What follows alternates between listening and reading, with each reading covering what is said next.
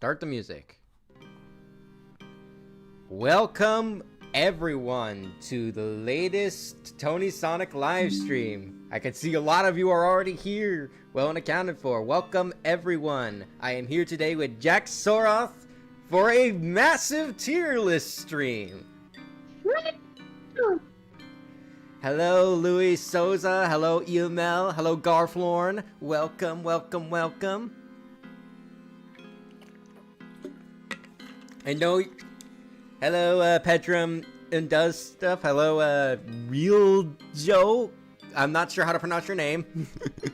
Is V1 versus Hank on the list? No, it is not. Unfortunately, no one pitched that one.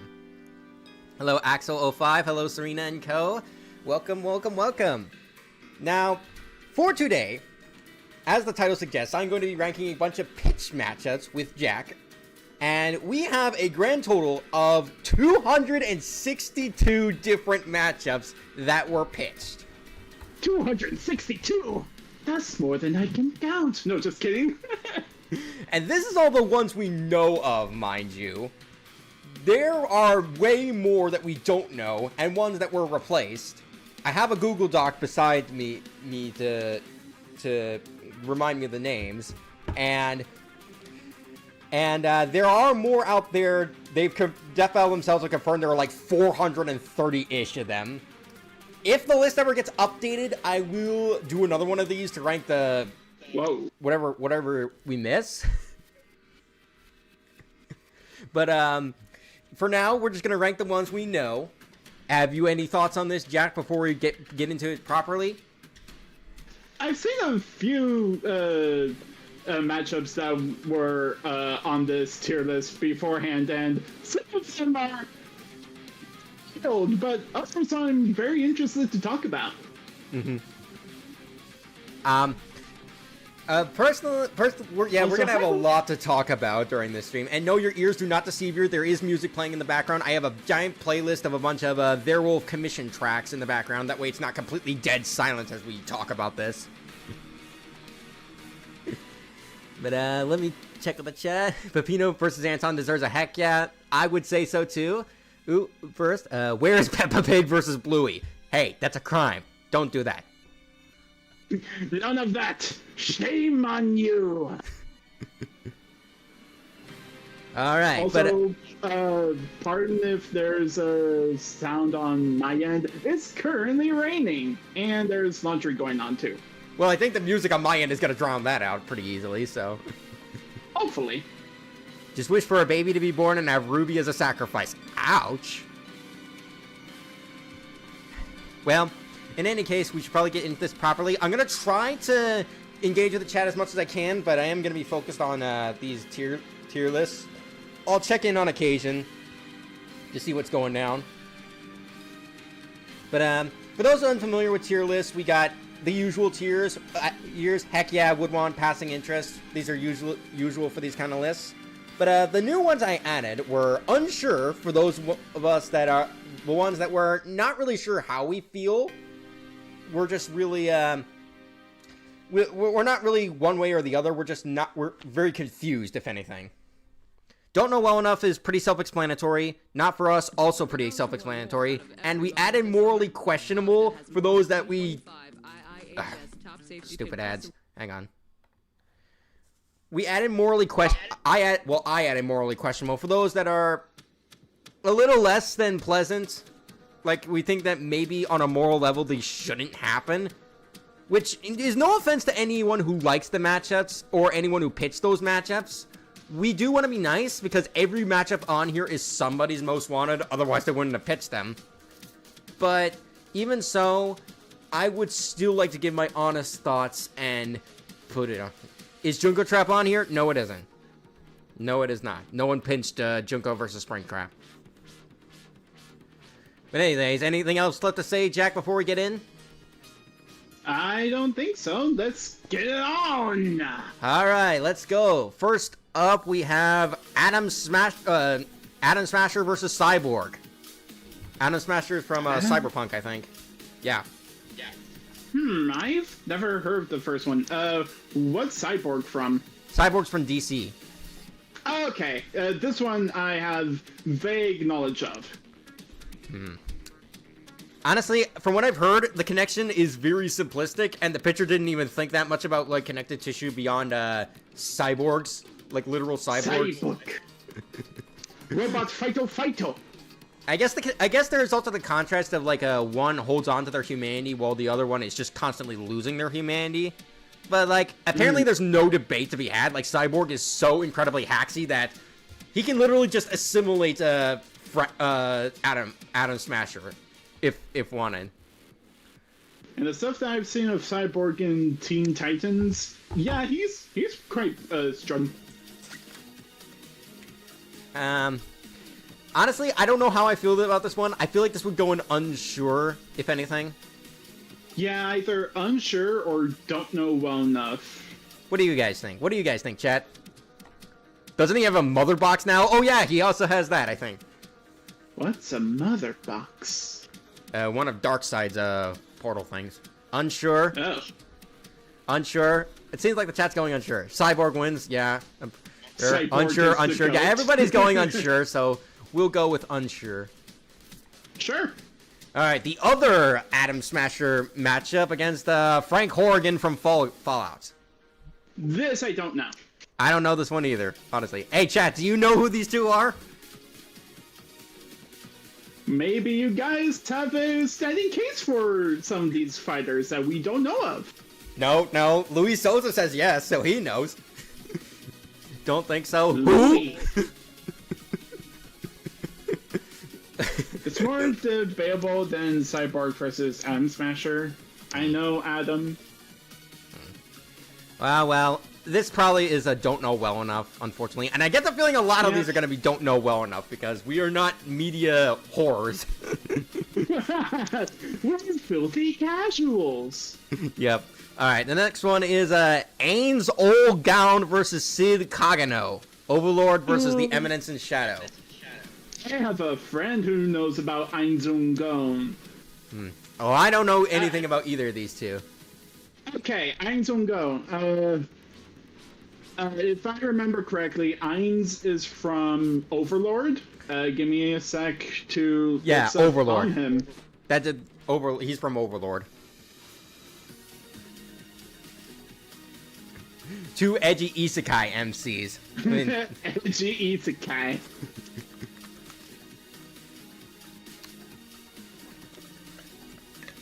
It's a would want from me. Okay, so one of us really likes this. One person in the chat really likes him. Hey, Pyromaster, welcome to the stream. All right, so for an overview of him, formerly known as Momo Gon, he's the main protagonist of the Overlord series. This might be a bit. I'm just reading the synopsis from Wikipedia. Not going to use Wikipedia, obviously, but he's the guildmaster of Einzulgon, overlord of the Great Tome of Razoric, and the creator of Pandora's Actor. He is regarded as the highest of the almighty 41 supreme beings by the NPCs of Nazarick. So basically, they're devs of a video game, and Einzulgon was isekai into the video game. So think Sword Art Online, but for this one, hold on. In the New World, he is the Sorcerer King of the Sorcerer Kingdom and the most powerful magic caster in the world. His other identity is famously known as Momon, a dark warrior and leader of darkness, an adamantite ranked adventure group of the nation. He is an adamantite class adventurer and the strongest adventurer known in Erental. That's a lot of information for me to process, but cool, I guess. But yeah, cool, I guess. But I'm still gonna put this in. I would put this in. Still put this in. Don't know well enough because the matchup itself is still something I don't know. Let's see if anyone in the chat knows. This might be the final. Oh, okay. Yeah. Pyromaster. Unfortunately, school started up. God, is that his lore? God, it's long. Yeah, it is. Yeah, sorry. None of us really know. None of us. It doesn't seem like many people really know anything about this. So I think putting this in don't know well enough is fair enough. Sure. All right, next one. Aki versus Brooke. Chainsaw Man versus I'm the Grim Reaper. Don't know. Yeah, I don't know this one either. Let me check the chat. I only watched the first season of Overlord and ended up getting traumatized. Oh dear. Have you tried the Sonic Racing Crossroads online network test? No, I have not, unfortunately. Morally questionable. Ooh, interesting. Overlord is very dark. Yeah. I've seen a bit of it, and it's something. All right, I'm still again, but this seems like another don't know well enough, unfortunately. Yeah. Ooh, Aku versus the Lich. Samurai Jack versus Adventure Time. Unfortunately, despite my name, I haven't seen a lot of Samurai Jack. Well, But I haven't either, seen, but from what I've heard... Oh, sorry. From what I've seen of Aku, he's pretty tricky. In the power department, I mean. Like, he's like a... He's a trickster, if I take it. Let's see. I've heard Aku beats him easily. Well, the chat really likes this one. Fight. Peak. I'd say heck yeah! Wow, a lot of people really like this one, and from what I've heard, this definitely seems like a very interesting matchup. Like, it doesn't seem like it's that debatable if you actually know the series. But for those who don't know, I would definitely have interest in this. So it's at least in my book a passing interest. Maybe you would want. Aku, immortality, shape-shifting into countless forms and sizes, and superhuman strength. What does the other guy have? The Lich is like an undead king with all sorts of sorcery. The Lich. Necromancy? Necromancy? Yeah. Mm-hmm. But yeah, all things considered, where would you put this? I'm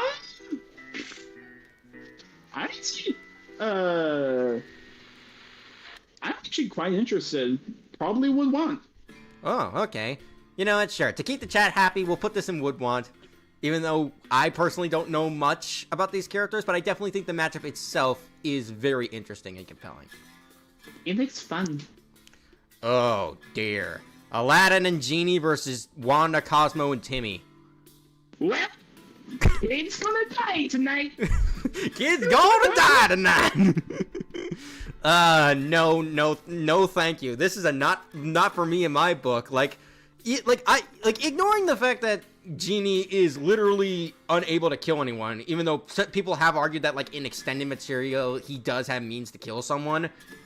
I don't think this really works as a fight. Like, I get the connective tissue, two characters with, like, magical wish-granting people behind them, but, like, I don't know. This doesn't feel right. Something about this matchup just does not feel right. And I think the only thing that really makes this stand out is the maybe the interactions between Cosmo, Wanda, and Genie. But outside of that, despite how fun the spells and magic might be, A couple people are saying morally questionable.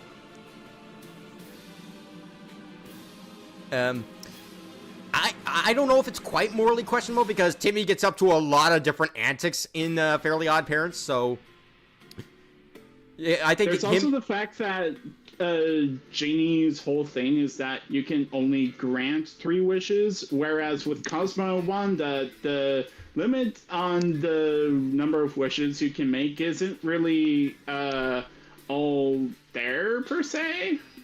Well, I think Genie lost his restrictions once he was made free, so I think he can just do whatever. True. I think he can just do whatever now, but even so, this is a not for me at the very best. I don't think it's quite morally questionable, despite what some people in chat are saying. But what do you think? I'd say not for us. Yeah, even though the joke of kid's gonna die tonight, It's not as questionable as some other stuff that I've seen on this list. Let's just say. Oh dearie me. Alma Wade versus Alessa Gillespie.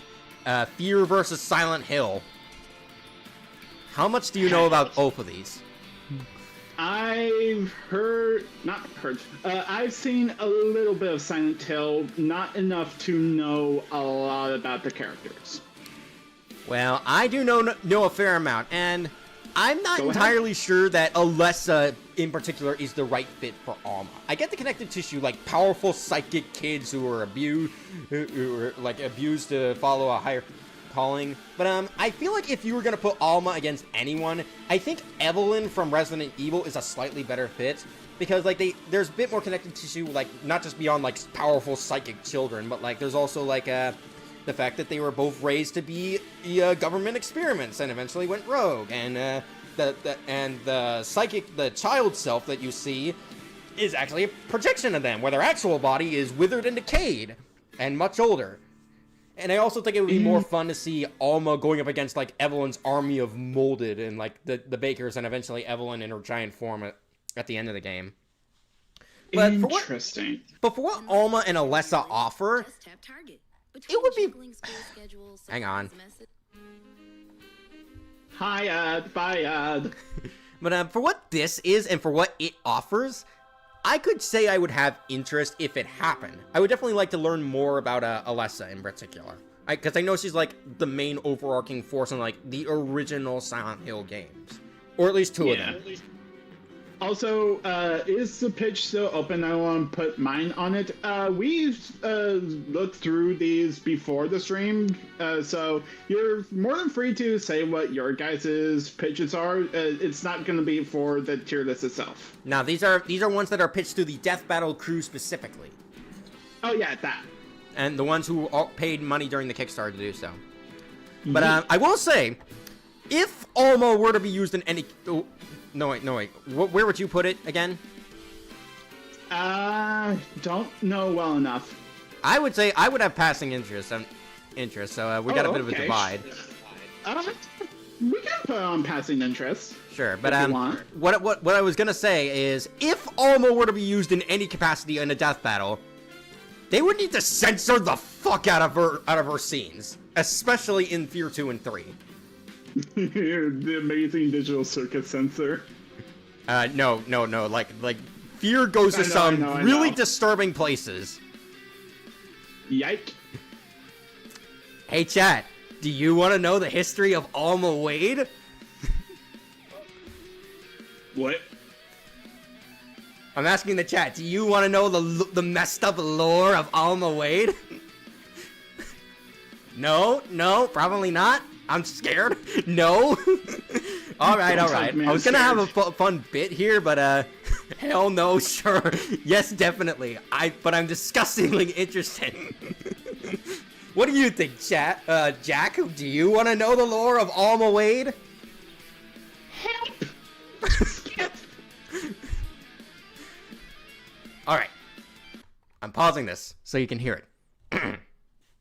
So as I said, Alma Wade was a government experiment, child psychic or whatever, but eventually she was locked in a chamber where she would die, basically. Fear 1 operates as a soldier who is designed to retrieve Alma, unbeknownst to him. Eventually, he gets out. He gets her out. And in Fear 2, her decayed corpse is now just going around killing people, except for the main character, who she seems to have some sort of attraction for. And by the end of the game, he gets locked in a cell that would supposedly trap and kill Alma, but Alma ends up in there with him, and she, how do I phrase this? Does a certain deed, and ends up pregnant, and then kills the guy, and then in Fear 3, it's all about hunting Alma down and stopping her from having the baby, and when you get to her, it's a very disgusting moment that's kind of resemblant of a certain fetish. But you want to know the real kicker? The real kicker about all this in Fear 2 and 3? Yeah. There's no other way to say this. She's naked the entire time. Oh, good fucking lord. And, well, there's nothing much to see when she's as a decayed corpse. There are moments in Fear where she, uses her power to make herself look more attractive. While still not wearing anything. T-Fox in the chat. Thank you, Tony. I'll have nightmares tonight. And that's what happens in Fear. And now, luckily, her hair is covering her top, so you don't really see anything up there. And there are enough epileptic effects to where you can't really make much of anything out most of the time. But still, that is what's happening. Yeah, it's Tony, please never talk about Fear again. Okay. Lol. I have now effectively traumatized chat. And with that, let's move on. Yeah. To something much more pleasant. Kind of. AVG, the angry video game nerd versus nostalgia critic. So with these are like the characters that appear on the shows that they're from, not the actual person behind the characters. Yeah. Apparently. Like, honestly, when it comes to, like, YouTubers specifically, unless they have a persona, I'd rather the active persona that is very clearly separate from them as the actual human being. I would rather them not do it.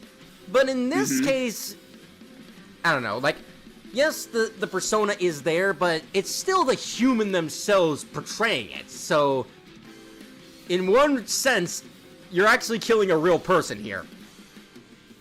To give credit where credit is due, even though of most of the nostalgia critic of what I've seen is kind of hit or miss, the guy's acting is kind of cool to say the least, especially in the parts where he's actually trying to recreate the films I think he's reviewing.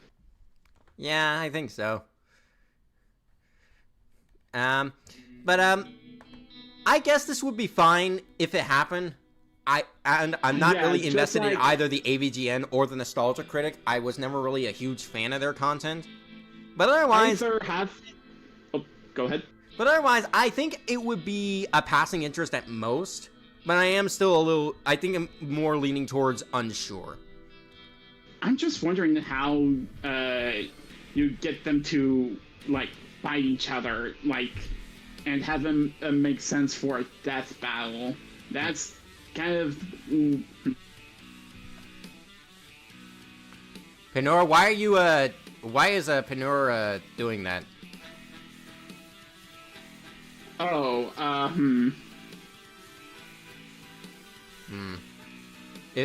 Are you spamming? Because if you're spamming, then, I might need to remove you. Yeah, let's not spam in the chat, please. Alright, but, what do you guys think? Do these guys have any, like, real powers or anything that can bounce off each other, or are they just, like, two guys slugging it out? Yes? I mean, if I remember correctly, they have guns. Yes. Don't know much about. Again, with what they did with Chuck Norris versus Segata, I can honestly see this working in a death battle. I mean, that's fair, but they took everything absurd that's said about them and shown in cartoons and done it literally. I'm still unsure. Are you unsure? I'm unsure. So let's put it in unsure. Oh, hang on. Let me make a new window. Another? Oh boy. I have the perfect one for this. Perfect thing to set up for this.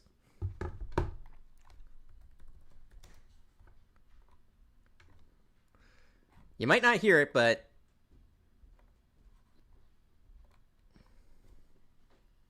Hang on. Let me let these ads get out of the way, because they suck. Don't stick in ads.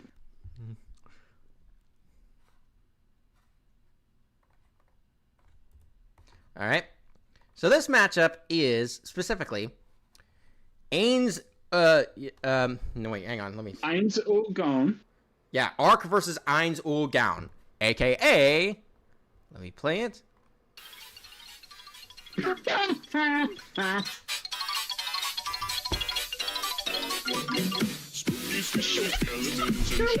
wrote it. Will shock your soul, seal your doom tonight. Spooky, scary skeletons speak with such a screech. You'll shake and shudder in surprise when you hear these zombies shriek.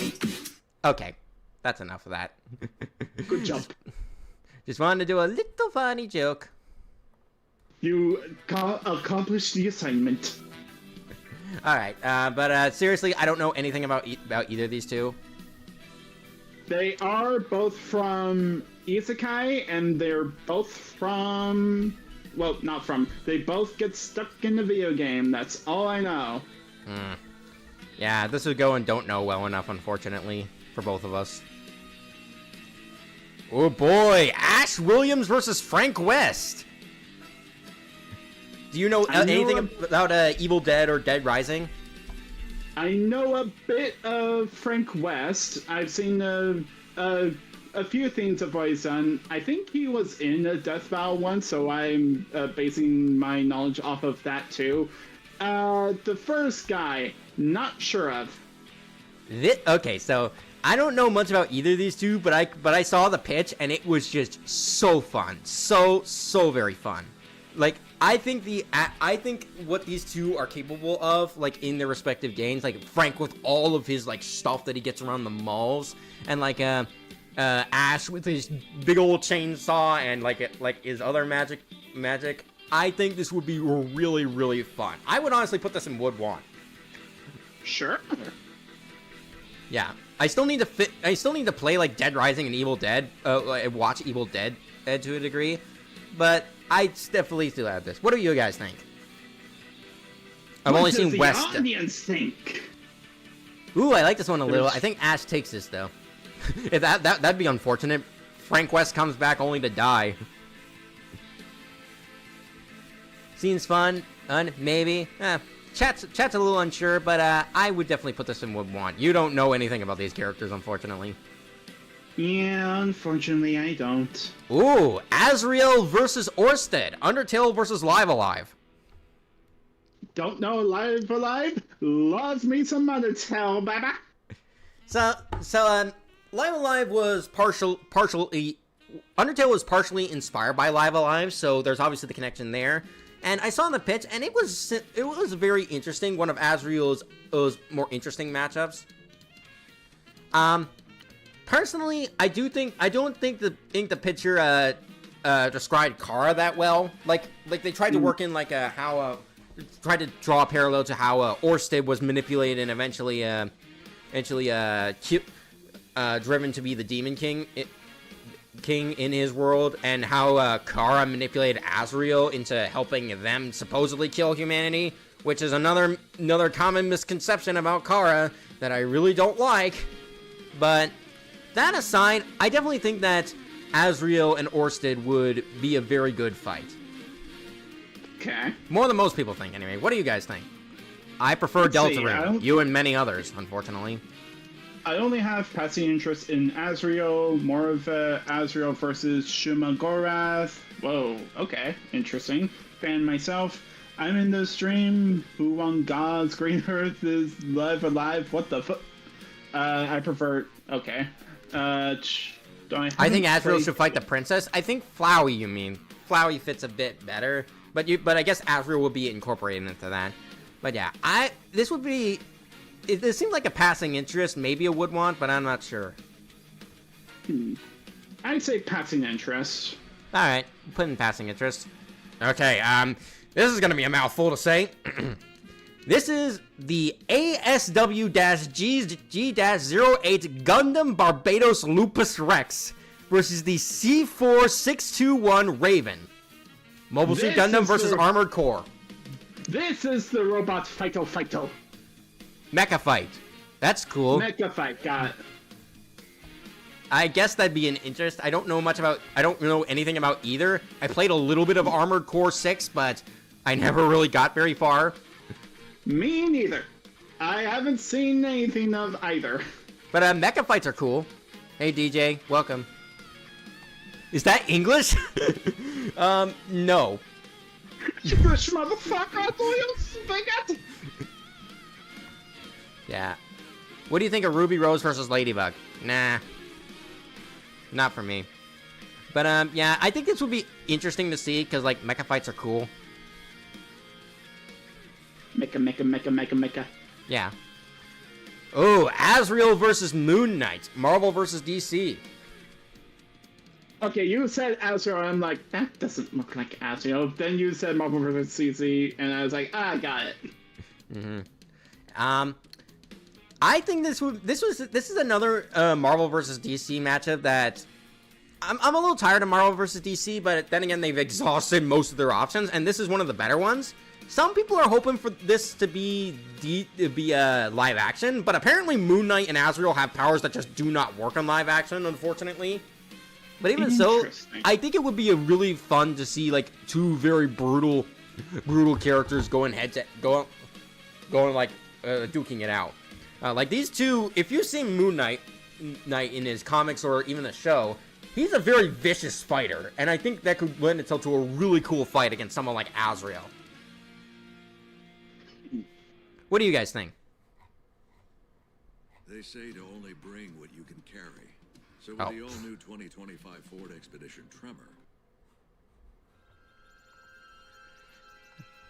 I don't know much of either. The only Marvel versus DC I want is Superman versus Sentry and Beyonder versus Lucifer. Reclusa versus Sin. No, thank you. Pyromaster. I'd rather not see Reclusa at all. Ooh, I see a later matchup for Captain Quark. Yes, you do. We'll get to that. But actually, right now, this would be a passing interest for me, personally. Okay. And I do not know anything about these characters, so... Azula versus Cyclonus. Oh, Avatar. Interesting.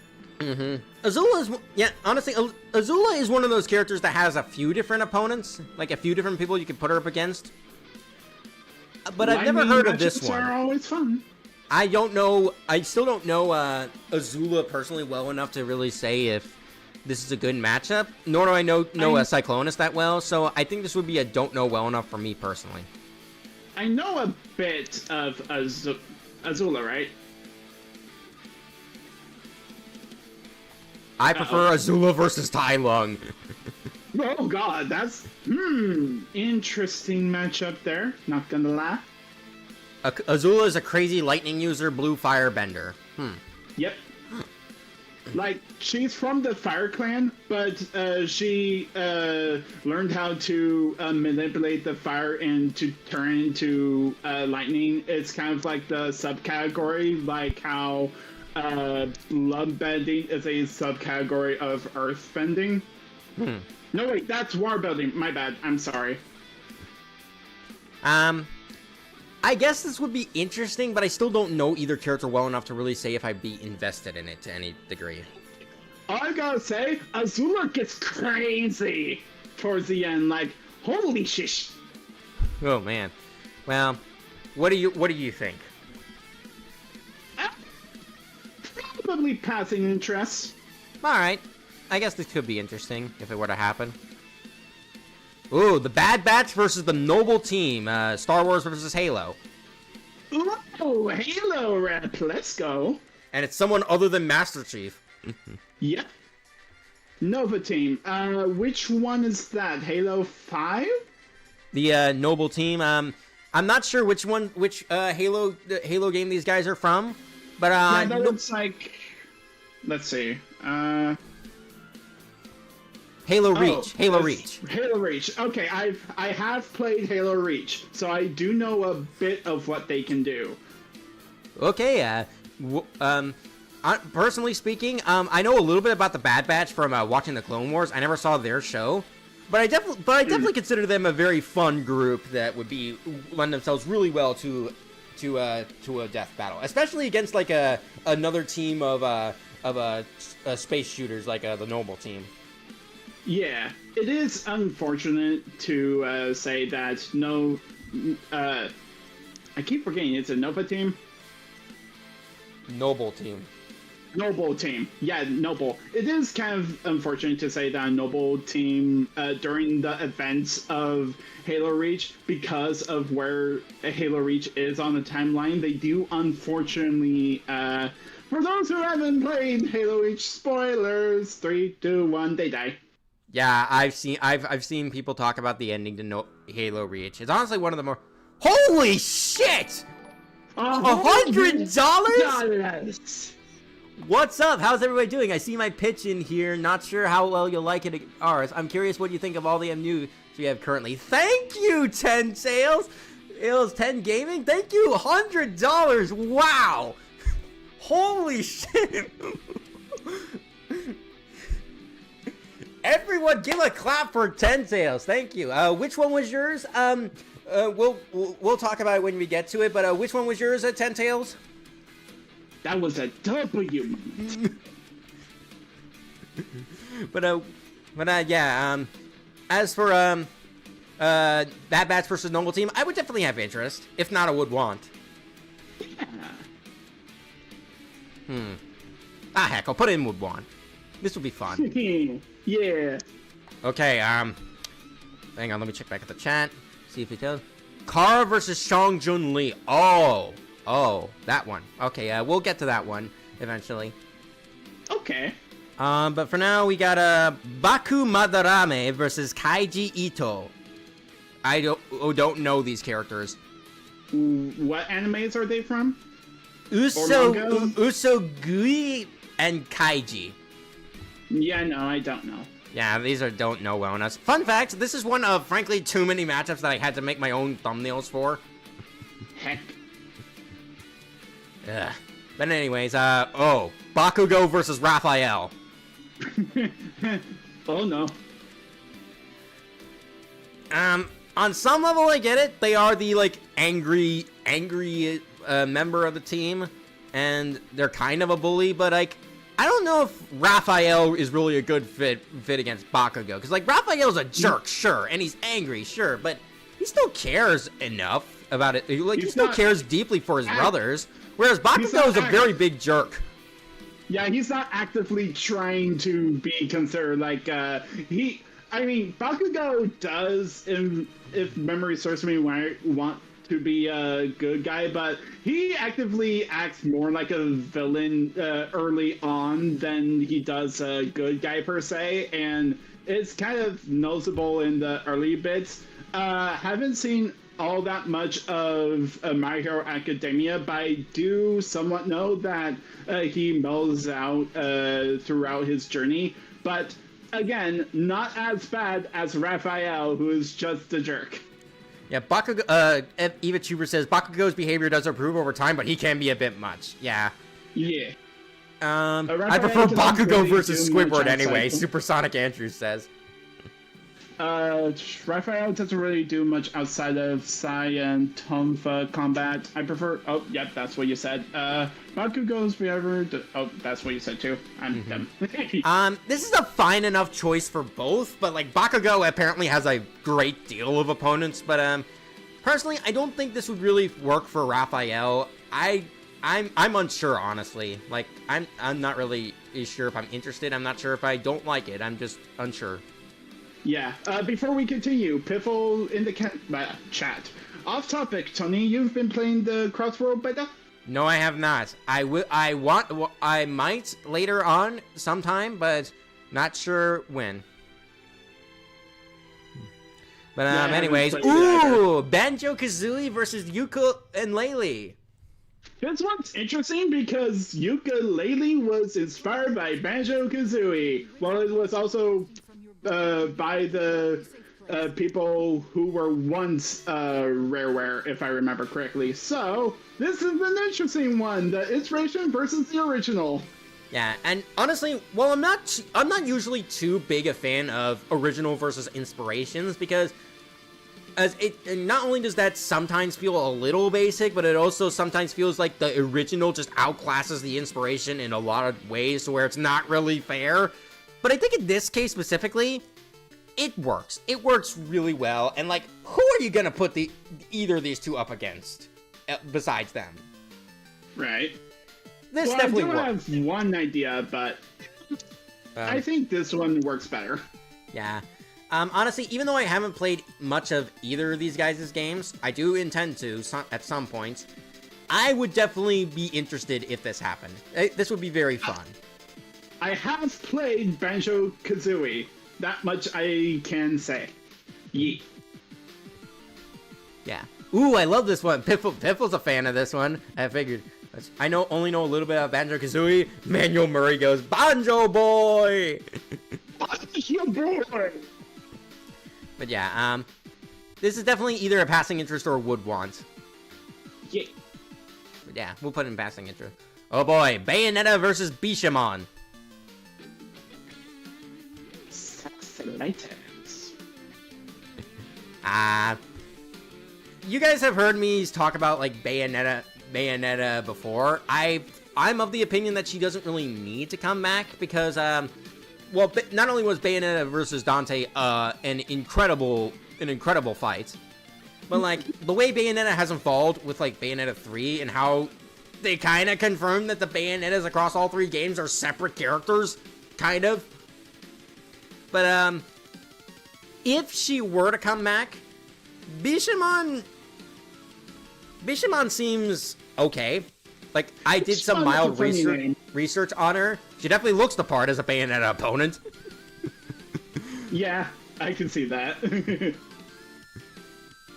Bayonetta didn't really come back on Death Battle. Someone agrees. I will not play Bayonetta because of those stuff. Okay. Piffle's excited because it's a Bayonetta matchup. But, I guess this would be interesting if it happened. It would at least be a passing interest. It's fair. And I would definitely like to see how they would go about using Bayonetta considering the timeline shenanigans that have happened recently. Whoa. What is this next matchup? Oh, I'm so curious. Oh, I know these guys. Oh boy.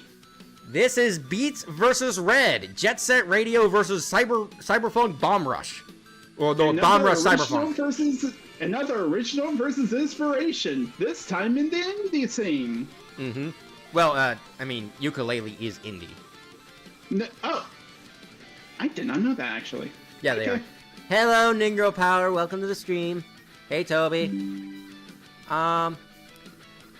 This is another case of, yes, it's original versus inspiration, but, like, it works. You totally see the vibes from both games. And plus, it's a Sega property other than Sonic, and I would love to get that to get more focus. It's time for graffiti battle! Who can make the best art?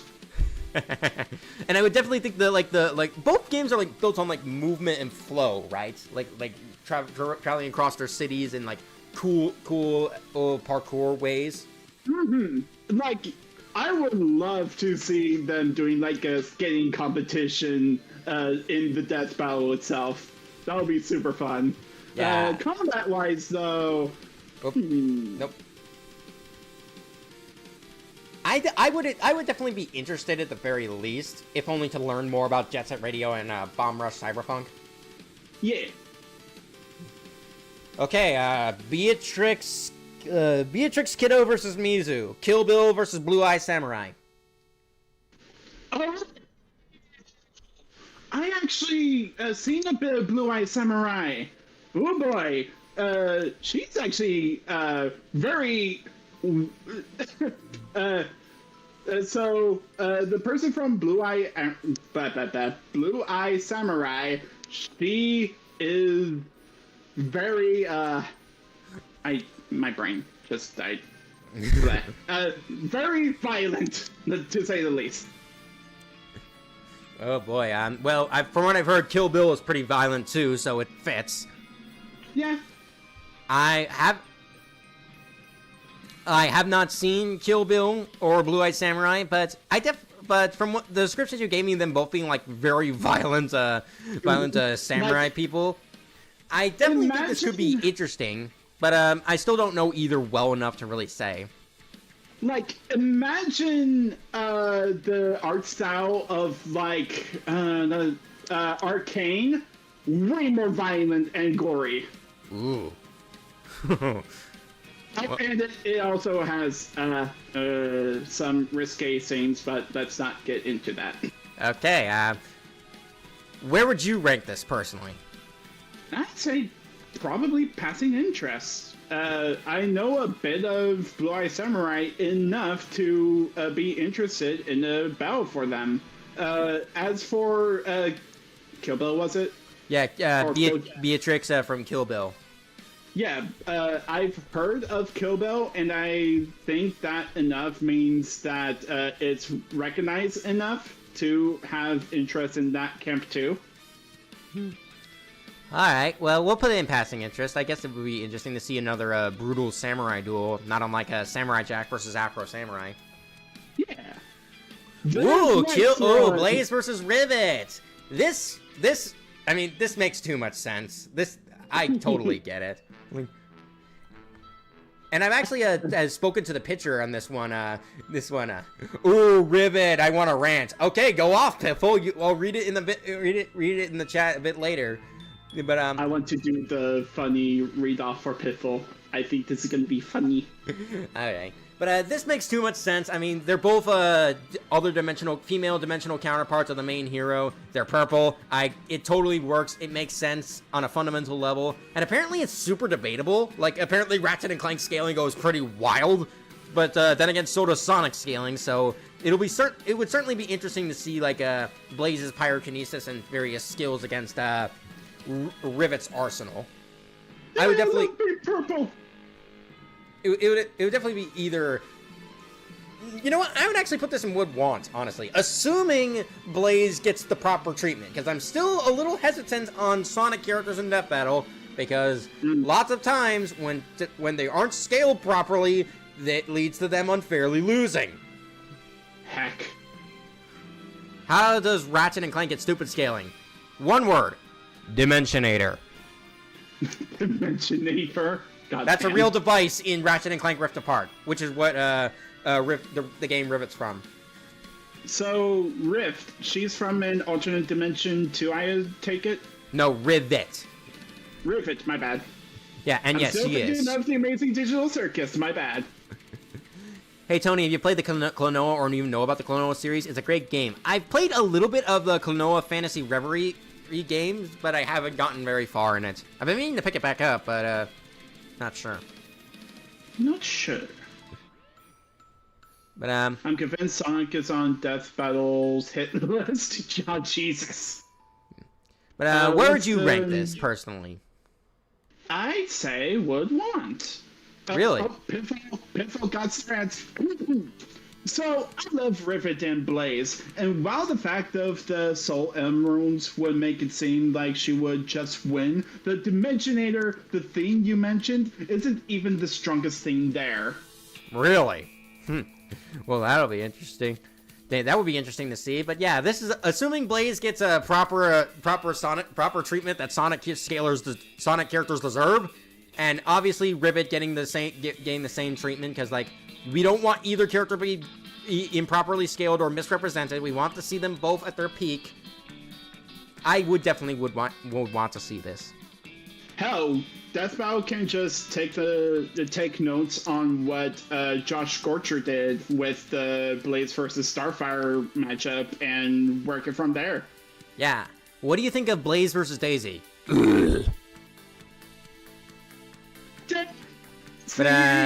Daisy, give me your answer. No. Anyways, Boa Hancock versus Medusa. One Piece versus Fate. Boa Hancock. I don't really know anything about these characters to say. Okay, Boa Hancock. She is one of the 7. God damn it! I have to. Give me a sec.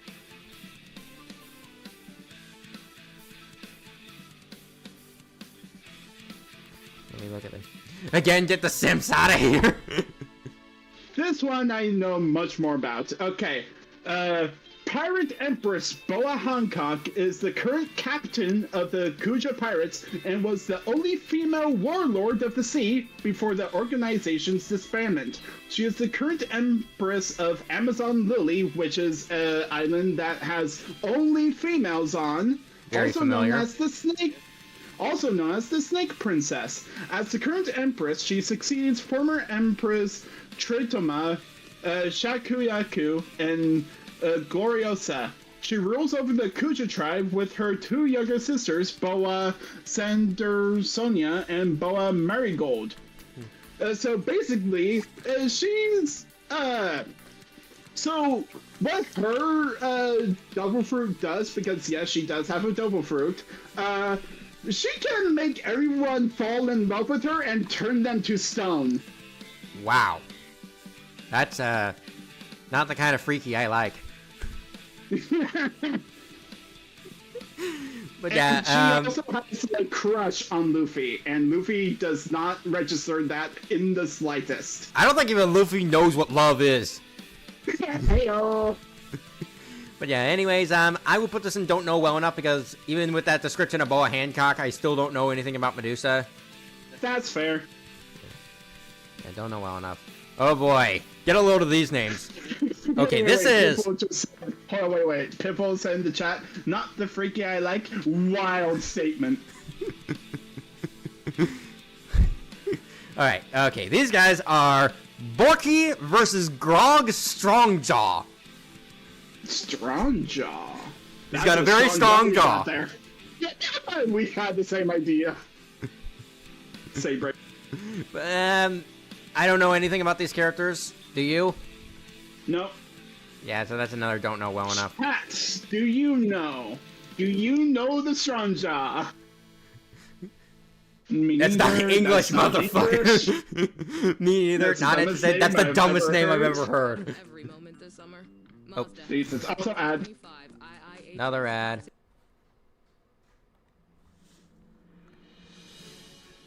But yeah, this is another I don't know well enough. Oh dearie me, Bowser versus Queen Chrysalis. Hey, you brony. I watched it with my sisters. I know more than I should about My Little Pony. Same. I used to be a brony. I do not get the appeal of this one. Like, aside from them being villains, I guess, the Changelings and Bowser's army are nothing alike. Like, there is nothing about like Bowser and Queen Chrysalis aside from them both being villains that really clicks. Like, yeah, she has an army, but that's it. The army has nothing in characterizing about them. Bowser's army is much more engaging than Chrysalis's ever was. Mm-hmm. And I've honestly, if you had to put Queen Chrysalis and the Changelings against anyone, I've heard that like Princess Shroob and the Shroobs are a different option, and I think that fits way more, personally. Does Bowser win, Brony Sonic? Absolutely, he slams these guys into the ground. You even registered the nickname. That's hilarious. I love that. Let's keep it rolling. No, just kidding. Yeah, but this is not for me. What about you? Nah, I'm good. Also, what the fuck is this next one? Oh boy, Buffy Summers from Buffy the Vampire Slayer versus Dean Winchester from Supernatural. Okay, I have seen Supernatural. Not a lot enough, though, to really get a grasp on what he does, unfortunately. I haven't seen Supernatural at all, but I have seen a few episodes of Buffy the Vampire Slayer, courtesy of my grandparents, and gotta be honest, this is not my favorite Buffy matchup. I feel like Blade suits her better, much better, especially if they like made it a live-action fight. And from what baseline knowledge I know of Supernatural from like the Death Battle cast on this, I feel like Dean deserves a matchup where he can be with his brother, because I feel like those two are like a joint pairing from what I know. Because like brother, yeah, he has like a brother that he's like. So from what Kaz has told me, Dean probably wins. How unfortunate. Though I feel like Buffy loses a lot of her matchups, unfortunately. But yeah, I don't know if I would say this is not for me. I would put it in unsure, really. Yeah, unsure. Like, oh the whole... boy, Buggy the Clown versus Master Koga. Okay, so do you at least know Buggy? Only in a passing sense. But I do know Koga. Do you at least know what Buggy can do? Kind of, but please educate me. Sure thing, give me just a sec. Only mother of peak, Janice Rivera says. Also, for the One Piece stuff that I do read off, some of it is going to be from after the time skip, so do hopefully all y'all who haven't seen the time skip yet, hopefully you don't get too angry at me. Spoilers about. Okay. Buggy the Star Clown is the normal president of Cross Guild and one of the current 4 emperors summoning the New World. Initially a Roger Pirate apprentice alongside Shanks, Buggy succeeded his disbanded mentors as a career pirate in the East Blue, in time becoming captain of the Buggy Pirates. One of the earliest enemies defeated by Monkey D. Luffy and the Straw Hat Pirates, revenge drove him to an alliance with Iron Mace Alvida in pursuit into the Grand Line. Since then, his fortunes have constantly dramatically revolved from imprisonment in Impel Down to entanglement in its first mass breakout and the subsequent Summit War of Marineford. His escalating infamy won him entry to the 7 Warlords of the Sea, allowing him to launch the pirate mercenary organization Buggy's Delivery. After the Warlords were outlawed, Buggy found himself leading the Cross Guild, a successor group actually controlled by fellow ex-warlords Crocodile and Dracula Mihawk. With his inflated reputation, he was grudgingly retained as figurehead leader and gained recognition as one of the new emperors. Emboldened, Buggy has declared his intent to become the Pirate King, putting Cross Guild in pursuit of One Piece. So, Buggy has a double fruit where he can separate his limbs and basically dodge all oncoming attacks. Also, nice lyrics there. That kind of got me off guard for a sec. Janice Rivera says, "How long is this going to take?" I'm sorry. That was just the first paragraph, by the way. I thought. Okay. We need to get this moving along. I would personally put this in like either would once or heck yeah, just because it would be funny. And apparently, a lot of people are saying like, oh, Koga is screwed. But no, apparently the debate is actually very interesting, and Koga actually has a chance of winning. So, and I think it would just be so funny to see these especially I know Koga's like this like bumbling leader who's more of a joke than anything. Yes. Is Buggy like that too? Think of Buggy as One Piece's version of Hercule. He constantly fucks up, and yet everybody eats his shit. Okay, you know what? Yeah, I'm putting this in heck yeah. I would love to see this. I would absolutely love to see this. Especially if you like make it an army battle between like Buggy's crew and the Yiga clan. That would be so funny. Alright, Bunnicula versus Irma Williams. But yeah, before we continue, I'll make sure my descriptions for anyone else stays short enough. I am so sorry for the rant.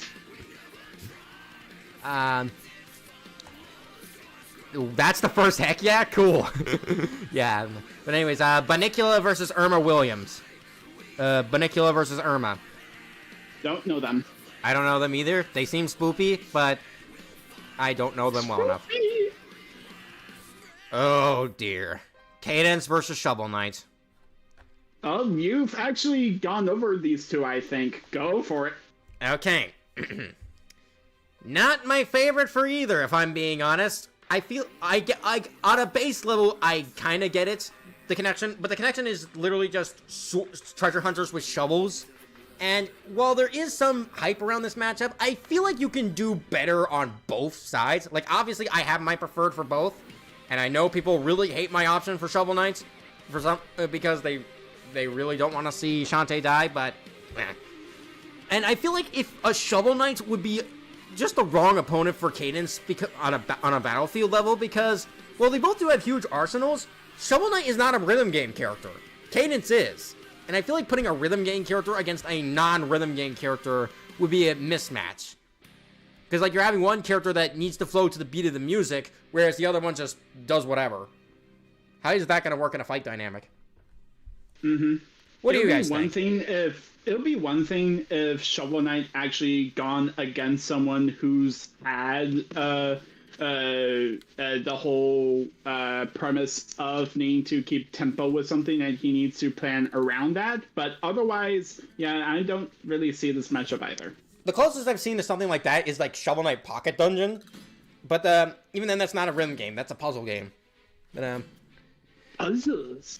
And yeah, obviously everyone's pointing out Kratos scaling. Cadence dies horribly, so I don't know if I would want to put this in a not for me, because even though I don't like it, I also don't hate it enough to put it in here. But you know what? It'll be a very light not for me personally. What about you? That's fair. All right.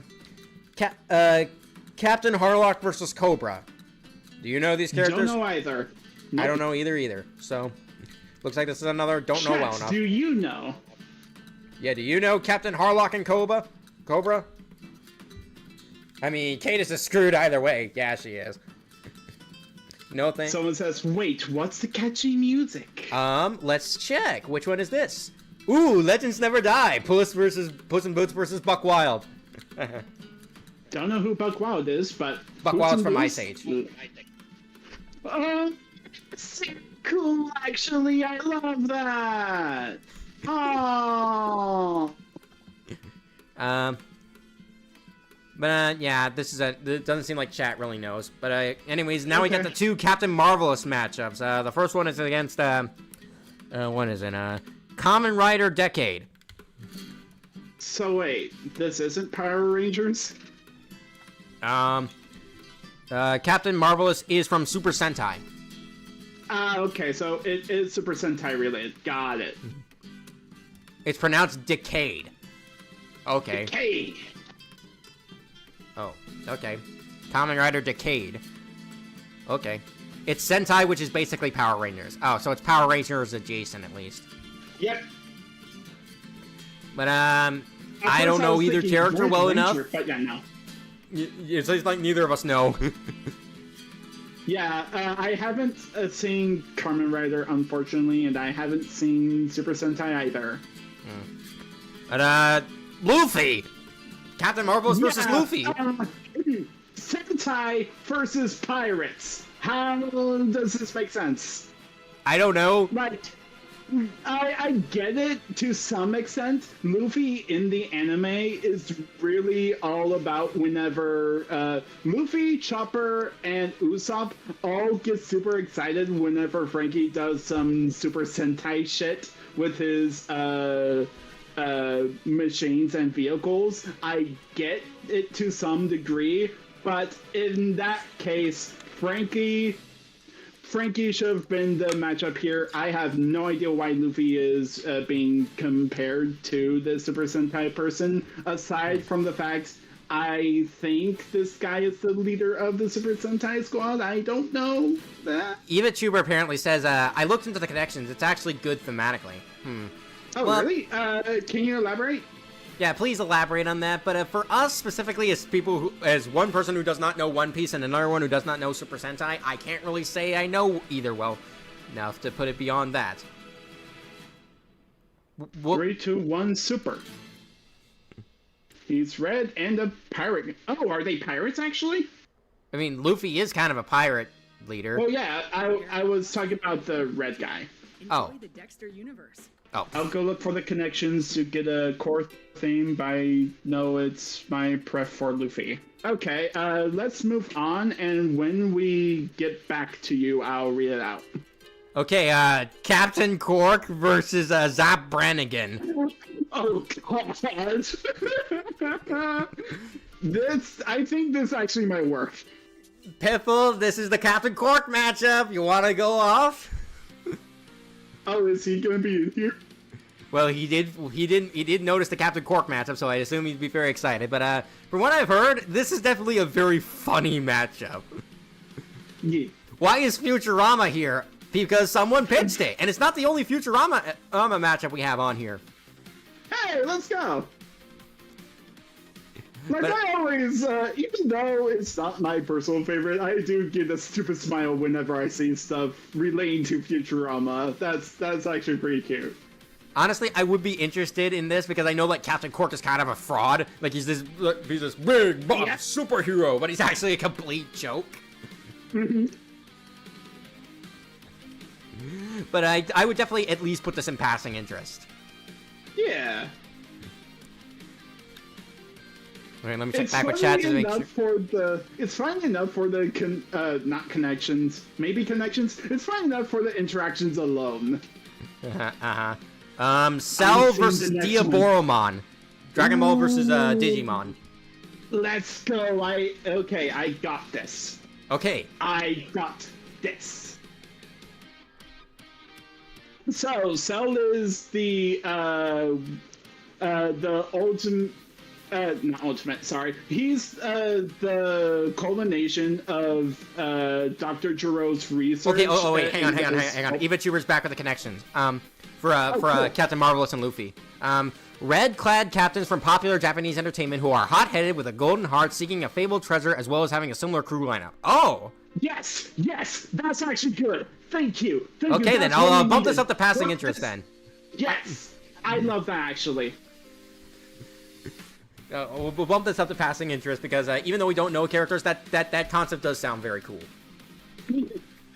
But anyways, back to Cell and Diaboromon. Cell is the culmination of Dr. Jiro or Android 20's research from all the way from Dragon Ball to the Cell Saga. And for Perfect Cell to work, Imperfect Cell needs to absorb androids 18 and 17. And once he's perfect, he's basically, I think, Frieza, but actually, he's... wait, I'm actually... God damn it. I actually know all this about Perfect Cell and all that. But what about Diaboromon? That I don't know. I'm sorry. Oh man. Well, this definitely. I saw the pitch of this, and I think it would be very interesting. I don't recall much from the pitch, but oh my god, Cell should fight Metal, as in Metal Sonic, due to my DBZ and Sonic bias. Bites me? Oh god. I will bite you, right in the arm. Oh god. Tastes like flesh. But yeah, anyways, I would at least put this in passing interest. This would be an interesting fight. Yeah. Ooh, heck yeah. Chai and 808 versus Mayday and Zook. This is one of my most wanted. Absolutely, this is a heck yeah. Rip and tear.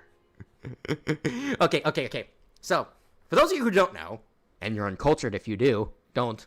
Uncultured, so whine. Chai and 808 and Mayday and Zook are from rhythm games with a very similar punk rock futuristic aesthetics. They're both rebellious teens that want to play rock music, but their corporate overlords won't allow them, so they rebel against the system. And honestly, the animation potential alone just goes so far. Just like it's so amazing, and like the animation, music, all of this is just clicks together so well, and the character dynamic. Chai is just amazing, and Mayday is just as upbeat and wild as he is. And of course, there's also Zook and 808 to sort of mellow each other out. I mean, technically 808 doesn't talk, but Peppermint, who controls her, does, and she would definitely be a great foil to bounce off Zook. So this would definitely be a heck yeah in my book. I love this idea so much. Yeah. And apparently it is fairly debatable. Chai does win so far. No Straight Roads 2 might change things, but I would hope Chai right. wins. All right, Tony, it's your match. It's The Kara the character matchups. that you like. The Kara matchups. Oh boy. Hang on, I need to Let's sip of water for this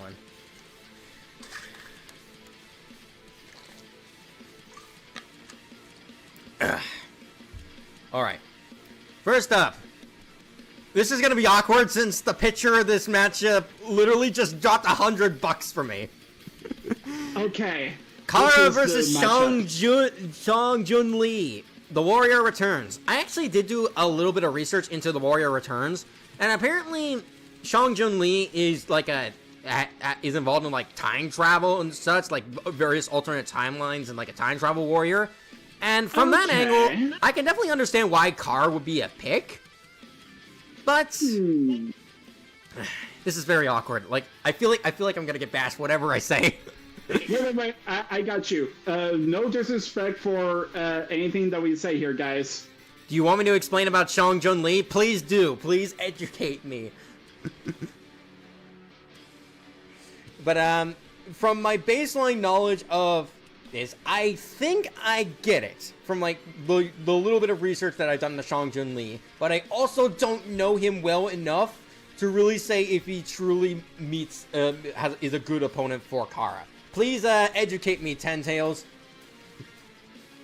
Also, I'm gonna keep silent because even though I know Kara, I do not know the other person. Holy sherbet, did I just saw multiple Undertale streams on your channel? Yes! That's gonna be the Undertale 10th anniversary series. I want some sherbets now, darn you. Put on No More Souls on the next matchup. 100%, I absolutely will, but right now we're waiting for Ten Tails to explain it to me. We need 10 of those tails. And I'm a furry, so I can say that. Hang on, let me check the playlist to make sure this is in here. Looking for it.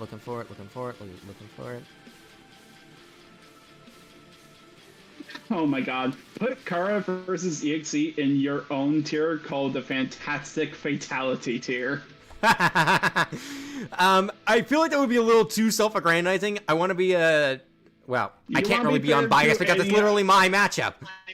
Yeah, but even then, you want to be fair to every other matchup. So I do actually agree. Let's not go for any other tier.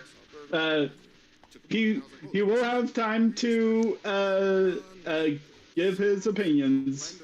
So Eventually, if I can find No More Souls and see if it's down here, and if has Ten Tails explained it to me yet? Okay. Here we go.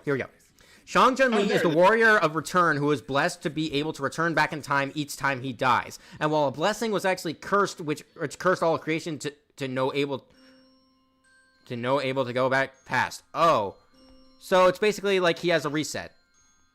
He's got like a reset. In that case, Ten Tails, I don't disapprove of the matchup there's No More because Souls. it's actually pretty cool. But however, from what I'm getting from this description, I feel like another good matchup for this character would be Subaru from ReZero.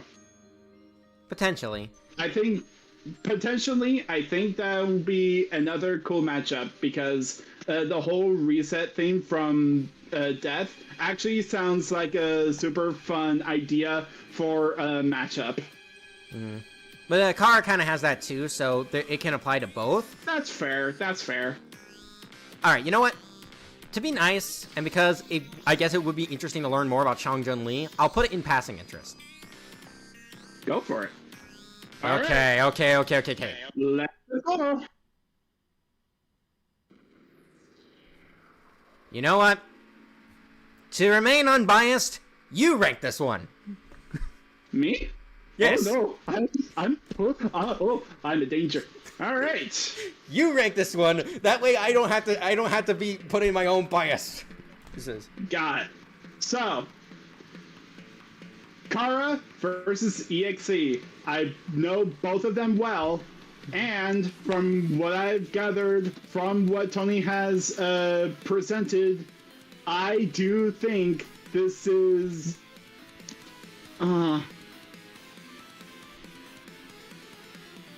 guys, this probably might be either top of passing interest or bottom of heck yeah. This is actually a really interesting matchup. Oh. Well then. Wait, top of passing interest or the bottom of heck yeah? Top of passing interest, bottom of... Oh, wait a minute. Would want. In that case, probably would want. I was under the impression that there was... Then I'm dumb. I can't do tier lists. Heck. It's okay. Would want. I can definitely gel with that. Yeah. Me and Tony in the background vibing to No More Souls. We're doing the Hat Kid dance. Really? Because people hated that matchup. Some people do not like my matchup, but everyone has their own opinions, and like, they mostly hated the way I went about things, which I've cleared up in the video, and I really not want to go into. But if you guys are interested in learning more about why Tony stands firmly on this matchup, I do recommend going to that video. Don't want to cause any flame wars or anything, but for now, it's for me, it's a what I want. For you guys, it might be something else, but hey, if you like it, cool. If you don't like it, cool. We won't judge. This next matchup is Chihiro Rokuhira versus Rudo Solebrek.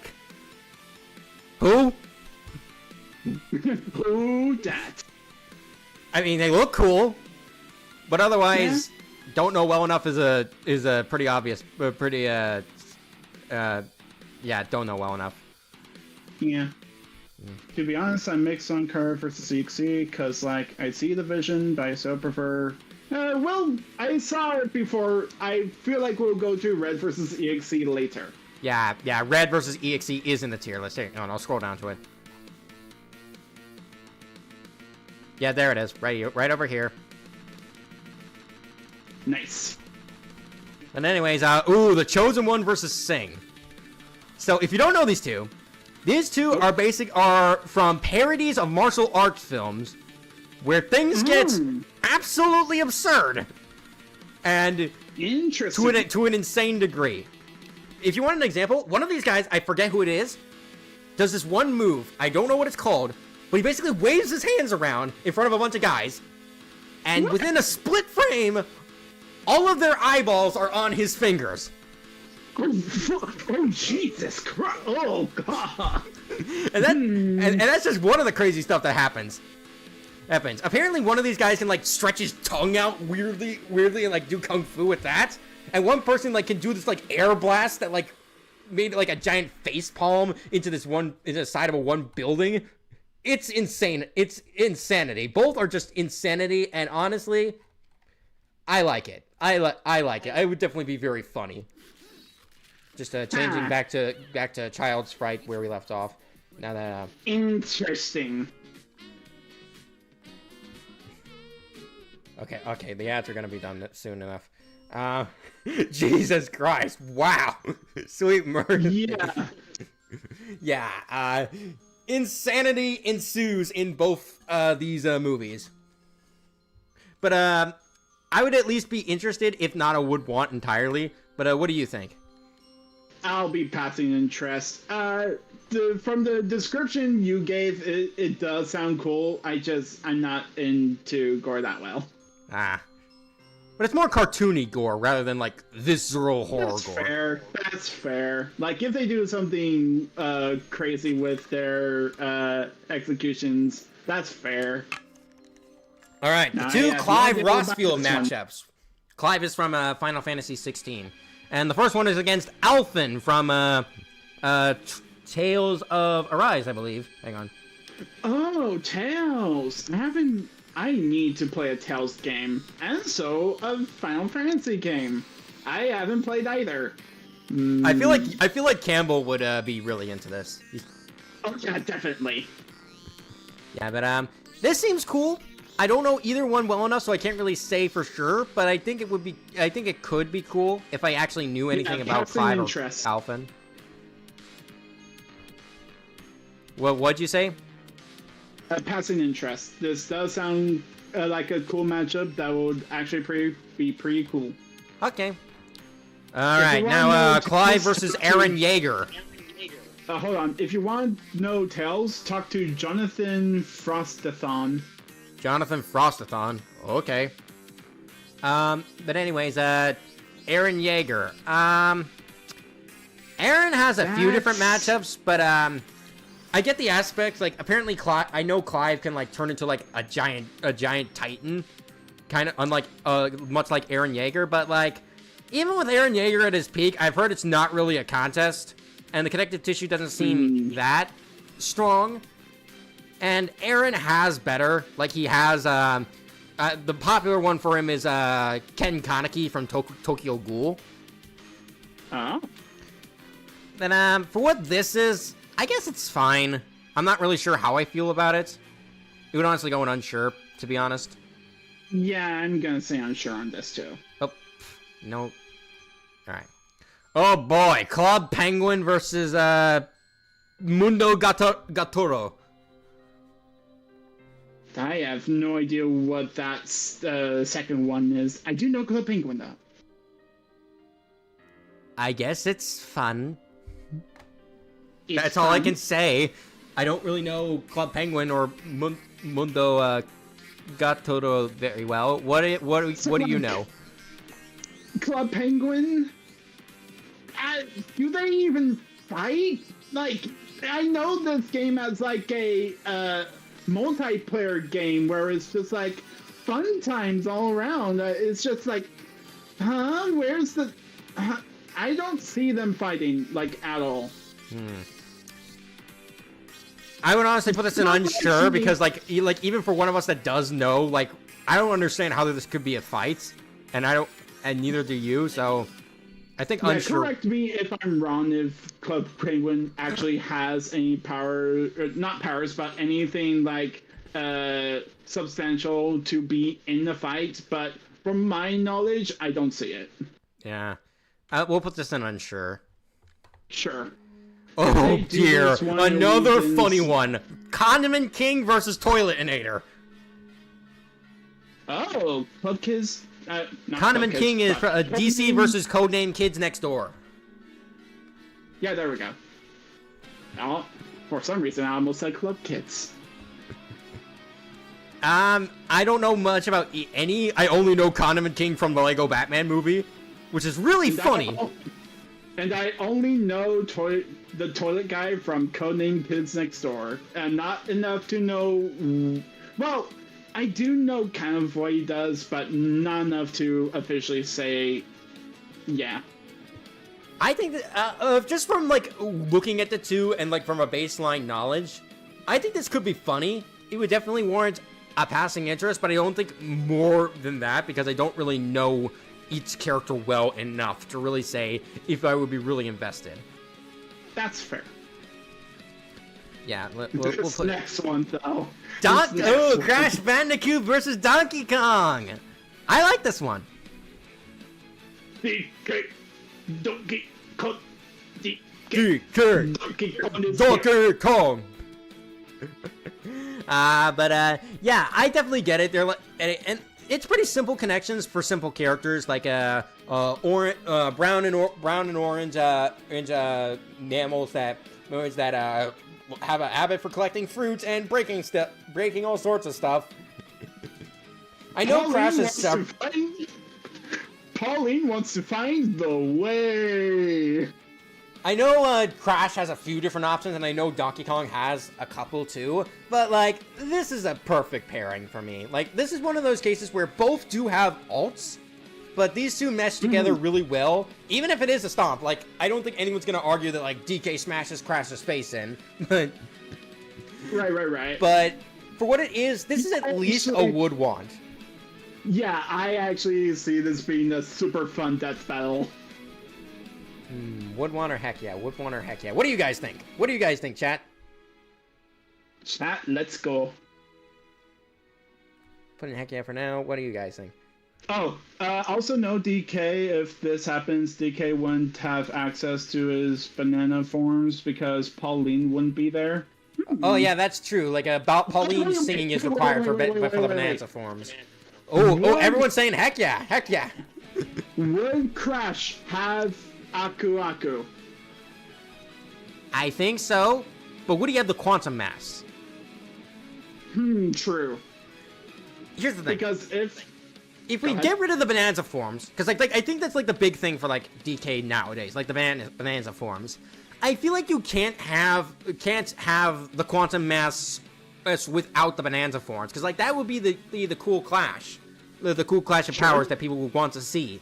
But the thing is, while Crash can technically have the quantum mass, DK cannot have Bonanza without Pauline. So true. So, in that case, if Crash figures out that Pauline is the source of DK's powers, Crash can just get her out of the picture, which will leave Donkey Kong in like a state of not coolness. I don't know. If he touches Pauline, if Crash touches Pauline, what DK is gonna make his death so much more painful than it needs to be. But Eva Trooper says if DK has Pauline, Crash can 100% have the quantum mass. Okay, so like it's a give or take. It's do or don't. Like it's do or don't. Like if one doesn't have, if you don't give one their big thing, you shouldn't give the other one their big thing. But like I think to make it fair, we'll like bend the rules this one time and say, hey, for this particular instance, DK can have Pauline and Crash can have the quantum mask, just so we can have like the full power. Yeah. Ooh, our Final Judgment is playing now. Cool. Alright, Dobby versus Winter Schnee. My Hero Academia versus Ruby. Don't know much about My Hero Academia. Boy, Ruby. Eva Chuber really hates this one, apparently. Uh-oh. I know, that's in one part due to him, like, commissioning a different option, some person from Tekken. And I know Winter also has Nira Lee from Freedom Planet. But from my baseline knowledge of this matchup, from what I've heard, this seems fine. Seems like a fine enough pairing. So I don't need to go on the diatribe again, thank goodness. But, what do you know about, this matchup? Not much, honestly. I've only seen season 2. No, not season 2, sorry. I'm pretty sure season 3 of My Hero Academia. I have seen, all the way to season 8 of Ruby. And from what I've seen of, what's her name? Oh, wow. Eva Chuber is explaining this. My problem with it is that Winter literally can't do anything. What is a mostly ice user going to do against a fire user who resists ice attacks? Ugh. Oh, that might be a problem. Unless, here's the thing. Could Winter theoretically overpower Dobby? Like, does her ice attacks have more output than anything Dobby's seen that could bypass his resistance? Because, like, obviously, resisting something is one thing. It's another thing entirely to be immune to something. Like, if you want to stretch, you can possibly compare her powers to Weiss. And I'm not sure if Weiss ever had to go against anyone who has done fire abilities. Honestly, it seems like we're all pretty unsure about this one. I think it's fine, but, I think I would need to know. It's like Weiss versus Mitsuru, where the Ruby character can't even hurt the opponent all that much. Dobby's fire burns his skin, and Dobby can easily overpower Winter since he's much stronger with My Hero Academia stats. At most, That's Winter fair. outspeeds, but that's it. Ah, I see. Okay. You know what? I'll throw this into unsure for now. Maybe it'll change later down the line, but that seems to be a fair point. Oh boy, Yeah. Darkrai versus Luna. Princess Luna. Oh boy, darkness within darkness consumes you. I think this is a fine enough matchup. I definitely get it. Like creatures, like a Princess Luna obviously governs the night and dreams and such, Yeah. and Darkrai is a creature that literally goes into your dreams to, like, I think, eat them, maybe? I'm not sure about eats them, but I do know that Darkrai has the capability to mess with people's dreams, and it's the thing that I've seen from the movie, which I know is kind of weird because in game I don't think that happens, but in the movie it's where like the visions of the dreams are able to be shown in real life, and it messes with how people function and how people look. It's bizarre stuff, and from what I've seen of Princess Luna, again, used to be a brownie. From what I've seen of Princess Looney, what the fuck? Luna? From Princess, yeah, thank you. From Princess Luna, it's kind of similar? Question mark? Luna is kind of like a dream guardian, kind of. Like, she's able to visit people's dreams and help them in some ways. But, Yeah. personally, I think this is fine, but I think my preferred for Darkrai would be Antasma, and it seems like some people in chat agree. I would definitely like to see Luna- Antasma more against Darkrai. But for what Yeah, this is Luna's- fine. I guess I would be interested if it happened. Yeah, Luna stopping Darkrai from eating some pony's dream could be a cool setup. Yeah. Okay, next up Darkrai is, dream is so strong it killed a girl because of it. I forgot about that. oh dear. That was from the game, I think. I think that was from the game. Next up is, Darth Sidious versus Makuta Pterodax. Star Wars versus Bionicle. I wish I knew, who the other guy was, because apparently this is super thematic. Like, more so than even, like, Xehanort versus, Darth Sidious. Oh, damn. But Oh, I, don't really have much to say otherwise, because I just don't know Makuta that well. heck. Do you know anything about these two? I only seen a Bionicle movie once, and that's it. Ah, crap. Well, unfortunately, this is going in don't know well enough. I know Yep. Palpatine, I know Darth Sidious pretty well, outside of, at least in the main continuity, outside of Legends. Oh But- god, this next one. Oh boy, Deadpool versus Postal Dude. This makes sense. This makes sense. Also, dude, God. I totally get this one. I get it. Absolutely. I definitely think it will be... I don't think Deadpool really needs to come back. He's been on the show 3 times, and a 4th would be really pushing it. But for what this is, I think it's fun. I've also heard that Postal Dude has other matchups, like namely Conquer from Conquer's Bad Fur Day. Hey, that actually would be pretty funny. I would love that one, actually. Yeah, but I think that one might be a different option for Postal Dude, for anyone who's interested in that. But for what this is, it could be fun. Yeah. I would definitely say it's a passing interest. Please let there be a piss joke. Okay, Demona versus Mystique, aka Beast versus Goliath, but with women. Interesting. I've never seen Beast versus Goliath, and that premise. Demona is from Gargoyles, if I Gargoyles. Okay, I've only seen a little bit of Gargoyles. I mean, I guess this could be neat, but I don't know. I mean, I know Mystique well enough, at least in the X-Men movies, but comic Mystique I don't know much about, and I've never seen Gargoyles, so my knowledge would only be from Beast versus Goliath, which doesn't talk about Demona at all. Yeah, unfortunately. So yeah, unfortunately this would go and don't know well enough. What about you? What about you, chat? Deadpool invading the next time screen can be a hype. Beast versus Goliath on HRT. Oh God. Don't know. One of the points of Xehanort versus Sidious is its contrast. Yeah, the Unova games. Oh. Okay. Seems like people Not don't know. sure. We'll just throw this into don't know well enough. Okay. Ooh, Din Djarin, aka The Mandalorian, versus Courier 6. Don't know Courier 6? I love The Mandalorian. At least the first 2 seasons. I haven't seen Star Wars. I am a filthy casual. Time for the hate to roll in. That's alright. I may not know Courier 6 that much, but it's a Mandalorian matchup that seems cool, so at least a passing interest. Yeah, from what I've seen of, is it Boba Fett? Or is it No, someone else? the Mandalorian is not Boba Fett. Oh, sorry. He's got his own then show no, on Disney Plus. Then no, I do not know this person. All right, well I'll rank it. Oh, Also add. yep. Fallout is overdue for an Ooh. episode. I would say so too. That's Anyways. cool. Oh no.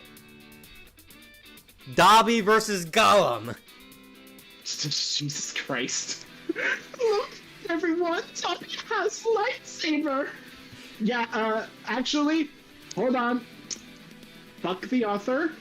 That's all I'm gonna say of Harry Potter.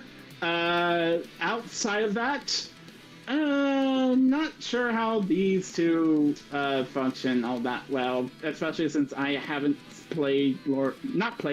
watched Lord of the Rings either. You uncultured swine! How dare you not watch Lord of the Rings? There it is. Anyways, Problem sweet. setting aside any kerfuffles with the authors, because we're separating the author from the arts. Mm-hmm. I don't like this one. I don't think this works really well.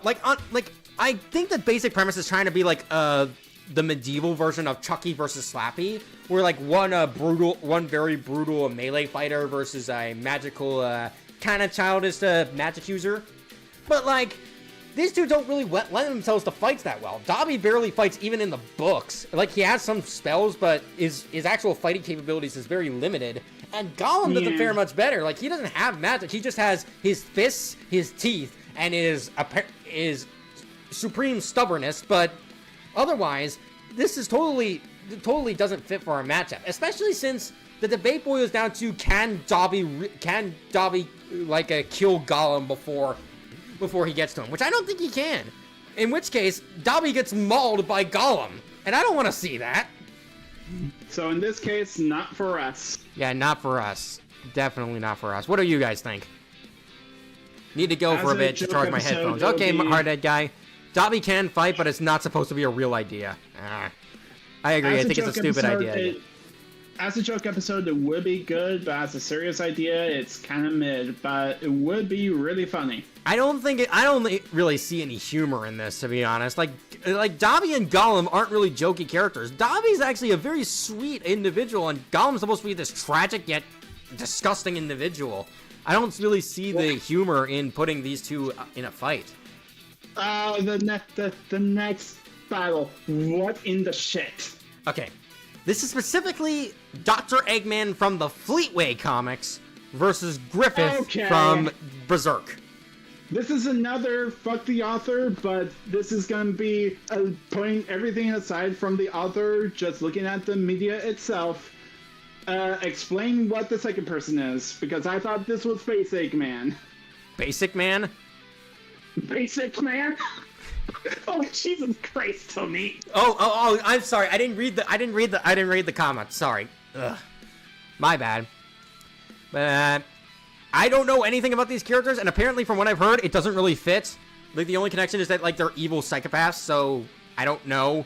Okay, in that case, aside from the R-stick again, Fleetway, from what I know of Fleetway Sonic, yeah, the whole going insane thing can work if it also applies to the second character that I don't know of. Eva Truder says it's Fleetway or Archie, but basically they're comically evil. But if I wanted a comically evil Eggman matchup, just do Archie Eggman versus IDW Shockwave. Yeah. That's fair. I'm gonna throw this and don't know well enough just to be charitable because I don't know either one well enough. But otherwise, it doesn't seem like a very good pairing.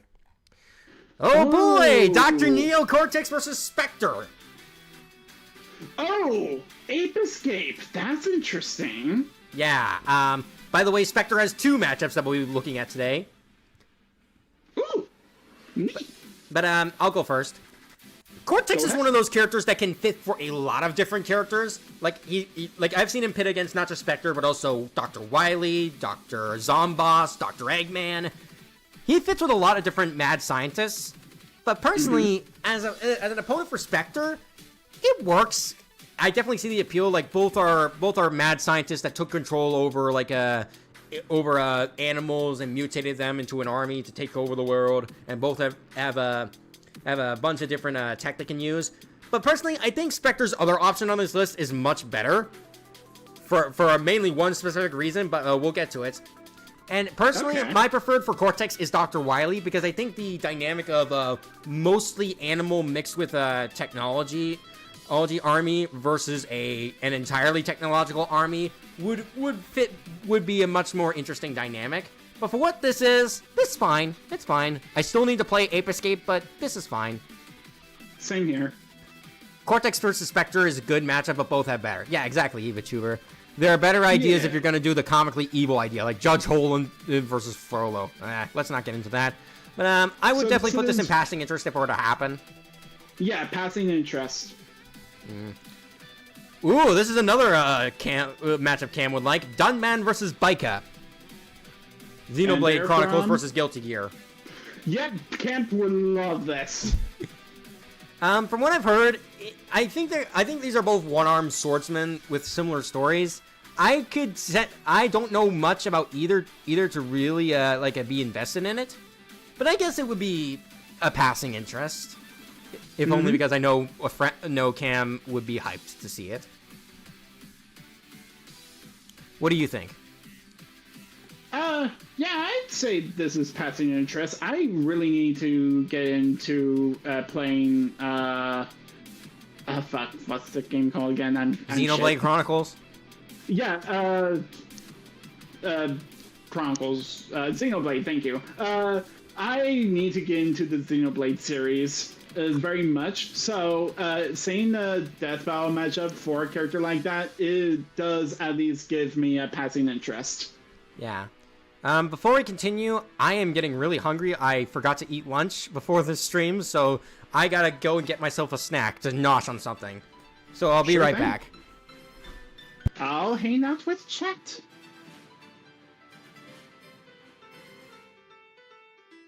Go and eat.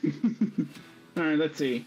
Do you know that Sin had better matchup than Uzi? Yep, we went over that in the stream when we were watching Murder Drones, and at the end, we got to do some Death Battle matchups.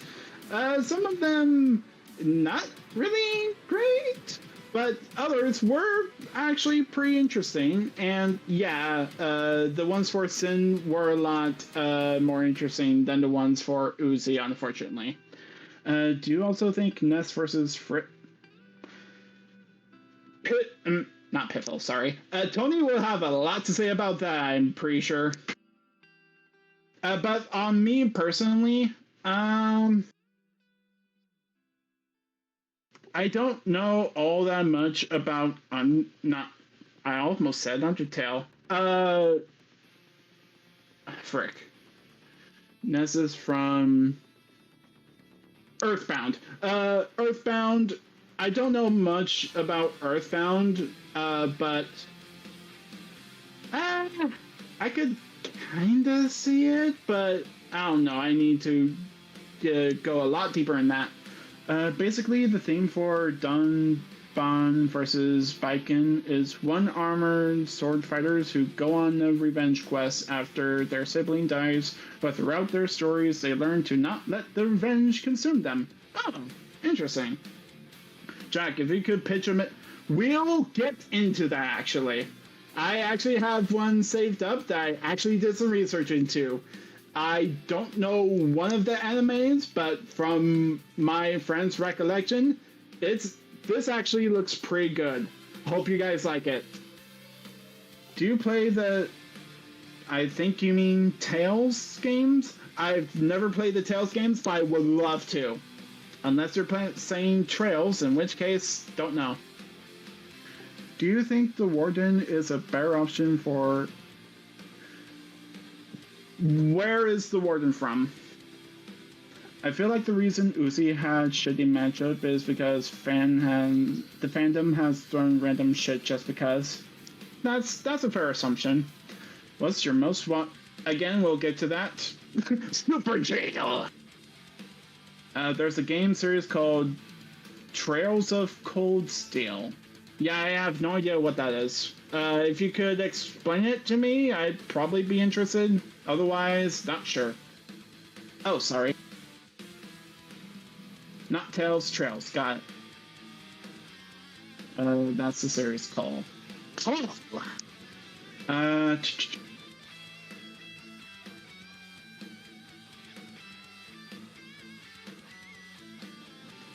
If I remember correctly, that's the main series that Rain Schwartz is from, basically an RPG protag who's a teacher. Oh, a teacher protagonist. That's a pretty fun concept. If I hear more about it, sure. I need to get a better PC. Is unfortunately the case for a lot of games I haven't played yet. Sin versus the Roaring, Murder Drone versus Roaring. Is that from the newest chapters? Because I don't know who Roaring is. What's your opinion on Cuphead versus Death Studio Mad? Studio MDHR versus Have a Nice Death? Don't know either of them, sorry. Wait a minute, Cuphead? Wait, Studio... So Cuphead from Cuphead? I'm sorry. Death from Have a Nice Death. Not sure. Well, not sure and don't know well enough. I know that doesn't work in this tier list, but the Roaring Knight he was talking about. Henry Sickman versus the Second Coming. I don't know what the Second Coming is. Sorry, the Roaring Knight versus Sin. Wait, Sin from... Okay, Roaring Knight, still don't know who that is.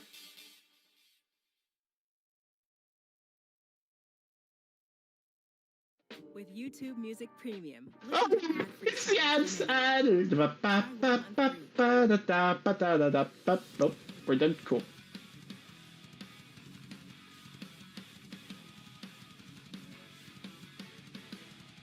Also, sorry if I'm not all that engaging. I'm bad at streams.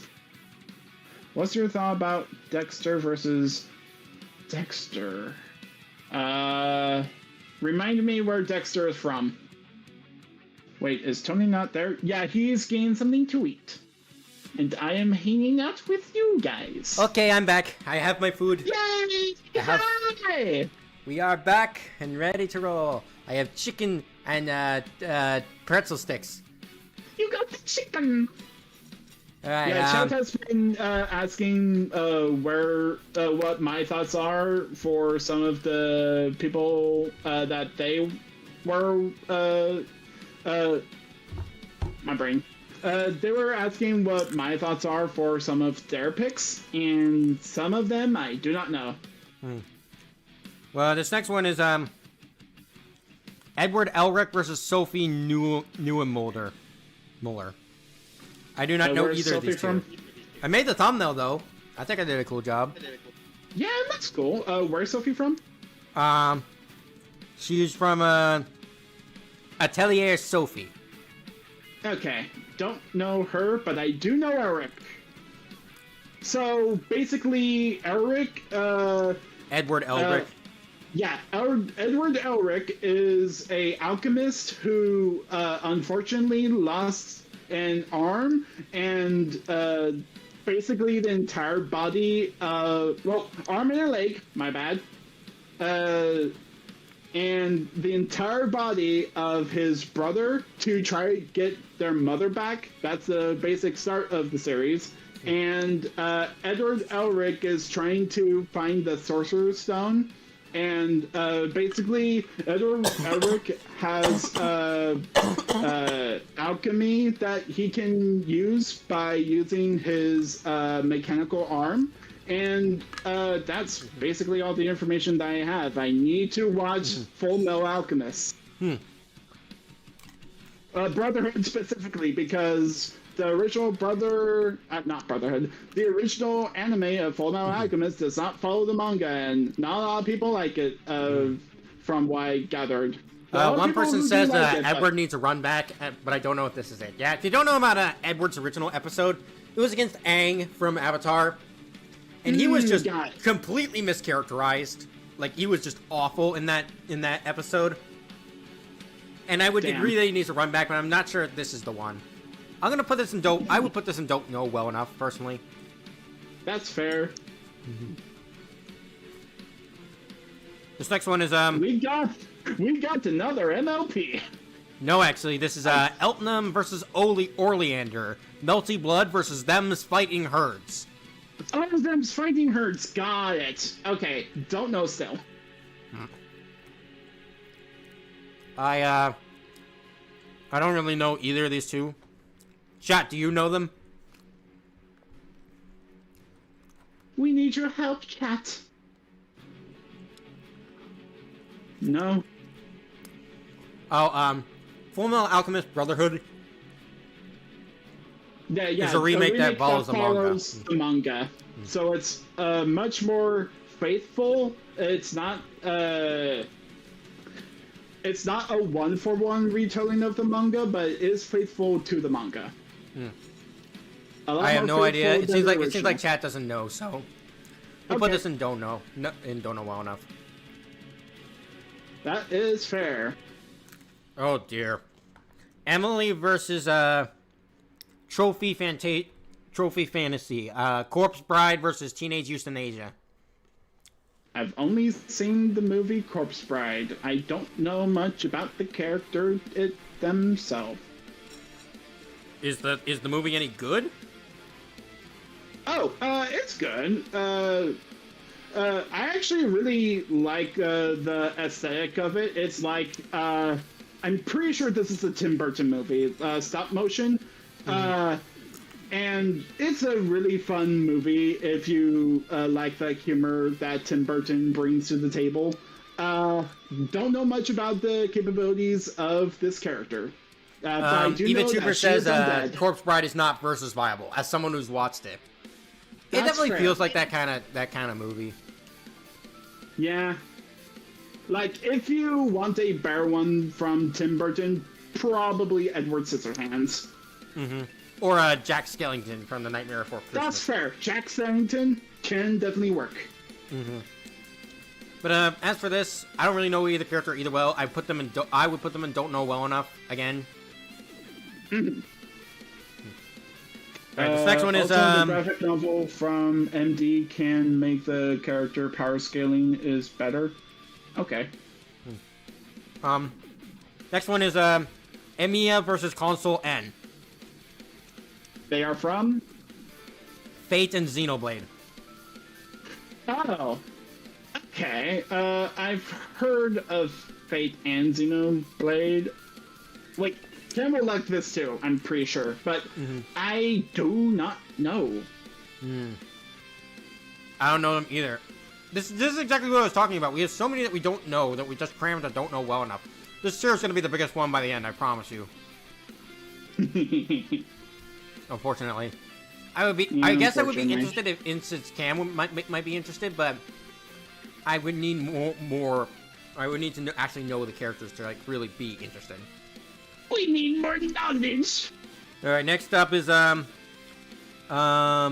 Mateus versus Emperor Doviculus. Final Fantasy versus Brutal Legend. Two emperors.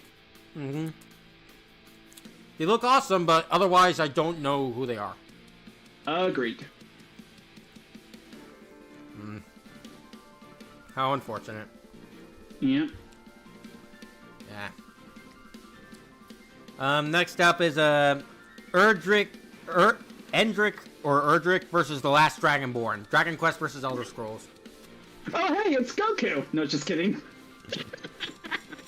Don't kill us, Dragon Ball fans or Dragon Quest fans. Right? I love that joke so much. But anyway, haven't played Dragon Quest. Haven't played Dragon Quest yet, so, and I don't know this other guy. The Last Dragonborn was on against the Chosen Undead from Dark Souls. I don't think he really needs to come back, but if he were, this seems like a fairly inoffensive choice. Like, they definitely look similar enough. Not sure if it really fits from a character standpoint, but I guess it would be neat. But I still don't know either well enough to know. That's fair. I thought that was Zalgo for a second. Just say Superman beats... No, that wasn't Zalgo. Attack you. Just say Superman beats Goku and they won't attack you. God damn it. Alright, this next one is, Enterprise versus Tidal Wave. Azure Lane versus Transformers. Don't know them well enough. Damn it. I hate to do this, but we just don't know these characters well enough. I'm sorry to anyone watching this who pitched these matches. We just don't know your characters. Yeah, we get the joke. It's just... I find the joke funny, but yeah. Alright, the other Irma Williams matchup. Irma Williams versus Becky Brewster. Becky Brewster's from Hashtag Blood. Hashtag Blood. Gotta be super relatable to them kids. Mm-hmm. Anyway, do you know, or... I hate to keep saying this, but I don't know. Chat, do you know anything about any of the characters we talked about thus far? No, the Kickstarter is not open. It hasn't been open since like last September. But yeah, looks like another one we're just gonna have to throw into don't know well enough. Big rip. And another one, Esmeralda Weatherwax versus Kreia, Discworld versus Star Wars. Yeah, no, sorry. I do not. Why do you guys gotta keep picking the obscure picks? Right? Like, it would be cool if there was more information to them, but we just don't know. Desert Rob Hashtag Blood? No, it's not spelled like that. It's B-L-U-D, not B-L-O-O-D. Ah, so it's super hashtag relatable to them kids. You gotta misspell words in order to be relatable. Oh Anyway. dear. Evelyn Kwan Wang versus Mark. Everything Everywhere All at Once versus In Space with Markiplier. God. What do we know? We have extra to it. This doesn't bode well. Oh boy. I have not seen Everything Everywhere All at Once. You can call me an uncultured swine. I'm not mad. Yeah, we can be on culture swines together. But I have seen a little bit of In Space with Markiplier, and yes, I don't know if he really works. Like, his whole deal is that he's stuck with the captain in like a time loop due to this wormhole transmission. But I don't see him doing anything combat-wise. Like, for what I know of Everything Everywhere All at Once, Evelyn is like traveling the multiverse and like doing all these crazy shenanigans in these different universes. if anything, I feel like the other character Markiplier plays in like this other Choose Your Adventure thing that he did, the one where he's in like a jail. That's one of the endings. I feel like that version of Markiplier can actually work in a death battle because we've seen him fight. That's at least something that's going for him. This one, however, I've never seen this version of Markiplier fight. That's the only thing that's putting the interest down for me for a death battle.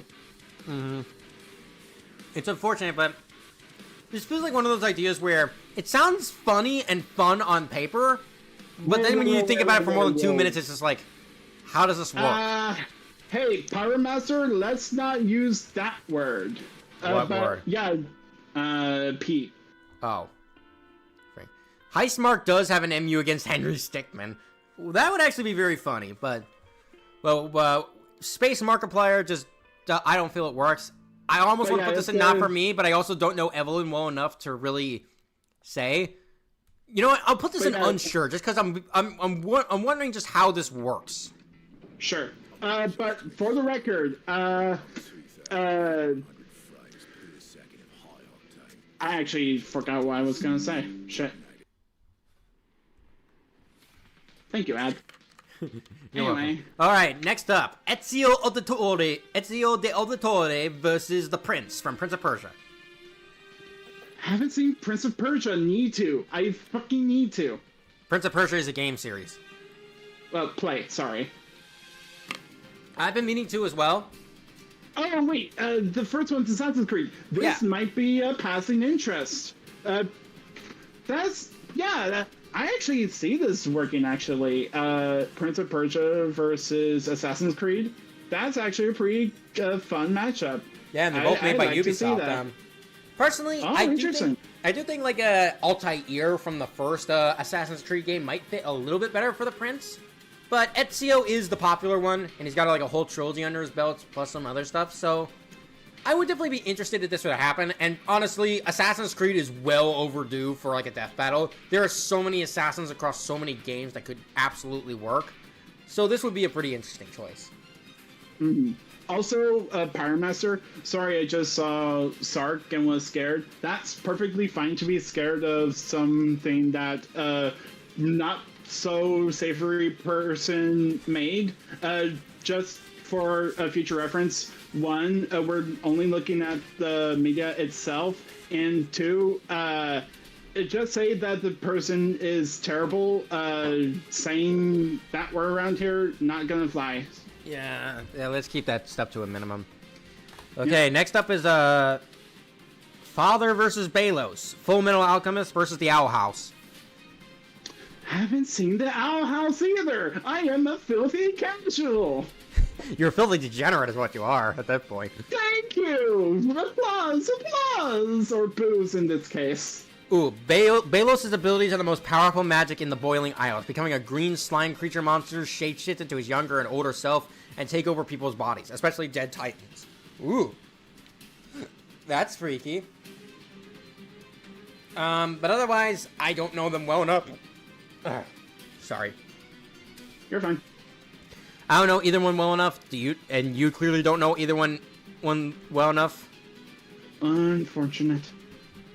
I haven't seen Full Metal Alchemist, but I have seen the Owl House, so I'm... Oh, this is from... Okay. I'm dumb. I didn't even know this guy was from Full Metal Alchemist. What character is this again? Father. Father! Okay, in that case... I feel like there's a lot of options for Father. Haven't seen the anime, but from my recollection... Yeah, I can see some things working. For the character of Owl House, what's their strengths? I don't know. Okay. This is unfortunate. But anyways, we can alter that later if need be. Yeah. Next up is Featherine versus Mandrak. Umi, Nico, When They Cry versus DC. Don't know either. Neither do I, unfortunately. What the fuck is this next one? Next up is Finn and Jake versus Mordecai and Rigby. This is a fun one. Even though I'm not really invested in Adventure Time or regular show, this just sounds fun. Yeah, I actually love this one conceptually. Yeah, this just sounds like really fun against like their Cartoon Networks, their famous Cartoon Network shows, famous Cartoon Network pairing. There are alts for both, but like it's just a perfect pairing. It makes sense. I would definitely be interested, if not would want it. The banter alone is what makes it. I'm super curious. Yeah, would want or Oh, we'll put in with one. That'd be fun. yeah. How do you make a YouTube video live? As in like a premiere or as in a live stream? Questions? Well, meet Experian. Your BF Come on, ad, go away. big No, wait, it's just gonna play through. Experian is Well- gonna We hate the ads. Okay, Flash Gordon versus Buck Rogers. Experian app and get started for free. I've heard of the names and I do not know them. Neither do I. I think they're like action movie stars or something. Bellows is not that strong, he is just powerful, but his body is unstable, which is why he takes powers. Okay, wait a minute. I do that Father. I'm pretty sure Father is trying to find, what was it called? It's the same thing that Edward was looking for, the Philosopher's Stone. I'm pretty sure he needs the Philosopher's Stone in order to be whole. So, in that case, maybe. Maybe. If I'm wrong on the father stuff, please inform me, because that's all I know of the show. That the Philosopher's Stone is important for these bad guys. Anyways, Flash Gordon versus Buck Rogers. I don't know either. I guess we go and don't know well enough. Yep, don't know well enough. I'm Ooh, pretty sure this is Archie. No. This is specifically not? Fleetway Sonic versus Kazan Ibaraki from Toho Project. Toho. I know for a person who would love this. Toho specifically. Honestly, I think, if you know Fleetway Sonic, obviously know like the super form, like the crazy evil super form, and a lot of people tend to hyperfixate on that specifically instead of and put him against all sorts of like crazy psychopaths. But honestly, I think this one having to deal with like both characters having like this alter form that that could take over at some point. But mainly focus on like the original incarnations in conjunction with their evil super forms. In that sense, I actually do like this one. I think this might be the best for Fleetway, unless someone can suggest a better one. Sure. Yeah, I would definitely have interest. I still don't know normal Fleetway Sonic that much, but I would definitely have interest in seeing just what goes on. But what I will say is that Toho seems to be a very wild franchise, and Fleetway Sonic seems to cap at star level, so help. Oh no. You know Flint Lockwood. Do you know the other guy? Let's see. He looks kind of familiar. Go ahead. This is Flint Lockwood versus Finn Shepard. Cloudy with a Chance of Meatballs versus Sharknado. Sharknado, oh god. In that case... Okay, I've seen the pitch, and I've seen what all they could do, and the stuff these two get up to is so wild and insane that it made this matchup go from, this is so stupid, why would this ever be a thing, to, this is so stupid, I love it. Yeah, I'd have to agree if it's that wild. I know of the crazy shit that Flint can do, and I have at least seen some crazy shit from Sharknado. So in that case, the concept of just chicanery going about, I'm in. Yeah, I will say, I hope Flint Lockwood wins, and it seems like he does, because if he loses, Finn is gonna mess him up pretty good. And I don't want to see that happen to Flint. The one after this is gonna be weird, but for right now, let's focus on this next one. Yeah, Flint Lockwood versus Finn. It could be fun. I would definitely be interested. I'm rooting for Flint all the way. Please don't kill my boy in a brutal fashion. If Flint loses, then I'm going to cry. Aww. Oh boy, Flowey That's versus sad. the Princess. This is a good one. I don't know the princess. Go right ahead. Okay, so the princess is from Slay the Princess, and basically, she's like this primordial being that changes personality and looks depending on how you view her. Through every timeline you go through, which either ends in either the princess dying or you dying, And she constantly evolves until eventually, whichever route you take, be it violence or kind or whatever, eventually she becomes this incredibly eldritch being called the Shifting Mound, which is a concept immutable to time. And the only way to stop it is for all the voices of the main character, which is a whole other thing, to band together and resist the Shifting Mound's power. I'm still vague on the details of the Shifting Mound. Flowey versus the Princess is the best matchup for Flowey. I don't care if we get Flowey versus the Princess or Flowey versus Gygas, since Flowey loses to both of them, but I want Flowey versus the Princess the more. Yeah, but I definitely think like the animation and the dialogue would be incredible for this fight, because like, even though Slay the Princess is a visual novel game, the art style, the art within is just chef's kiss. And as someone who's going into visual novel stuff, that actually sounds pretty interesting. Yeah, but yeah, and it does get kind of debatable if you include Azrael in the discussion, because like if it's just Flowey or Omega Flowey and Omega Flowey, the Princess probably wins. But if you include Azrael in the discussion, there is a chance for slightly more debatability depending on who you ask. But the Princess probably wins either way. But I would definitely love to see this happen. This is either a would want or a heck yeah. Sure. I'll put in heck yeah. Yay! Unlike this one. Oh, hold on. Before we get into it, give me a second. Okay. Actually, even if we gave Flowey Azrael, the Princess would still win since the Princess is... Stop it with these terms. Stop it with these terminology. Don't just say outer versal and leave it at that. Explain. Explain. Okay, I'm back. Okay. Okay, what's in the fluff? You want to go first? Sure. So, I get it. At least they both do nightmare shit. Nightmare Moon, she's getting slaughtered. I'm sorry. Yeah, that's exactly my problem. Like, I get it. Like, what does Nightmare Moon have that I forgot his name. Shit. Freddy Krueger.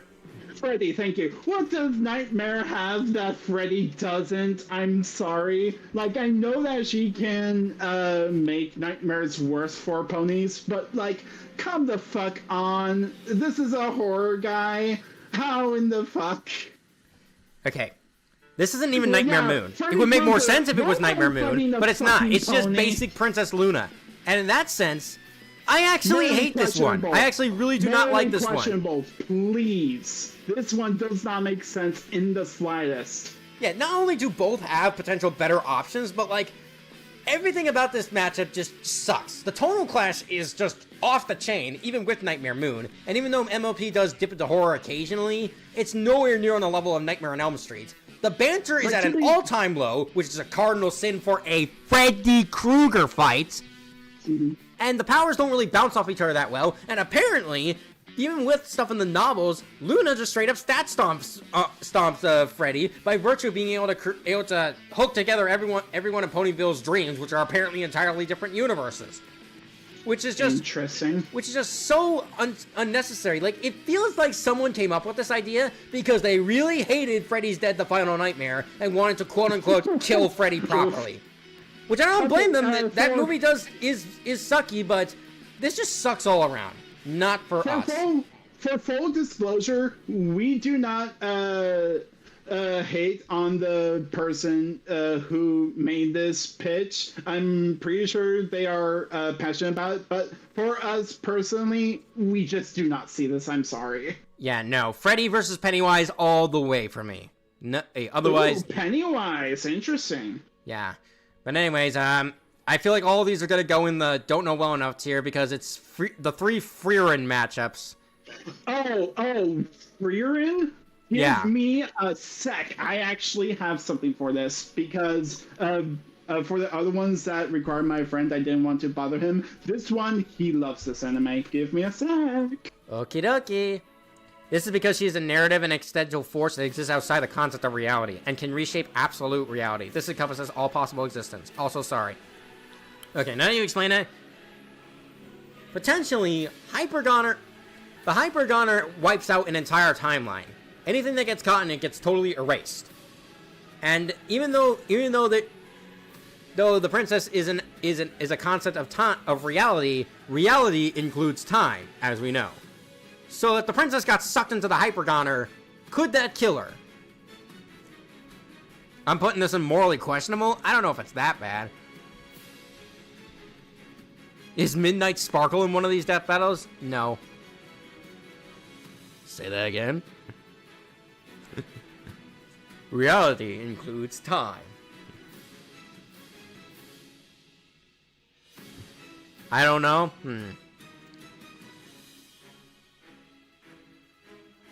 Honestly, I'd rather see Freddy fight Darkrai. At least Darkrai has some sense of horror aspect to him. Freddy versus Pennywise and Luna versus Darkrai is still better, though. No contest. Yeah, exactly.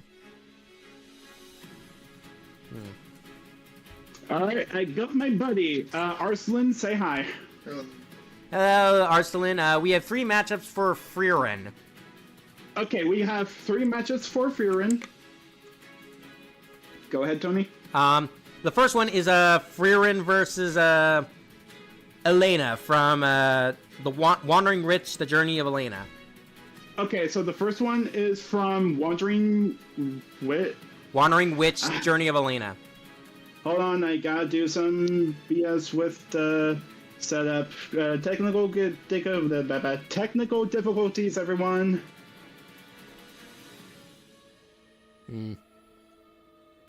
Thoughts on Erstead from Live Alive? Erstead is a very tragic figure.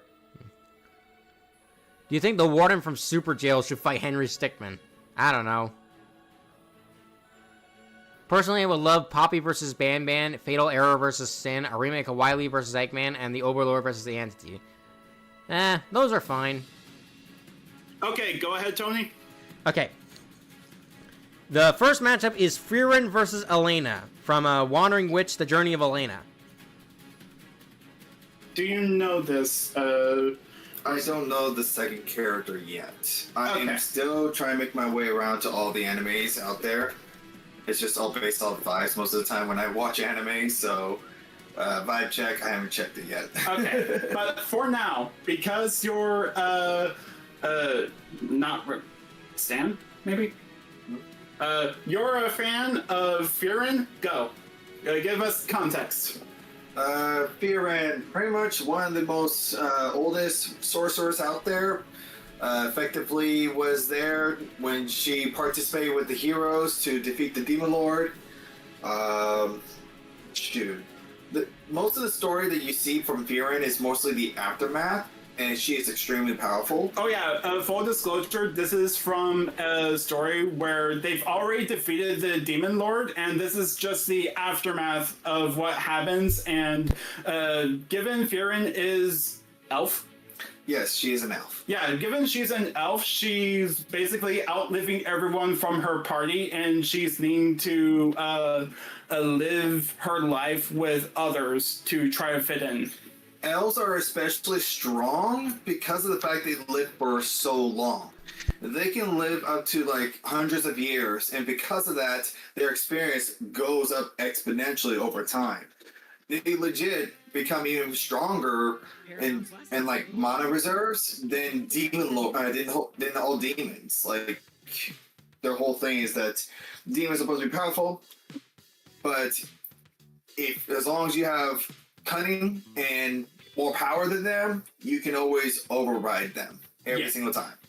All right, how's that, Tony? Seems like it seems very interesting. You don't really know the second character very well, so I guess this might go and don't know well enough or unsure if Either don't know well enough or passing interest, because my friend is very into Frieren. Let's just say this. If we're going by manga, most likely it will explain every single spell she knows. Which, in this terminology, she knows every single spell that she could ever find. Even lost like spells that are like worthless, useless. Like she finds every single one of them and just learns it and uses it. But we wouldn't call her Mary Sue per se. She does have her flaws. Like, holy shit, she has flaws. I mean, what kind of flaws are we going to be talking about here? We're talking about the time that she walked over to a treasure. She's all like, "Ooh, it could be magical," and everybody's all like, "That's a mimic." Yeah, it's a freaking mimic. It's a fucking mimic. Every single time she goes to a treasure chest, it's a mimic. How the fuck? All right, I'll put it in passing interest just because Frieren sounds interesting. The next one, Frieren versus Tatsumaki from a One Punch Man. That's the green-haired girl. Yeah. Oops. Surprisingly, that would be an interesting matchup. However, I do believe that Tatsumaki would probably be the one to get the upper hand, just because how powerful she is with her gravitational abilities. Interesting. I mean, legit, she summons in a literal like asteroid to the planet, which is strong enough to extinct the whole like dinosaur race. That's how big of a rock she sent down to the ground. And that was just her just saying, you know what, fuck this. Tony, your thoughts? That could be interesting. I'm not sure if it would be the best if Tatsumaki were to come back, but I guess it would be interesting. I'll put that one in passing interest too. Have you seen a lot of Death Battle or? I've seen a lot of Death Battles, yes. So you know of where she's from? The Death Battle that she did? I've watched it. I don't remember much about it because I think, if I remember correctly, that one is about close to around 4 years old now at this point. Shush. Yes, Anyways, the final Frieren matchup is against Toru from what is it? Miss Kobayashi's Dragon Maid. Dragon Maid, got it. You mean, are you talking about the one where, like, there's a bunch of, like, dragons who legit just pretty much, like... No, I'm thinking of a different movie. I mean, a different show. Sorry. I can't remember. I can't remember if this is the one I am thinking about. Can you give me some, like, memories here? I have not seen Dragon Maid, so I can't, unfortunately. Okay, go. Like the comic relief show where Yes, it is comic relief from what I've seen. I haven't seen the anime, but from all that I've seen, yeah. it is related to like the human who is in a relationship with like the first dragon, and the first dragon just like, I want to be a maid to this person. That seems similar to what I've known of. When she turns into a human form, she has the horn still. Okay, yeah, then we already talked about that. What's the character's name? Toru. Toru. I'm assuming that's the first dragon. if memory serves. It's been a long minute since I actually watched that show. I would say it would be an interesting fight. She, if I remember, and this is mainly just in general, the dragons from that world, they are all physically strong. It can cause like issues towards the planet if they get serious. So it's one of those things where it's like it could accidentally be one-sided, but because of the fact of how experienced Frieren is, she might get the upper hand and be able to actually like do some deadly attacks, because her main spell is the very spell that was created from the Demon Lord's like generals. And the general is all like, I created the most advanced spellcasting damage dealing thing you can ever find in your life, which is very powerful. It can legit puncture anything. Damn. So, Alright, I guess this could be interesting too, if it were to happen. I'll throw them all in the passing interest. But thank you, Arslan, for your knowledge of Frieren. yeah, I would say just if Death Battle ever covers Frieren, I'm assuming they're gonna have like every single wizard's reference as part of like spell casting, because she knows every single spell. That's like her whole thing. That's her hobby, is to learn every single spell. Why? Because it pretty much Something about the fact that she can keep memories of people's spells that they created is like Basically, bookworm. She's a bookworm, yeah, pretty much. Bookworm that likes to cast spells.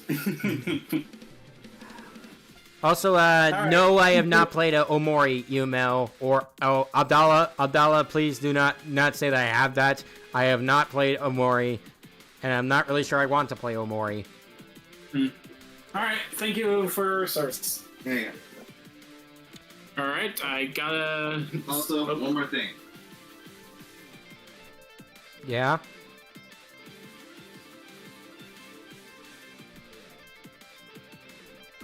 Sorry, that was just a specific thing for me. Okay. Anyway, I gotta set some stuff up so that we can continue. Humor the chat for me, please. Alright. Is Cell in one of these death battles? Yes, he was, put up against, where is he? Here he is, Diaboromon. Cell versus Diaboromon. That was, what are the matchups?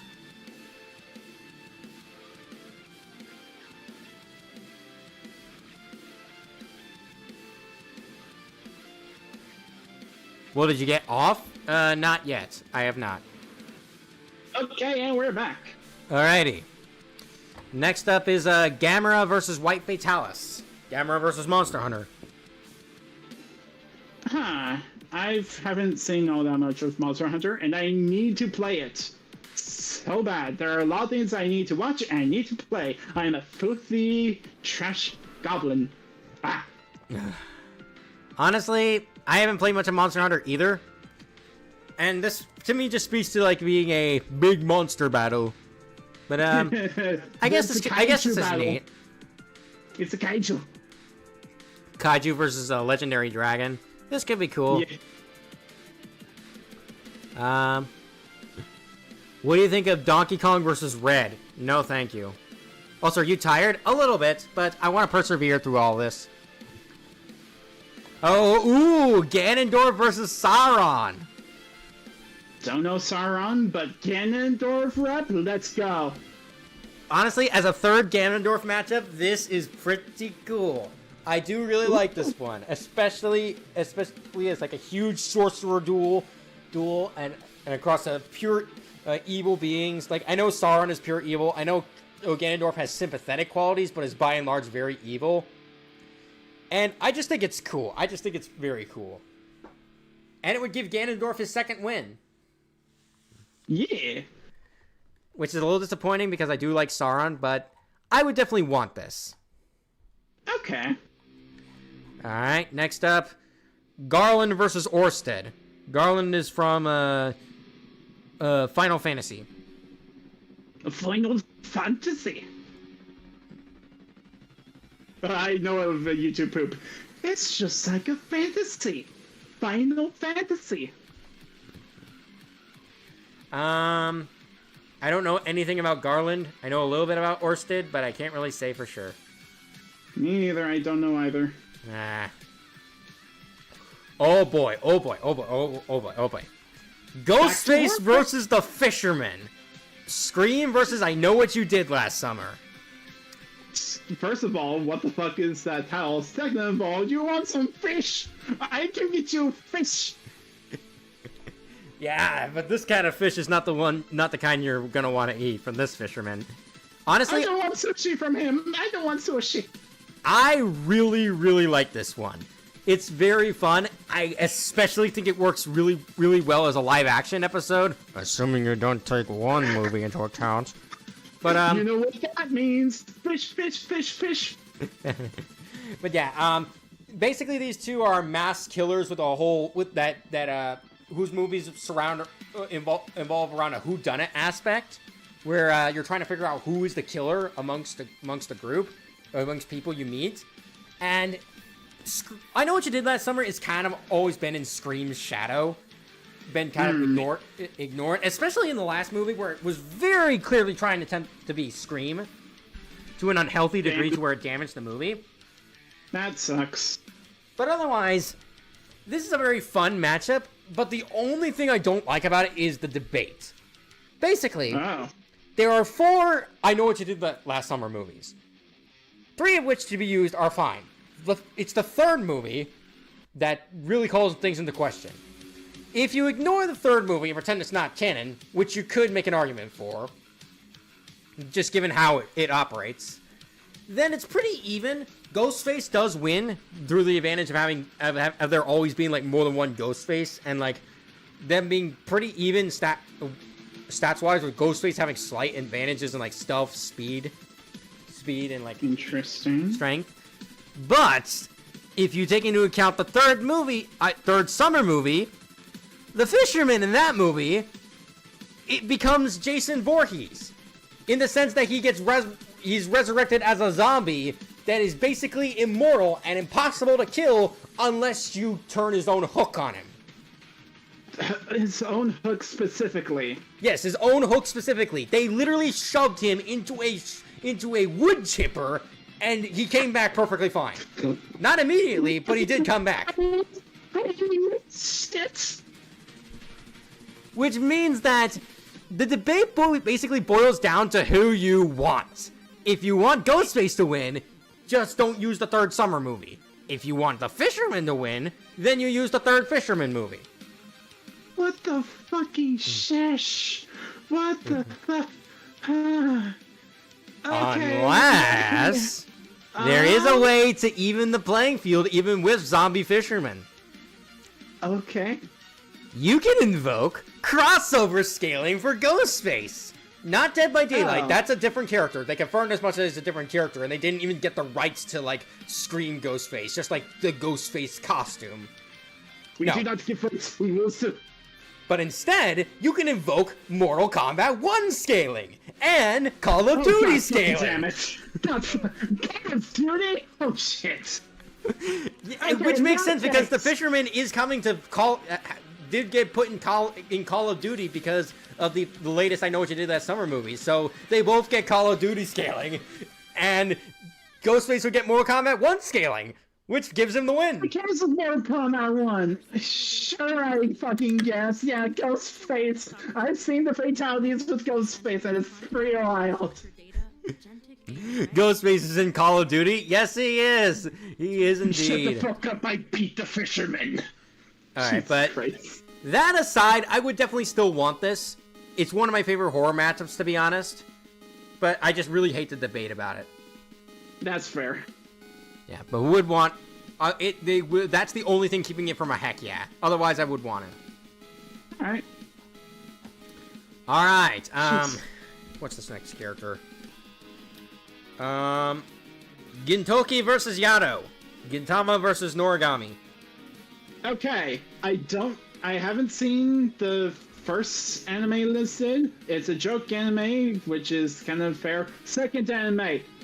Holy shit. Okay, so, give me the guy's name again. Let me see. Yato. Yato.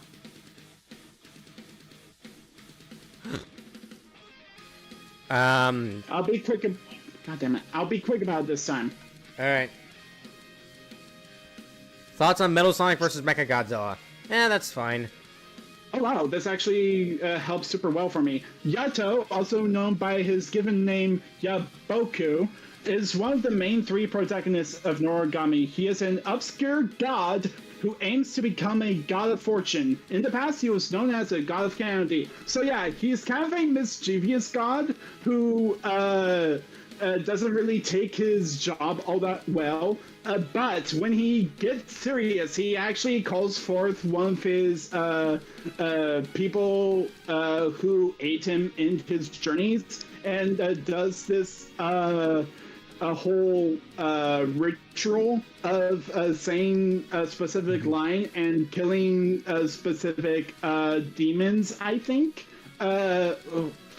It's kind of hard to really explain him because he's very mischievous and doesn't take his job all that serious. Well, he takes his... he kind of takes it serious, but he kind of Okay. overestimates I get it. You're basically saying you're kind of repeating yourself there a bit, but Sorry, otherwise, I guess, but I would still put it in the don't know well enough because I don't know the other That's right. guy. Yep. Okay, the two Goblin Slayer matchups. First, which being Goblin Slayer versus Laios Tudin from Delicious in Dungeon. Oh. Okay, I've seen Delicious of Dungeon, but not enough to know this character all that well. I think this is another don't know well enough. Damn.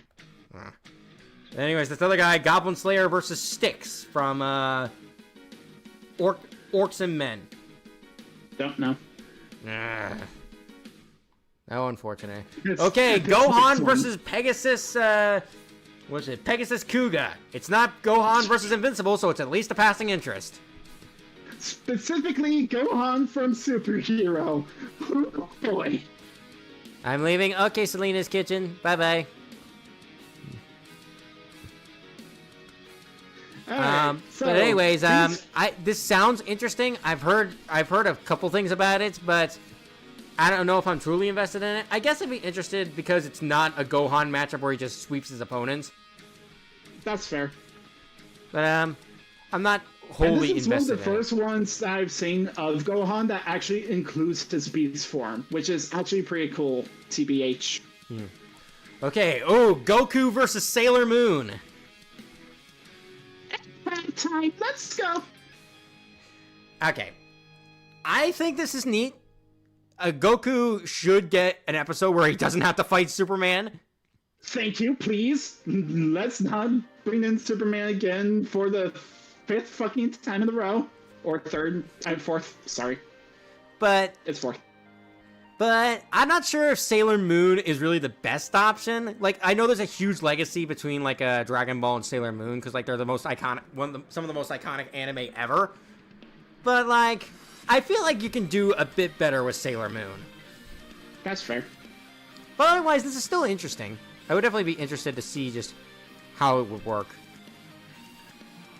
I just realized how many we've done up to it by this point. Holy Yeah, shit. but I will say, I am curious to see how they will portray Sailor Moon's top form she gets by the end, because I've seen that form, and well, you don't see anything. It's how do I phrase this? Risque, if you know. Okay, before we continue, because of how long this is, are we going to go through the entire of this list? Because this is gonna be a long stream if we do. Yeah, we're gonna go through the entirety of it. Got it. This is gonna be fun. Yeah, we still have quite a few to go through, but we're getting there. We're getting there. We'll keep on trucking. Anyways, We're at next least up making is a difference. Goro Akechi versus Oberon Vortigern. Persona versus Fate. Interesting. Do you know Akechi? I know of Akechi. Okay. Basically, he works for the government who's trying to go against the the Phantom Thieves, and I can't. Okay. So spoilers. He's actually the person who is. I know he's like the actually- traitor of the group. Like I know he like Yeah, the joins the traitor group. of the group. And I don't know much about his powers, but he's actually pretty insane from what I saw. I don't know either well enough, so I don't really know if I can put it anywhere but there. Okay. Okay, next is Goro Majima versus Jurihan. Yakuza versus Street Fighter. Ah, I haven't seen much of Yakuza, and Street Fighter. Still need to play that. Honestly, but just looking at these two, I can totally get it, and I personally do think that Yakuza is overdue for an episode, whether it's with Kiryu, Kiryu-chan, or Goro Majima himself. Actually, shit.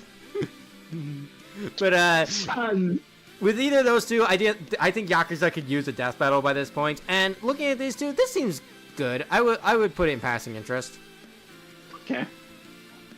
Um, Also, I just saw in the chat Goku's dad got robbed against Omni-Man. oh man.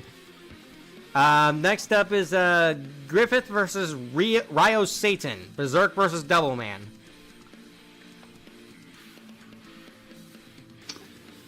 Oh, I don't know Berserk either of these two. Berserk gets very dark from what I saw.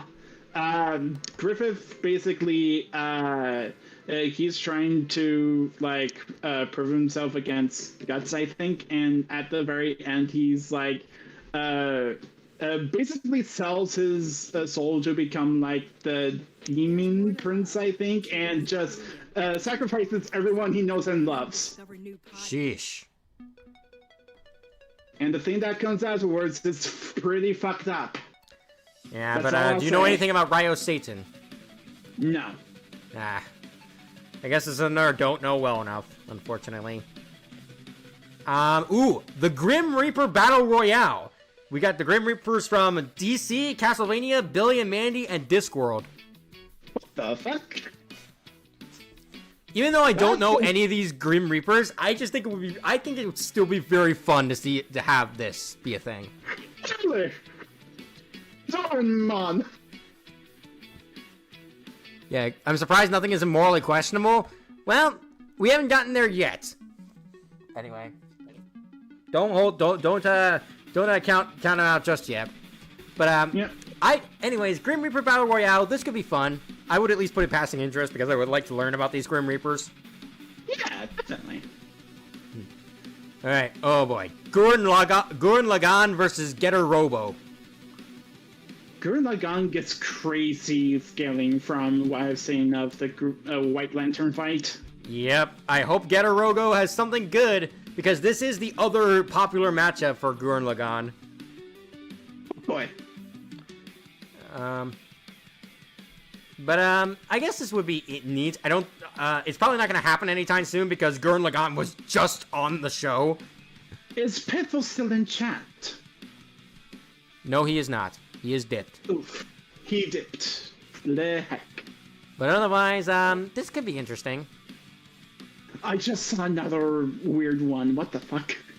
You know, I still don't really. I mean, I know Gurren Lagann from his episode, but Getter Robo is not really this. But I guess, you know, no, I'm just gonna put it don't know well enough. Sure. Oh boy, Guts versus Claire, the last remaining Guts matchup that people want him to do. Now, Guts has been on the show recently. He was up against Dimitri from Fire Emblem. And people were really gunning for this one instead. But I guess this could be interesting if, Uh-oh. if you were to bring back Guts again. But I just don't see this happening anytime soon. Unfortunately.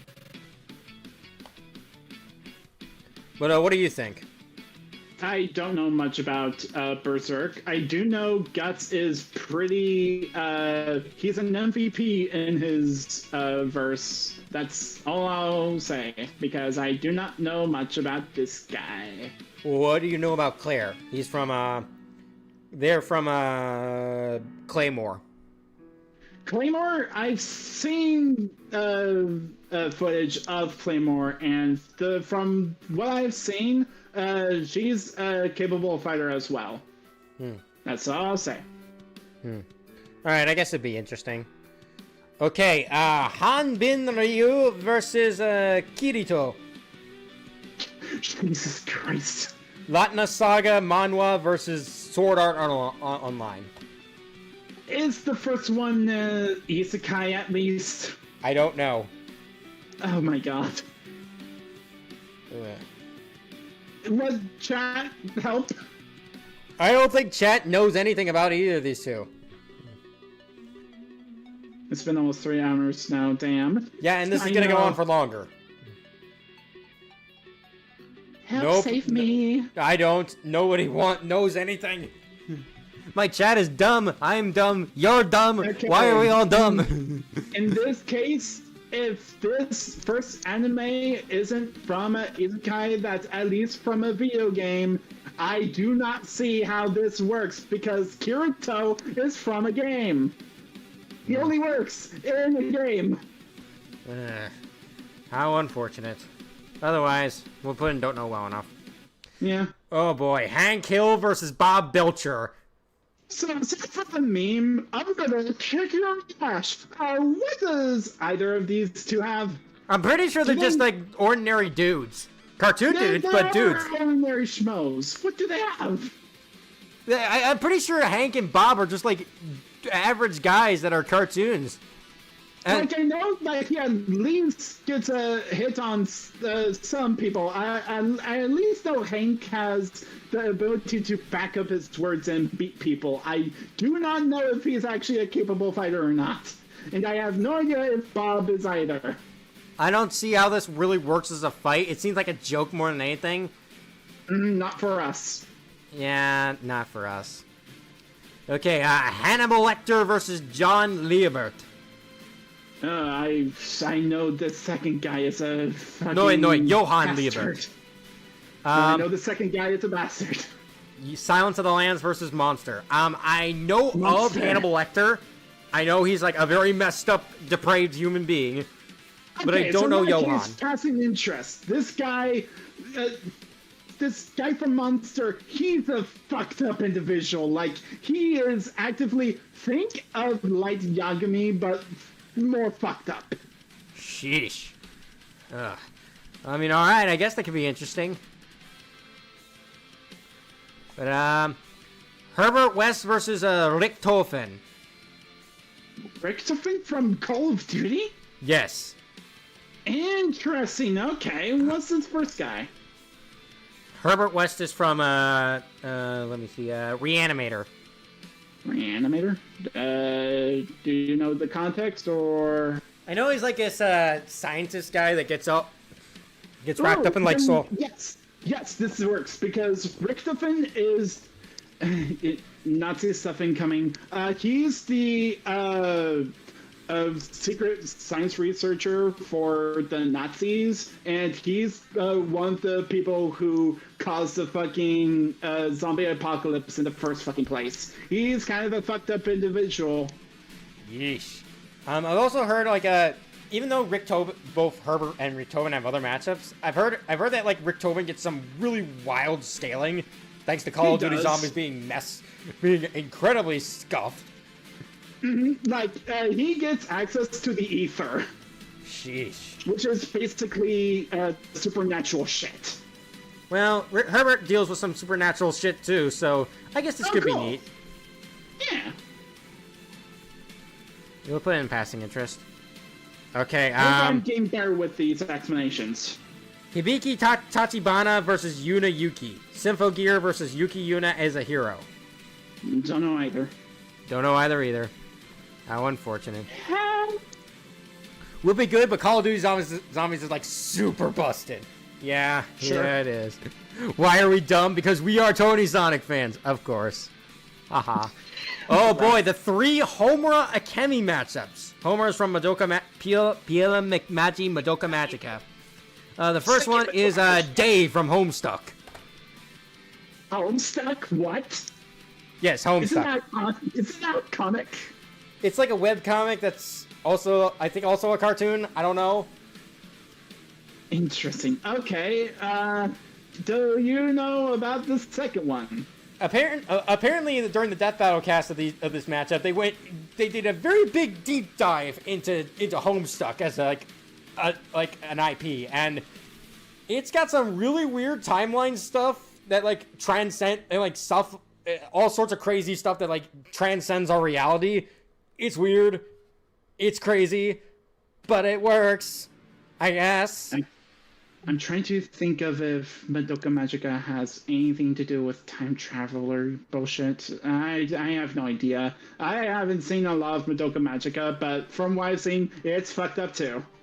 Yeah, this could definitely be neat. The Magica, the Death Battle cast definitely did get me at least somewhat interested in the idea. But otherwise, I have no no super interest, but it would be interesting, I guess. Yeah. All right, next one. Homura versus Ino from Guilty Gear, I believe. Ooh, Yeah, Guilty Guilty. Gear. Okay, in this... Wait, what the fuck? Guilty Gear? This second person, do they have magic powers? I would assume so, but I don't know them. Do they have magic? Does Ino from Guilty Gear have magic? But I don't know if I can continue. Ino is a that. massive This is- time person. Okay, so yes. I know is... Oh. So yes, okay. In that case, I could see this. I don't really know either character well enough to really know. And in fact, during the Death Battle cast, they didn't even really discuss Homura that much at all. They kind of just did a deep Damn. dive into Homestuck. So I would put That's this in a don't know bias. well enough to really to just yeah. Oh boy, the third one, Homura versus Kurumi Tokisaki from Data Live. Data line?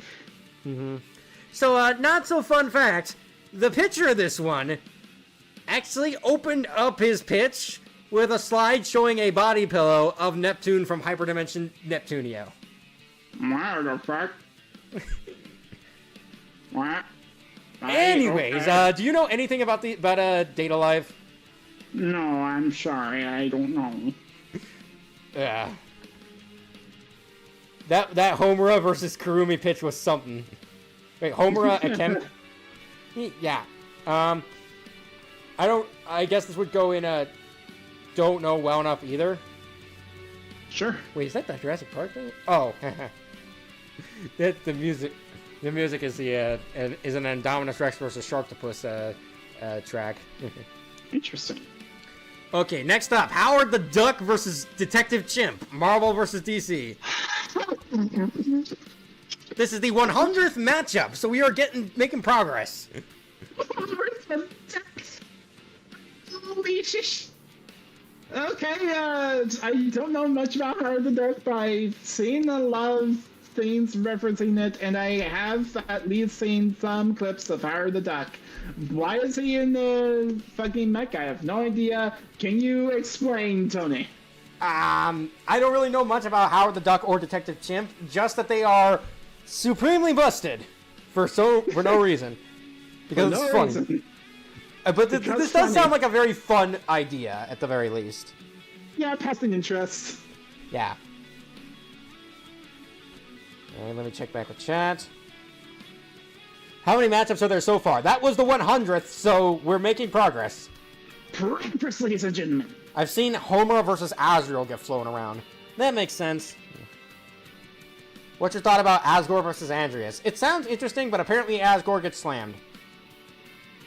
Oh Okay, since dear. we're on Hulk our, versus Asura. I feel really bad for the pitcher of this matchup because both have literally just gotten their episodes. Oof. But otherwise it makes sense. But at the same time, Hulk, I don't think this is going to happen anytime soon. And if I were to see Asura again, it would be against Broly. I would prefer. Oh, hang on. Yeah, I can see Broly. Oh, by the way, since it is the 100th or 101st in this case, I'm going to get some water. BRB. All right. But for this one, passing interest maybe? Yeah, that seems fair. I would do passing interest too. Just because I get it. I don't know which version of Hulk you should use. Because as high as Asura can get, Hulk will always transcend that. But unfortunately, because Marvel is busted. But I guess it would be interesting if it were to happen. Yeah, I agree. Also, BRB. Be right back, alright. Asgore never used the souls in battle. Yeah. I don't want Hulk versus Asura. Why not? Well, obviously, but... I am open to it. I just don't know how Asura can be done on different analysis-wise. Yeah, his analysis in Kratos versus Asura, as flawed as that episode was, that analysis was amazing for Asura. They really did everything right with that.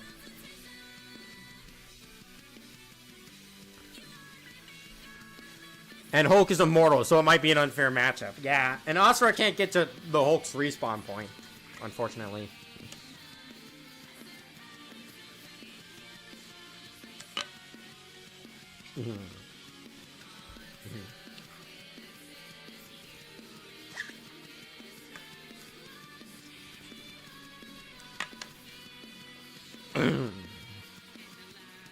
No other Kirby characters in Death Battle, and Kirby is stuck in the one season he's in. Yeah, unfortunately.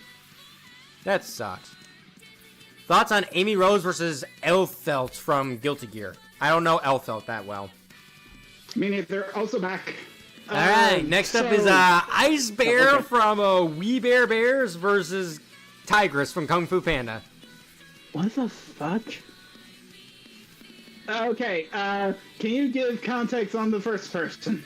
Okay, so Ice Bear is basically this comically badass guy within We Bear Bears, and apparently he's got he's very skilled in like martial arts, and he has a Roomba that flies. Question. Yeah. Why isn't this person with Poe? Why isn't the matchup this person versus Poe? Because that makes much more sense versus Tigress, the actual competent person in the Furious 5. What the fuck? I mean, I would like to see Tigress. She was one of my favorite characters. Yeah, I'd like to see Tigress too, but I do not think this really works out. Like, is this first person actually like much more serious than Poe? Is that? I would imagine he's. From what I've heard, he's like comically serious. I think. Okay, I guess that could work. Yeah, but otherwise, I guess it would be interesting. It would at least be nice to see Tigress and funny to learn about We Bear Bears. So passing interest. Mm-hmm. Ooh, Ice King versus Lord Hater. Okay, so fun facts. I've only just now recently learned that Ice King wasn't Ice King initially. I just learned that he was an average schmuck, but because of unfortunate circumstances, he became this messed up individual. Don't know about the second person though. I don't know much about either series, but it does sound like one of those comically evil matchups that it just sounds fun. Like, yeah, that sounds fun. Like Ice King and Lord Hater, from what I've been told, are just like are very like comically evil, but also kind of jokes. So I definitely think it would be fun, especially if you include their armies. So I would at least put it in passing interest.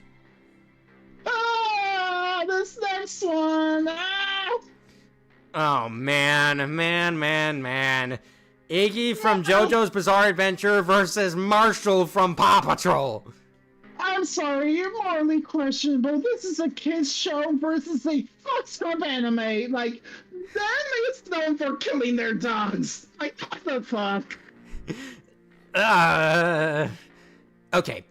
Even if Paw Patrol does get a little wild with the stuff that Marshall could do, this is still a children's edutainment show versus an adult anime that goes to all sorts of different places, and they're dogs. Even if, like, I did a little research on Iggy, and I know he has like a stand of some kind, but he's still a dog that just is really annoying and farts a lot because that's funny, I guess. Dies too, because the person who made JoJo said "fuck dogs," I guess. Yeah, no, this is the morally questionable one. Hands down. I do not want to see a dog die, let alone from a children's entertainment series like Paw Patrol. Like, I would love to see Iggy in a death battle, that's fine. Just not against the children's cartoon dog. Come on. Luckily, the chat's all in agreement. I don't... that Simply Mark is even quoting Boomstick. I don't like dog murderers.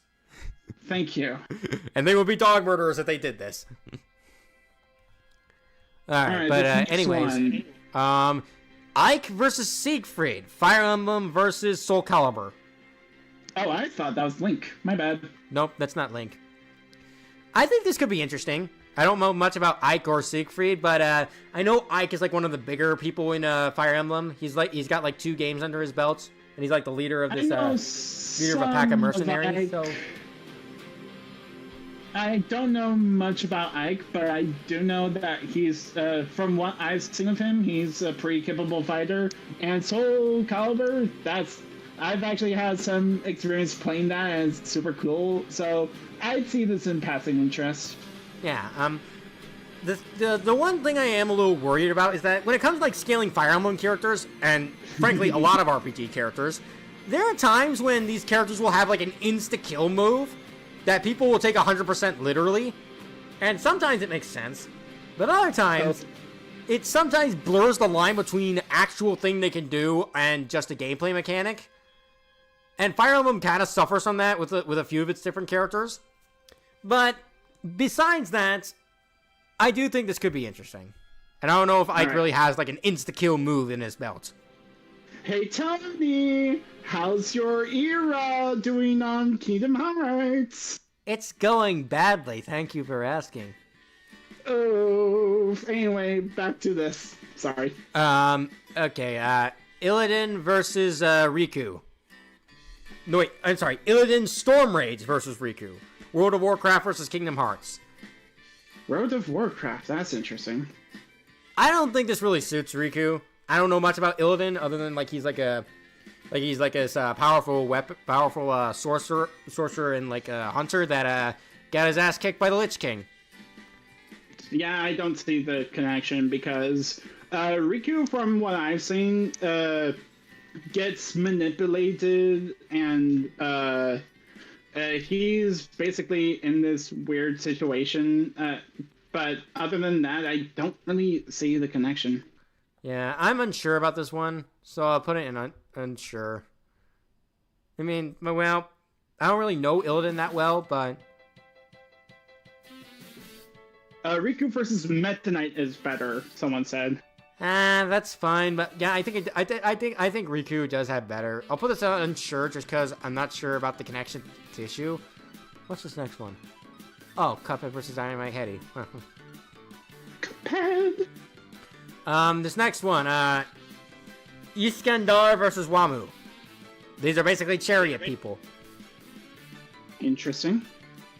Basically powerful generals that wield magic chariots. One is from JoJo's Bizarre Adventure. JoJo's Bizarre Adventure, and the other is from Fate. Wait, which one's from JoJo? Wamu. Wamu. Oh, okay. Wait. Where's Wamu? Wait. What? Riku's one of the few characters I just don't like any MUs for. Wow, they're that bad, EvaTuber. Which thumbnail is Wamu? I believe Wamu's on the right. Wait. That does not look like Wamu. Hold on. No, wait, is he on the left? I think maybe.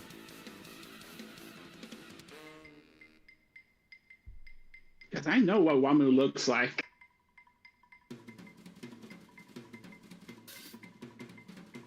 This is good.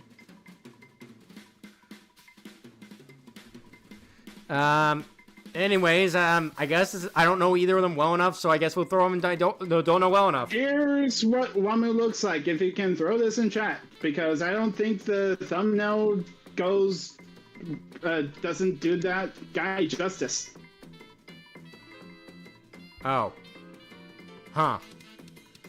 Yeah, so Wamu... Weird thumbnail aside, Hold on. So, Wamu is one of these stone figure people who is from the second arc of JoJo, and they basically challenge Joseph Joestar and Caesar Zeppeli to fight against them once they completed their training. And during their training, one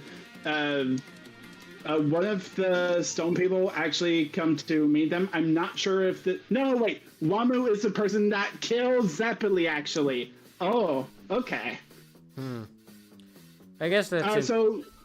Wamu, from my understanding, Wamu has abilities that he's basically a vampire person who is weakened by the power of the sun.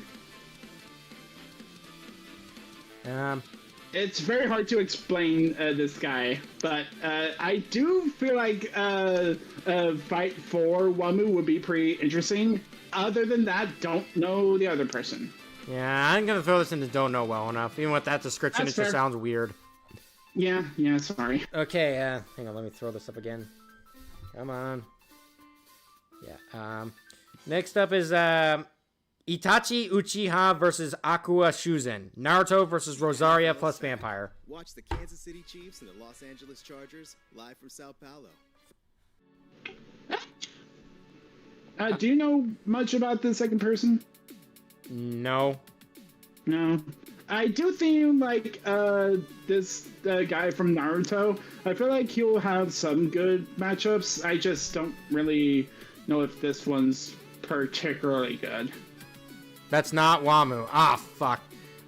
Wait, Well, that's not Wamu? it was labeled, I searched up Iskandar versus Wamu, and that was a thumbnail that came up. It was pretty much, I think it was the only one that came up. And it was labeled that, so I picked it. Oh well. We'll throw this one to the don't know well enough. Alright. Oh boy. Jack Frost versus Lester Dwarvik. Jack Frost versus Scarecrow. What the fuck? I assume these are two horror characters from terrible movies. Oh, wait. Okay, in that case, I don't know them. I thought this guy was from, like, a children's show. My bad. No. Jack Frost is from a very bad horror movie. He's basically a serial killer that ended up possessing a snowman. What the fuck? Okay. Chucky, I'm if it not was gonna even worse question than it already is. Alright, so not for us then? I don't even know either character well. Okay, so don't know well enough. Yeah, I've also heard like the Ginger Dead Man as an opponent for Jack Frost, and I think that fits a little bit better, but only because I don't know Lester that well. Alright. Okay, next up, Jared versus Ryuga. Power Rangers versus Beyblade. I'm sorry, what? Jared versus Ryuga. Beyblade, as in the toy. Ow, those Power Rangers. Wow. Yeah. I hurt my brain. I don't think this is really a good matchup for either. I'm sorry. I don't know anything about it. Ryuga spins his backwards. Yeah. Just trying to be different, man. He's trying to be cool. But otherwise, Yeah. I don't know either really well. Do you? I know that he's the villain from Beyblade. That much I can say. And apparently he killed someone Okay. with his Beyblade, but other than that, I have no fucking clue. Alright. Ooh, Jesse versus Emmett. Minecraft Story Mode versus the Lego Movie. Boys versus toys, let's go. This is a good one. I like this one. Yeah, I see this being pretty funny. Yeah, like it especially works out better than like the alternative for like Emmett. I know some people want Steve versus Emmett, but like this works better as like the story versions of these iconic build anything Also, series. Riguga has the power of the devil and darkness, apparently. Huh. But yeah, I would definitely would like to see this. Apparently, Emmett doesn't have any answer for the Golden Gauntlet, which is unfortunate. But I would definitely still like to see it happen. I definitely think you could do a lot with it, especially given like these series are basically creativity incarnate. So Definitely. it would be very fun. I would want this. Station. Oh, just like imagination. Oh boy, Jet versus nitrous oxide, Sonic versus Crash Bandicoot. Oh, racing game. Got it. Okay, so what the fuck does Jet have? Because I've never seen Jet fight. That's the problem of this. I don't think he fights at all. Even in extreme- like the IDW comics, I don't think he fights at all. Okay, that's just a race car battle. Got it. Okay, in that case, how good is the guy from Crash? Because Jet is actually pretty savant in extreme gear riding. Nitrous oxide. The whole point of nitrous oxide is that he's like the greatest kart racer in like the universe, according to him. Yeah, I remember. But he cheats quite a bit, but by jumping the starting line when you race him. I mean, in that case, Nitrous oxide does have items he can use, like, but they're basically the Crash Nitro Kart art items, but technically cheats, but it's in the form of Wave putting a bomb on Sonic's extreme gear. Aside from that, I don't know what else Jet does that counts as cheating. I mean, this is fine. I get it's green guys that are racers, but I think you could find Jet someone better than nitrous oxide. I just don't see how this really works as a fight. I know both, so I'm not really.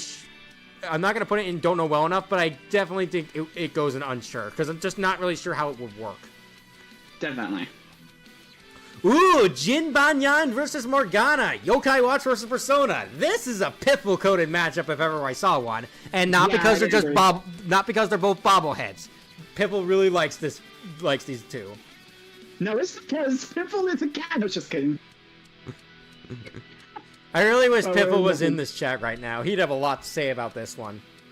Same. I still need to watch Yokai Watch, but from what I've seen, don't know much about this first character's abilities. But Morgana, holy shit, you can do a lot with Morgana, especially with Morgana's persona.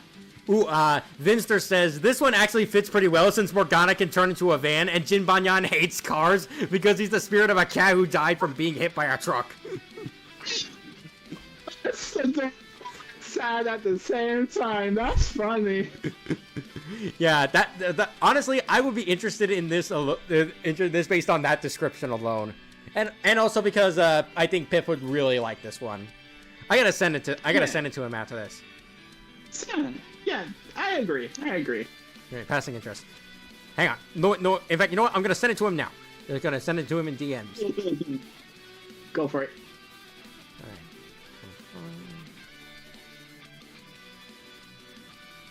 All right.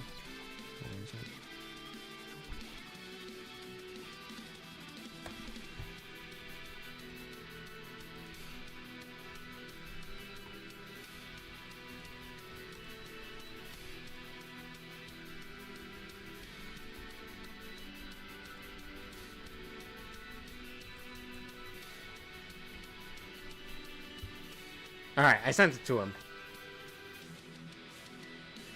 Alright, moving on. Sure. Joe Musashi versus Strider Hiryu. Shinobi versus Strider. Ninja fight. Ninja. Honestly, I think that was a pretty good time to do a Shinobi matchup. Because, like, the... Sorry. Shinobi! I'm sorry. Because like the latest Shinobi game just came out, and it looks awesome. I'm really looking forward to playing it. But like this, Joe Musashi in Ninja Fight definitely seems like a very cool character to have in a show like that battle. Yeah. And Strider Hiryu hasn't been on since like his original episode against like against what was his name? What's his name? The guy from Ninja Gaiden. Oh, interesting. I'm sorry, I'm up. Okay, I woke Piffle up for this. But once we deal with this one, I think this would definitely be a passing interest, just because I think it could be cool. I would be interested to learn more about Strider Hiryu. And Joe Musashi seems like a cool character. Okay, Piffle. Jin Banyan versus Morgana. Go off. I'm eating dinner. I'm eating dinner. Oh, I'm sorry. I love that. Piffle's finally here. Yeah, but anyways, we can go back to that once you're ready. But anyways, Jolene versus Mayday Parker. JoJo versus Marvel. What the fuck? Okay, I need to catch up on JoJo because what the fuck? I haven't seen Stone Ocean all that much. I kind of get the gist of Jolene. Who the fuck is this person?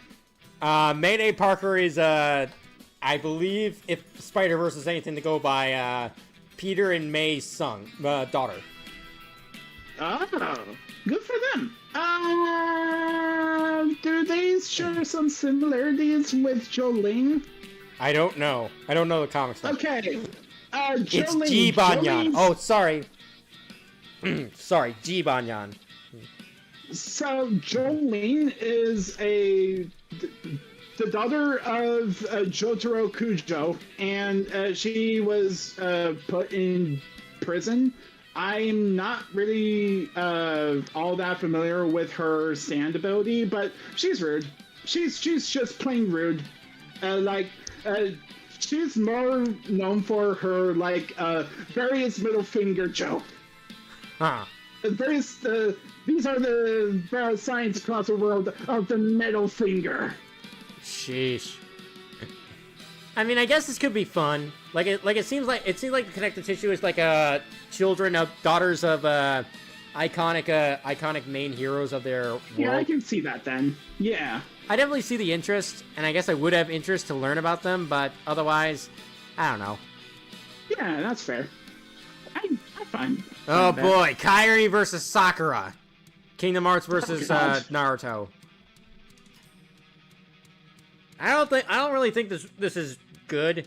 I don't even think Kairi is really worth a death battle. I know she has like her own game technically in Melody of Memory, but she doesn't even do that much in there. Apparently she has scaling to Sora just because of the weird way Melody of Memory ends. But ugh. I don't think this really works. I would prefer Amy to fight Sakura if anything. Oh, that would be fun. Yeah, but this is a not for me personally. Okay. Also, Piffle says something in chat about... Anyways, okay. Jibanyan versus Morgana is a wipe via Morgana. You would have to compile all Jibanyans for him to really stand on equal footing. Jibanyan beat multiple high-ranking yokai. Mona beat a god. Morgana, you mean. Well, Mona. Yeah, that's fair. Technically, all the Phantom Thieves beat a god, so it was a kind of a group effort.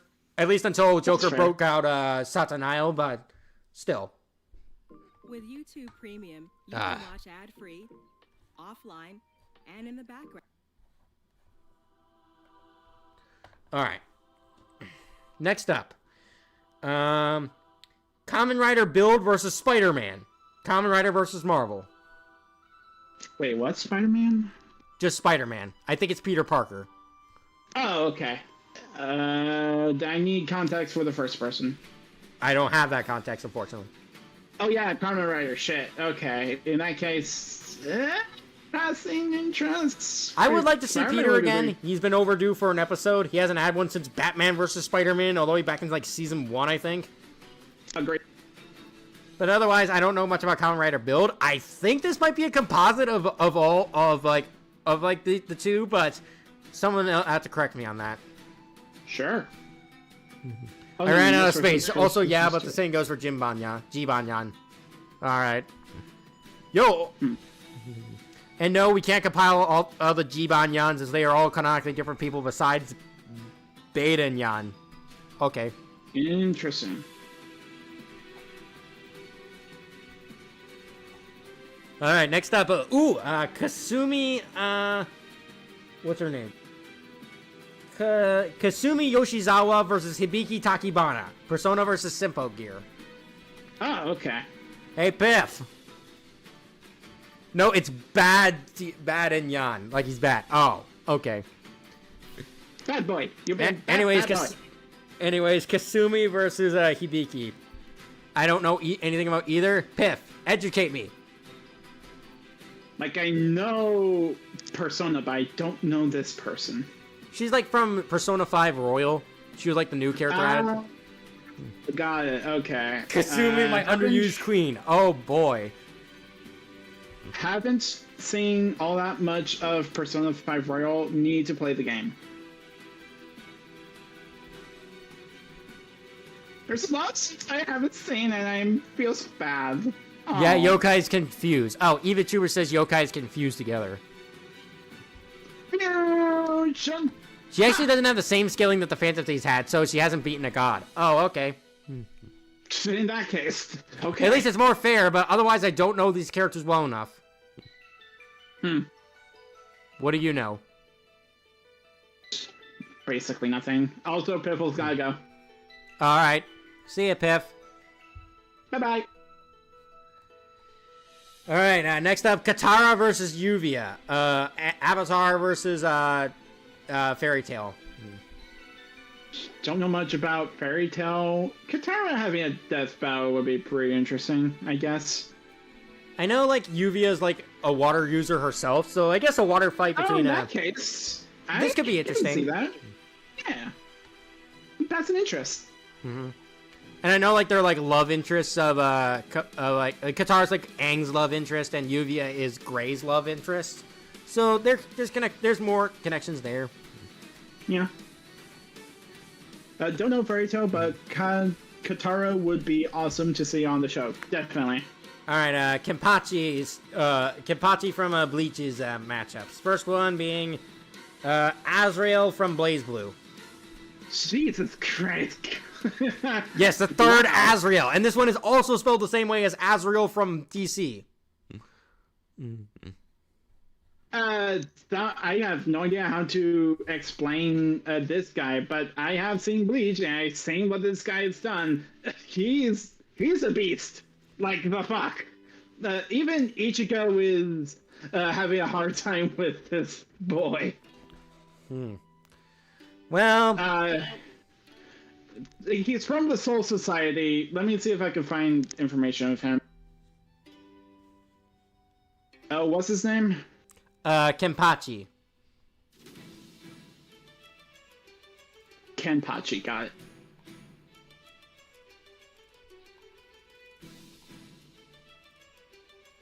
Okay, Kenpachi Zaraki is the current captain of the 11th Division in the Gotai 13. He is the 11th Kenpachi to hold the position. His first lieutenant was... This doesn't... it doesn't explain shit. Give me a sec. Zaraki is a very tall, muscular Shinigami with a wild and aggressive appearance. He has a... Okay. Becoming a Shinigami... Fucking Christ. We'll just throw him in don't know well enough, I guess. Sure, sorry. This is taking too long. Alright, next up, Kenpachi versus Jack Raken from Negima Magister Negi Magi. What? Don't know. I'm sorry. I'm bad. Oh no. What the fuck? Kevin McAllister versus Paula Blart Mall Cop. Hello, authorities? Hello? Please don't kill the child. Oh man, this only works with prep time. Like, you have to give Kevin the time to set up his house with all of his stuff. And even then, why would Paul Blart Mall Cop go to Kevin's house? Right? Like, this is so out of character for a Mall Cop. Like, if the Mall Cop was morally bankrupt, I guess, but what the fuck? No, I'm throwing this into morally questionable, honestly. Same. This doesn't make sense at all. Like it sounds funny on paper, but then you think about it, it's just like, no, this is wrong. Right? Uh-huh. But anyways, next up is Kiana Kaslana versus Noelle Vermillion. Honkai Impact 3rd versus BlazBlue. Oh my god, Campbell will love this. This is a Campbell coded matchup, huh? Yep. like I've seen Campo use this avatar set specifically, the person on the right. Well then, I don't know either character, unfortunately. Neither do I. So unfortunately, we got to put it in don't know well enough. Yep. Okay, King Arthur versus Beowulf. I'm sorry. Just Arthurian legend versus Beowulf. As in King Arthur, the king from Camelot, fucking- yes.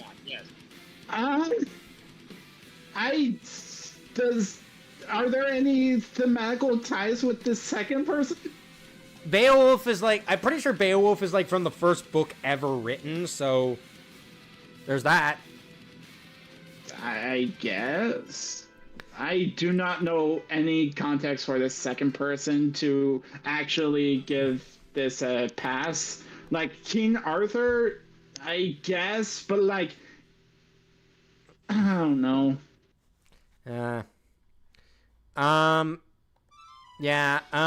I've seen multiple interpretations of King Arthur, but I don't know anything about Beowulf, so I guess we can throw this into don't know well enough. Sure. Oh Kirby. dear, Kirby versus the Tasmanian Devil. Time to eat. Nom nom nom nom nom. I don't think this one works. Like, obviously, like they both are fighters, and I like the Tasmanian Devil, and I like Kirby, but what's the theme? That they like to eat? I don't know. The Tasmanian Devil, to my nose, doesn't even like to eat. Like, he just kind of really? destroys stuff. Then what the fuck? Okay, not for me. Yeah, I not for can't. us. Like, you could do a lot better on both sides. And while I would like to see both, especially Kirby, back, you need it better than this. I'm sorry. Agreed. Nothing against the person who made it. It's just I don't see this. I'm sorry. Hey, dude, we're talking about Sword Art Online again. This one is Hey-o. Kirito and Asuna versus Naofumi and Raptalia. Sword Art Online versus the Rising of the Shield Hero. Okay, at least they have Isekai down, but like again, Kirito doesn't work unless he's from a game. Like, I've seen him fight, and it's just a normal ass fucking teenager. You gotta do better than that. I think Kirby would win, but no, it's a boring matchup. Yeah, this better not be the only Kirby pitch. You know, unfortunately, be, is the yeah. only Kirby pitch. Aww. But yeah, anyways, I don't know either of these characters that well, and you don't seem to think it works. It doesn't. Like, Kirito, fine. He's like, he was able to beat the bastard who locked up Asuna, but like, come on. He only works in a video game, and I'm sorry, if you throw in real life Kirito in a fantasy world, this guy's gonna mess your shit. How unfortunate. Is that not for you, or? Not for me. I'm sorry. Like, if the Rising of the Shield Hero kind of works as a video game, I get it, but otherwise, egg. Oh no, kinda P2 does, Bomb is oh. cry. Oh no. What's this? Next up is Kisuke Urahara versus Frankenstein. Bleach versus Soul Bleach. Eater. Ooh. I can see this. Not Pipple. Sorry, Tony. Do you have any context clues? Blah. Blah. I don't know either of these characters. Oh, okay, so both of them are, well, one of them's a scientist, the other is like a backwards dealer, but both of them do help the main cast. I haven't seen all that much of Soul Eater, but in terms of Bleach, this guy actually worked for the Soul Society at one point. So he used to be working for the bad guys, but he came around and works for the good guys. Huh. I guess it could be interesting. Fitting the next MU is a Soul Eater MU. I know Yeah. they're goofy mentors. Huh. Yeah, mentors. They're basically mentors. Alright. Well, I guess it could be interesting. I'll put in passing interest. I haven't seen this next one, so... Ladybug versus Skitter. Miraculous Ladybug versus Worm. Do you have any context? I know Ladybug, unfortunately. Okay. But I don't know Skitter. Okay. Yeah, you know what? I'm throwing this in the don't know well enough. Even though I know Ladybug, I don't know Skitter. Ladybug has a yo-yo as a weapon in the movies. It can guide in the air, okay, and summons objects to defeat enemies. Weaknesses: take her earrings, which is the source of her power. Interesting. From what a friend told me about this matchup, the MU is actually kind of cool. Please explain. Sure, yeah, please explain. But anyways, we'll keep it there until something changes. Okay, next up is Link versus Adol Christian. The Legend of Zelda versus Yeast. Yeast? No, not yeast. Yeast. Y-S. Yeast? It's pronounced yeast. Yeast! Yes, I can speak Kobold. Yeast! Yip, yip. It's yes without the E. I love that. I don't know this person, I'm sorry. I do know Link, though. I would definitely be interested to see Link come back, especially against someone not Cloud. So I would have interest in that at least. Okay, I don't know the full details, so I'd say keep it there, but it's one of the more thematic MUs both have compared to the other picks. Ahem, Spider-Man, ahem. Huh. I guess, but we'll keep it there. Yeah, like I said. Yeah. Next up is Lizard Man versus Reptile. Soul Calibur versus Mortal Kombat. Okay, I do know that this one's at least thematically correct. Mm-hmm. I mean, I guess fighting game lizards is a neat theme, I guess, but I don't really know much else about them. Yeah, like, in terms of the Spider-Man one, I'm pretty sure he's a scientist, but because of him wanting to grow back his arm, he mutates himself into a lizard. No. Lizard Man is not... we're not talking about the lizard from Marvel. This is Lizard Man from Soul Calibur.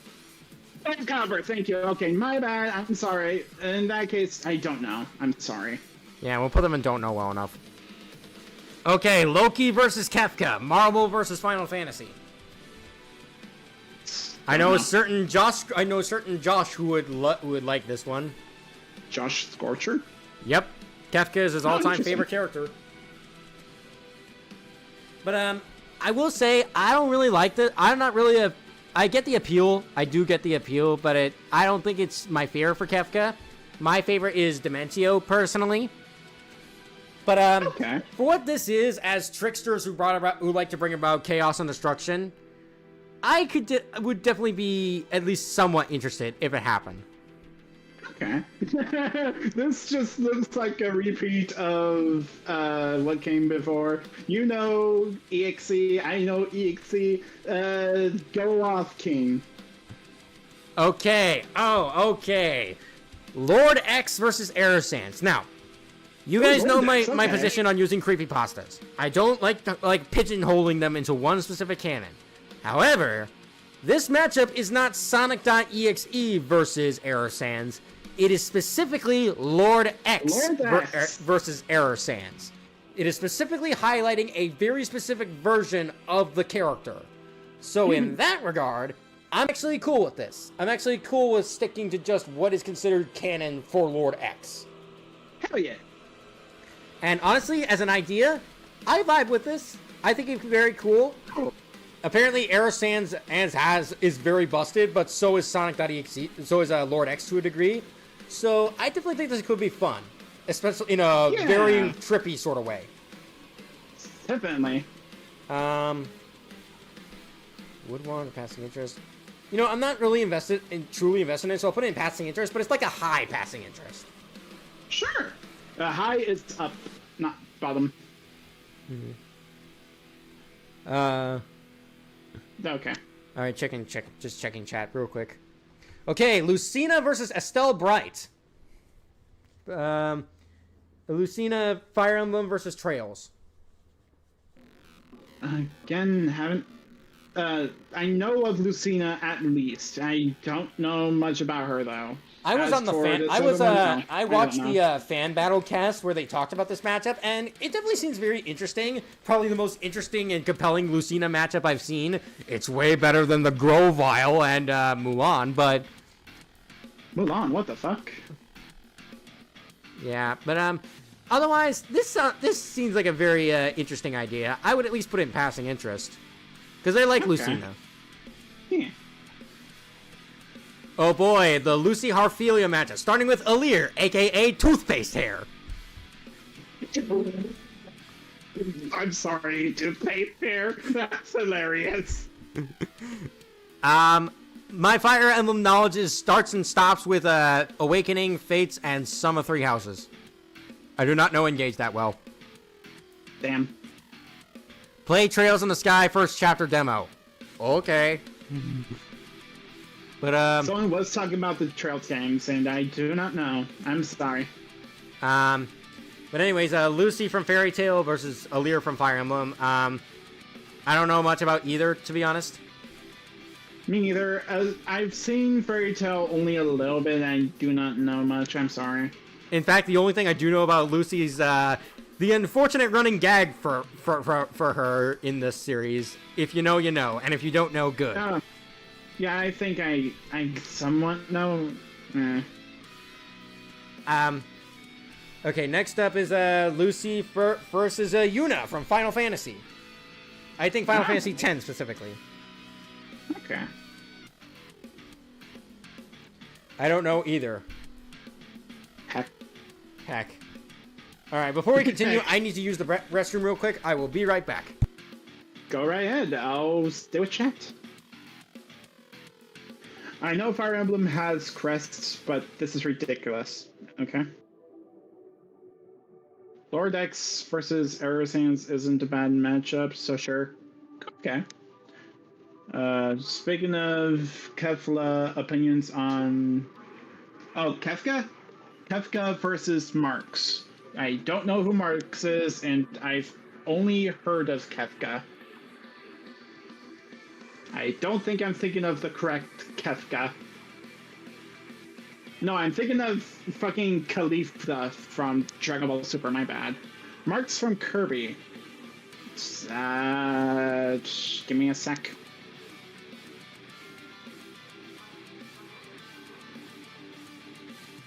Oh, that guy. Who are you wanting them to go against? Can you say my YouTube channel? Lumel?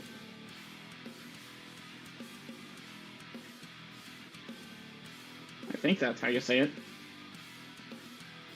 I'm waiting for Tony.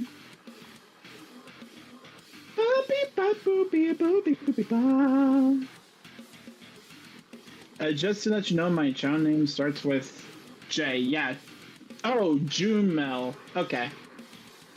Say my name. Where I like a swerve, cause I can't get enough of you. I don't know the rest of the song. I actually love that animation meme. Yes, I am one of those funny degenerates who likes animation memes. Jumel with the... Oh, Emuel. Thank you. Emuel. Got it.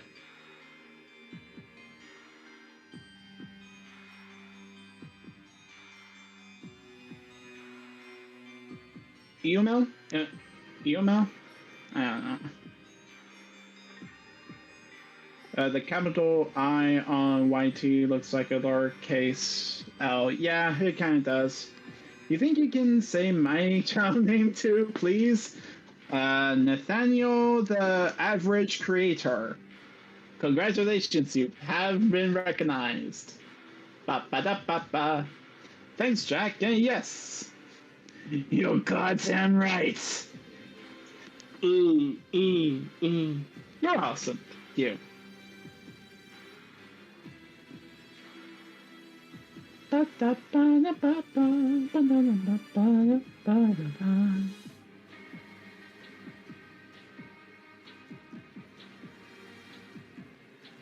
Mark. Okay, I'm back. Welcome, B. What's going on in chat? People wanted me to say their names. Ah. All right. Oh boy, Luigi versus Pac-Man. I'm coming for you, brother. Ugh. I am not a fan of this one, if I can be honest. Oof. The connections are really simple, like gaming Ghostbusters, basically.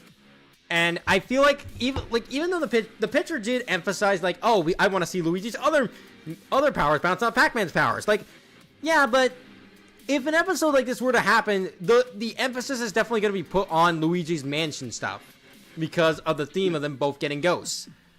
Waka waka waka waka. Mm-hmm. And I feel like Pac-Man is better, despite some disagreements from Piffle particularly. I do like Pac-Man versus Felix the Cat more. And apparently, from what I've heard, this was originally conceived as kind of a spite matchup where people made this up just to give Luigi a dub after Luigi versus Tails. Oh, that's... Now, more recently, the debate has actually gotten quite interesting to where Pac-Man actually does have a decent shot of beating Luigi, but still, this is a not for me at the very best. Okay. In that case, I don't really see this either. Luigi shooting out Pac-Man's ghost or boost to hit Pac-Man can be a cool idea, IMO. I guess. But anyways, now we have my preferred for Luigi. Luigi versus Shaggy. Hold on.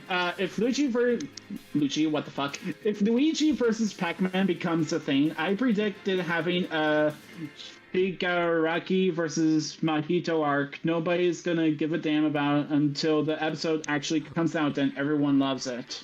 Okay? I suppose, maybe. But anyways, Luigi versus Shaggy. See, 1% of my power. Sweets. I just have to do nothing. Oh my god. Yeah, but memes aside, I do like this one. I think the character dynamic is really fun. I definitely think it could work in like a Scooby versus Courage kind of sense. Yeah. It's where they're both trying to avoid the monsters, yet they're accidentally fighting each other. Agreed. I would love to see them trying to avoid monsters and just trying to figure out their shit. Yeah, Shaggy gets some strange scaling. I gotta say, I'm in love with this. Yeah, I would want this. This is a way better option for Luigi than most of his other options. And also, I gotta say, what's the top one again? The top one? Heck yeah, I would love this. I'm sorry. Alright, we'll put it in heck yeah. Okay, Lum versus Lala Satalan Deviluke. Hold on, someone said it's a mixed bag for them. Who? Who are these guys? Say the names again. Lum versus Lala Satalan Deviluke. I have no fucking idea. Urusei Yatsura versus To Love Ru. Never heard. I'm sorry. Yeah. If anyone knows, they can say something. Otherwise, I have no idea. Don't know well enough. Oh boy, the Luz Nocita matchups. What?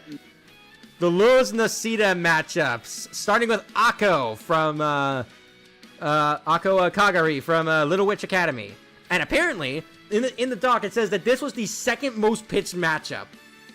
Interesting. Okay. That sucks for Luz versus Ann fans, which we'll get into. But from the pitch, this seems like a very fun magic duel. Ooh, magic. That would be fun. Again, I haven't seen the Owl House, so I won't know anything of this character, but from what I've seen, this actually looks pretty cool. Luz... Oh, wait, never mind. That sucks for Luz versus Ann fans. That is still 100% happening over Aku. Never say never. I mean, people thought SpongeBob versus Gumball was gonna happen, but instead we got Super Friends Aquaman instead of Gumball. Never say never, never, never, never. Let my girl Luz win. Apparently she does win this one, from what I've heard. Like, Luz has way more better options over Akko. But I would definitely have interest in this if it happened. Cool. Yeah. But anyways, Luz versus Anne, the extremely popular one for both. Ooh, okay. I would have... Also, in my opinion, Luz doesn't win against either Akko or Anne. Oh. SpongeBob versus Aquaman was unfair. Yes, it was. And Boonchi's abilities stem from her connection to the Calamity Stone, granting her enhanced strength, speed, and agility, along with abilities like Flight, Energy Blast, and Telekinesis. Cool! Calamity? Does that mean she can be canon? No, just kidding. Yeah, I would... there's enough hype around this and, like, enough people wanting it that I would definitely have interest if it happened, just like Akko. Honestly, I'm cool with either Anne or Akko as a Luz's opponent. I don't really have a preference. But, both could be neat. Personally. Yeah. Oh, dear. MacGyver versus the A-Team. I'm sorry. The A-Team? The A-Team. Jesus. The A-Team. Yes. MacGyver versus the A-Team. It doesn't say where they're from, it's just MacGyver versus the A-Team. Okay, the A-Team, I don't know very much, but they're like a group of... I don't know what to call them, but they're psychotic, I think. But I have no idea who this other guy is. I don't know either of them very well. I'll put them in don't know well enough. Also, Yeah, Eva don't Trooper know all of says, Luz's main spell win con, Petrification, not only wouldn't be the most in-character thing for her to use, but it rarely hits, which basically screws Luz over. Oh. Well, that's unfortunate. Also, Jameth Irizarry says, honestly, Anne would win just because she, like, Super Saiyan? What the fuck?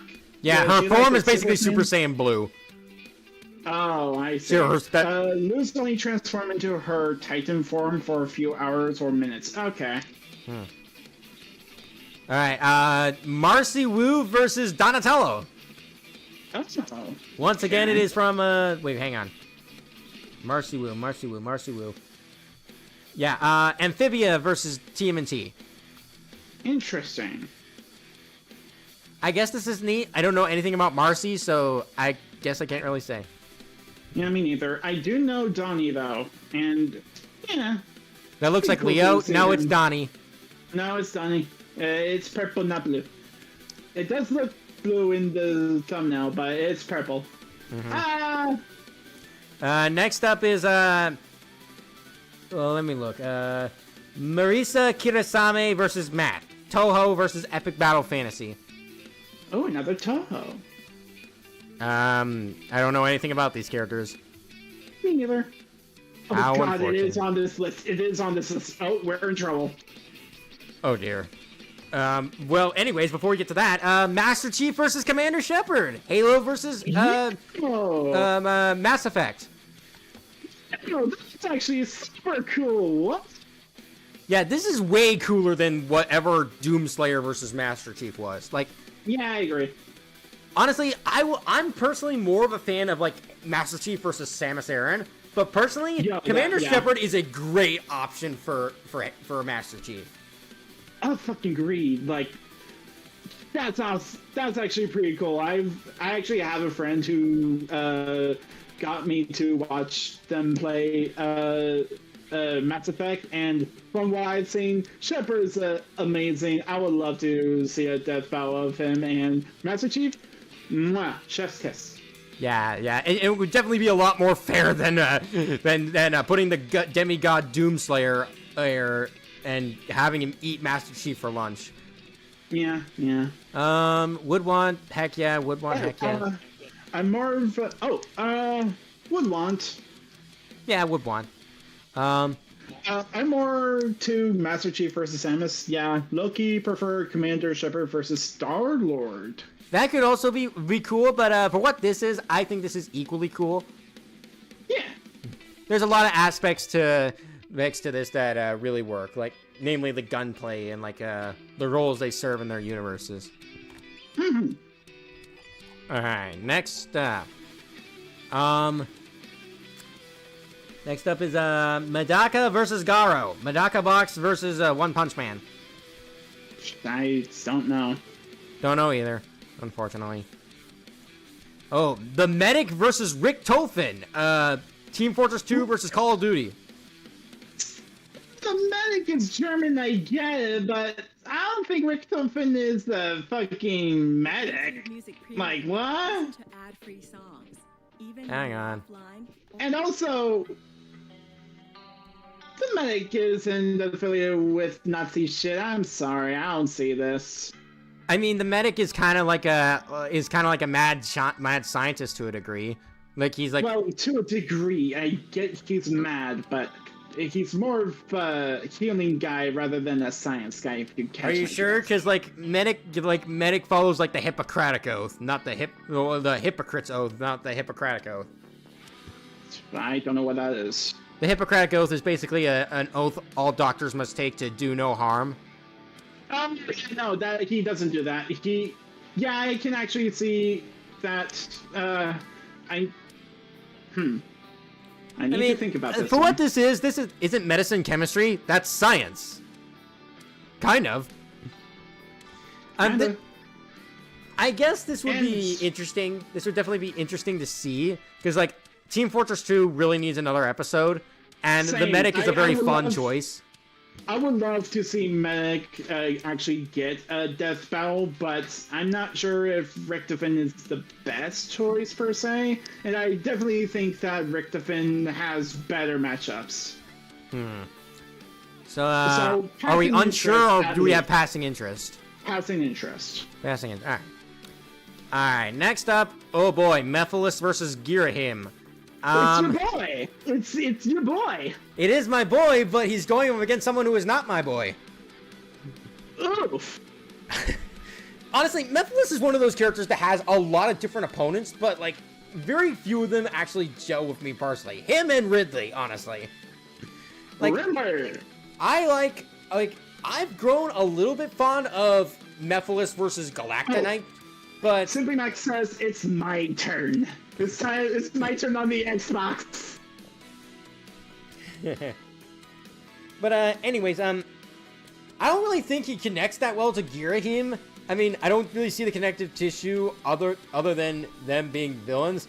Yeah, I don't know the theme for this MU. Yeah, I don't know either. Like, why are these two specific villains being paired? Like, does this other guy almost kill Link? I mean, he succeeds in reviving his master, but other than that, If it's yeah, I don't see that then. Mephiles has this, Dementio, Goku Black, or V from DMC for me. I do not see Goku Black personally. I'm sorry. Yeah, me neither. But yeah, I don't think this really works. I'm not really that interested in if it happened. Simply Mark says, "Let me tell you." Tell us. Tell Please us tell what? us. Honestly, I wouldn't even say I hate it. I'm just ambivalent to its existence, so I'll put it in unsure. Dimensional versus Infinite is better if you ask me. Goku Black's pretty clear thing. I mean, they both take on a main character's form to further Shadow their for goals, but Mephiles that's and it. Goku for Goku Black, but I personally don't see the themes. I'm sorry. Mephiles versus Necrozma for Solaris versus Ultra Necrozma could be cool. I assume you're talking about Necrozma from Pokemon. Yeah, Necrozma from Pokemon. But anyways, Mewtwo versus Black War Greymon. Oh, speaking of Pokemon, This is the other popular one for Mewtwo, other than Shadow again. plus it's another Pokemon versus Digimon matchup. Yeah. I guess this is neat, but I don't know enough about either character to really say. Oh, really? Okay. Take on a form of a character to infuse to a stronger form. Also, massive emphasis on time shenanigans. I guess. But, like, Zamasu's whole goal is to, like, fuse with the timeline itself, whereas Solaris aims to destroy all timelines. Well, wait, fuse with the timeline, what? Yeah. Oh, EML is really into this. No, hold on. Zamasu's whole shtick is he wants to kill all of humanity. Like, he has enough with the mortal race, and he wants all of them dead, and he needs to fuse with his other dimension self in order to get the drop on the heroes. I do not see that working well with Mephiles. I'm sorry. But anyway, and plus, like if Fuse Zamasu just fuses with the timeline, and Solaris eats timelines, what does that leave? Like, Mephiles' whole shtick is that he wants to just merge with his other self, and he's a manipulator specifically.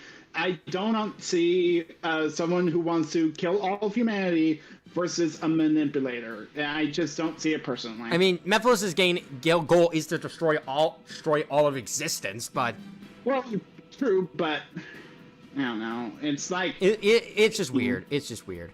But anyways, I mean, it kind of works because God's a god versus a god, but other than that, I don't see it. Anyways, I guess this would be interesting. Mewtwo versus Black War Greymon. Yeah. I'll put it in passing interest. Yep. This next one, Mirahane Strauss versus Tara Branford. Fairy Tail versus Final Fantasy. Oh. I don't know these characters. Nope. Nah. It would be cool. Passing interest, I guess. I don't know them. I can't say. That's fair. That's fair. Oh boy, Misty versus Enid. My Life as a Teenage Robot versus OKKO Let's Be Heroes. I haven't seen either. I'm sorry. Neither have I. So this is another don't know well enough. Okay, next one. Morgoth versus Palinal Whitestrike. Lord of the Rings versus Elder Scrolls. Enid's power includes martial arts, body replacement technique, disappearing in smoke and leaving a log, smoke manipulation, magic, cloth and shadow manipulation, and power foot fireball. Huh. What? But anyways, I don't know much about Morgoth. I know he's like he's like basically Lord of the Rings version of Satan. I'm sorry, what? No, seriously, apparently he and basically Lord of the Rings God created the whole universe through a song, and Morgoth rebels against the other one. He hates music. Oh, I want to do a song. I'm mad. I'm sad. But yeah, I don't know these characters well enough. I can't really say. Me neither. Okay, Moro versus Tyrek. Dragon Ball versus My Little Pony. What the fuck? Would you rather be as fast as Sonic or as fast as the Flash? Technically, I already am as fast as Sonic. What the fuck? I know vaguely of what Torek does in My Little Pony. I don't know Moro that well. I know Tyrek, because like I find the season 4 finale of My Little Pony really cool. Moro's like a sealed entity who, after the events of Manga Super was released, and his whole shtick is basically sell in that he drains people's energy. I don't know much about this guy, but how the fuck is Tarek even similar to this guy? I need some context clues. Tyrek is basically the story of Tyrek is that he and his brother Scorpion went to the Equestria to steal magic, but after making friends with some of the ponies, Scorpion betrayed his brother, and Tyrek was I remember now. Tyrek was sent to Tartarus for his crimes. And then eventually he broke down and stole all the magic, leading to a Dragon Ball fight against Twilight Princess. Twilight. That was the part that actually got me to not be a fan anymore. Like, what the fuck? That was actually some bullshit. I mean, I thought the fight was awesome. It was awesome, but still from the software MLP and my standards. But honestly, with the context you gave, this actually does make quite a bit of sense. It does. I can see it now. Okay, EML, stop spamming. Yeah, don't spam. Heck yeah, over and over. Oh yeah, please, no spamming. I would be interested if this happened, but like, I don't know if I would be really invested. Okay. All right. Oh boy, Mother Gothel versus the Witch, Tangled versus Into the Woods.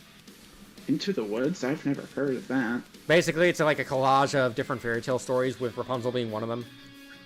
Oh, interesting. Like, I get it at a base level. It's like two adaptations of the Rapunzel fairy tale of the evil witch. But like, Mother Gothel doesn't fight. Like, she doesn't fight in the original Rogue Rapunzel Tangled movie. And all she does is stab. She does a stabby stab. Yeah, she does a stabby stab, but that's it. And and unless you give her Kingdom Hearts scaling, which, let's be honest, you're not going to, she doesn't have much else. Even in Tangled the animated series, she barely appears in that one. Yeah. But like, I don't know much about the witch, but I assume it's a similar deal. I assume she's just a manipulator with some sort of magic. But otherwise, I really don't see the appeal of this. This is a not for me. Ooh, N. Oh yeah, Wait, Pokemon trainer N versus Nagato from Naruto. The fuck? I'm sorry. Why do people pitch MUs with characters that don't fight? I don't know. You tell me. Okay, but anyways, the second guy's still because N is a Pokemon trainer. He doesn't fight. I mean, he can use his Pokemon to fight. They kind of did Yeah, he can use his Pokemon to fight. They did a Red versus Red and Charizard versus Tai and Agumon. They did like that. Yeah. It's gonna be another case of if the Pokemon is strong enough, the trainer is gonna get his shit stomped. Uh-huh. What kind of Pokemon does N have? Zekrom or Reshiram, the legendary dragons of Black and White. Oh, does are either of those strong enough to contend with Nagato? Some things belong on the big screen. They're the truth versus ideal dragons. I don't know their scaling, to be honest, but they are legendary Pokemon. To be fair, if you use fire, grass, or water against them, they have no chance because it's a dragon type. I do not know much about the second character, though. What's his deal? And Nagato from Naruto. That's his name. Yeah? And I don't know anything about him. Damn it. Let's see. What's in here? There's a series Smash bracket. They did Pokemon Trainer Red versus Ness. They proved that Pokemon Trainer versus character MUs can work. I guess, but you better hope the Pokemon Trainer has something to combat with the character, because if they don't, that trainer's gonna die. Yeah. But anyways, I don't know either character well enough, so I would put them there. Where would you put it? Either don't know or passing interest. It all depends on what this other guy does. Alright, we'll put it don't know well enough for now. Next up, Naruto versus Luffy. Oh, interesting. Okay. Apparently, this is a big legacy anime matchup. Hokage versus the King of the Pirates. Well, almost King of the... He's not there yet. But... He'll get there eventually. I'm sure He'll of it. get there eventually on the 2000th chapter, Lamal. Anyway. Not sure, honestly. I think this could be interesting. Yeah, I can see it. Yeah, this I would wait. I think One Piece should be in its final, at least entering its final season before final chapter before you do this, because Naruto, I believe, has been done and over with for a very long time now. Yeah. Plus, Naruto already got to his goal. Luffy hasn't gone there yet, so we have to wait, unfortunately. One Piece has been going on for so long. It has. I'm still not caught up. I need to get back to Egghead. Just need to have time for it. Oh no. Nemesis versus Magician. Resident Evil versus House of the Dead. Want to see a magic trick? Okay. I get this one. Really, I do. You can. You do? Yes, I do. It's basically, Resident Evil and House of the Dead are like big, zombie games. One is like a survival horror, the other is like a rail shooter.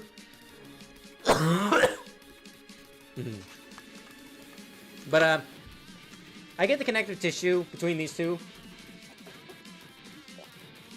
They're both like the most iconic monsters in their games that refuse to stay dead no matter how many times you kill them. Oh, damn. But the things that I don't like are as follows. One, I cannot take House of the Dead seriously.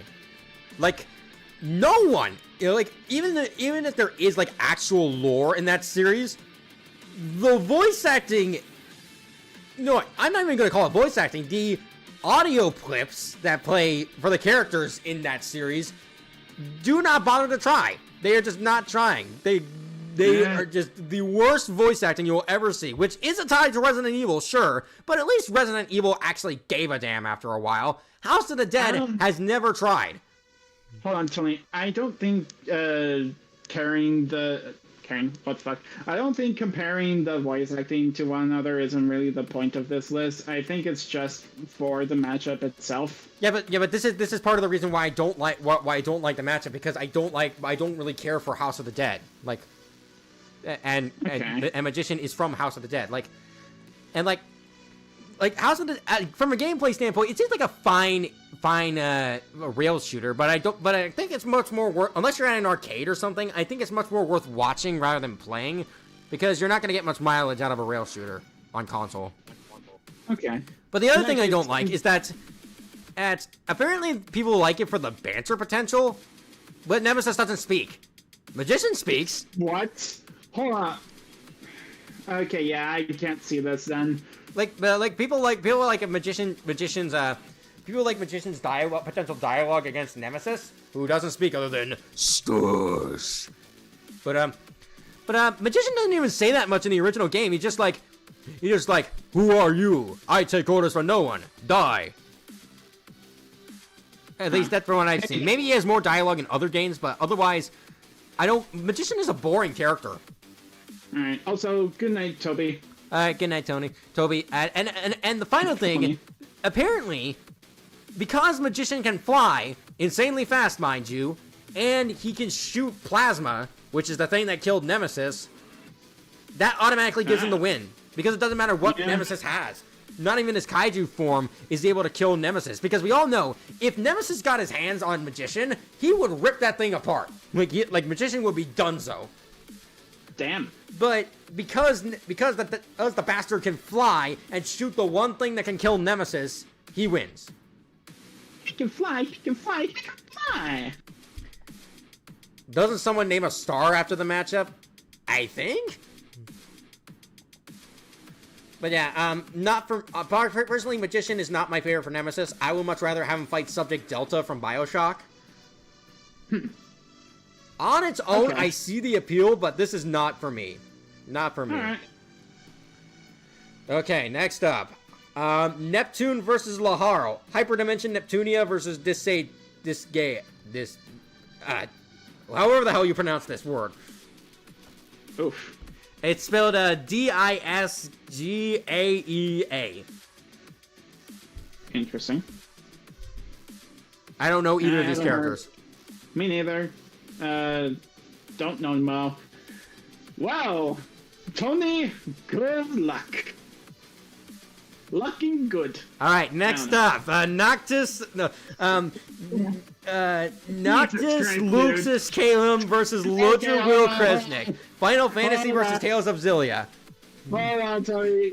At least give some context as to why you think this is morally questionable. Come on. What more do I have to say?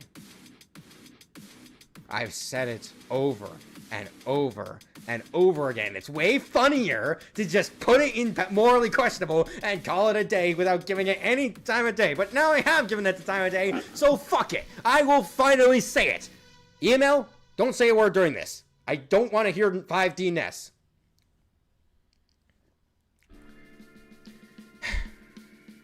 If you really want to know, you guys know how I feel about Frisk in Death Battle at all.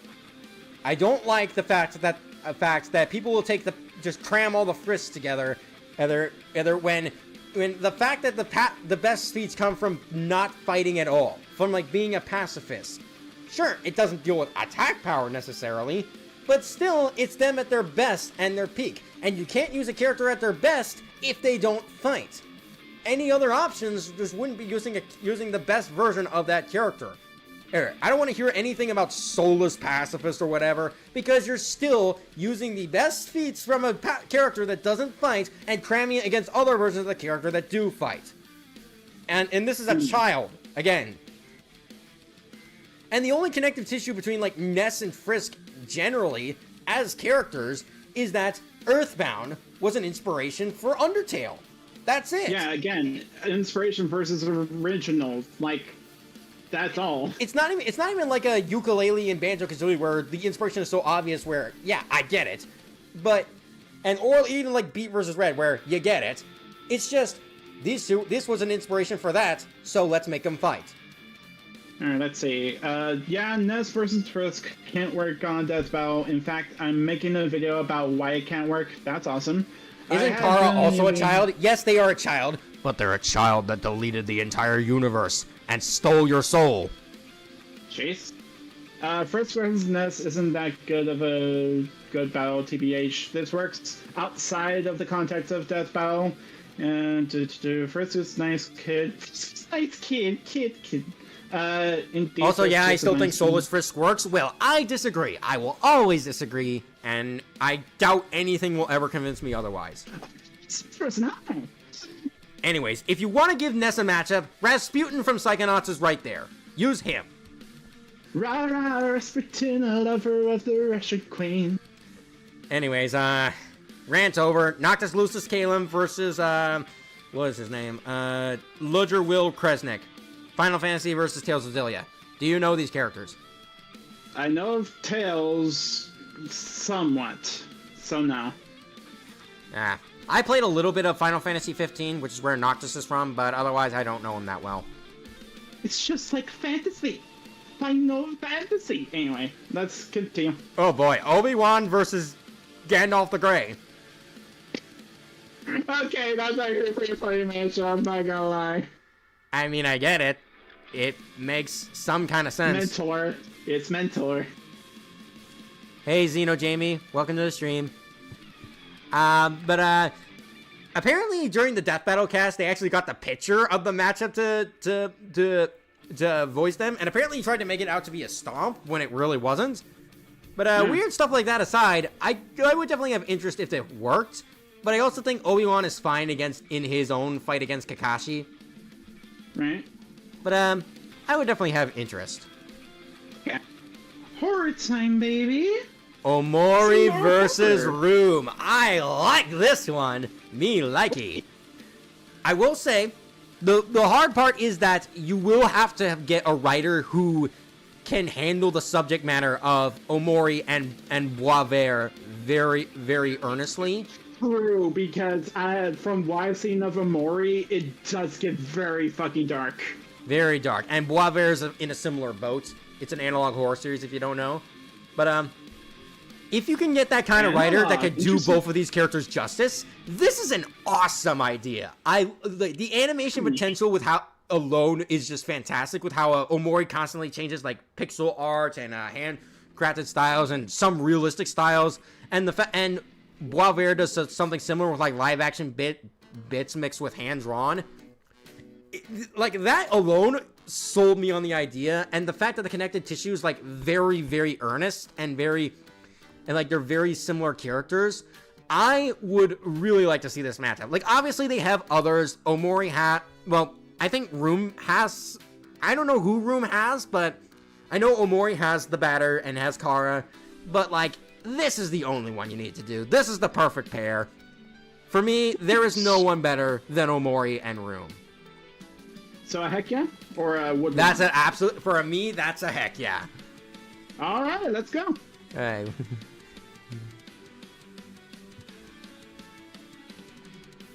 Alright, next up is Oryx versus Null. Destiny versus Marvel. Interesting. I don't know much of either. I'm sorry. Yeah, me neither. But I've heard it's not very debatable, given Null is like one of the high tier Marvel villains. But if I knew more, I guess I'd be more interested. But you'll be pleased to know that we only have 100 matchups left to go. Yay! We're in the home stretch, people.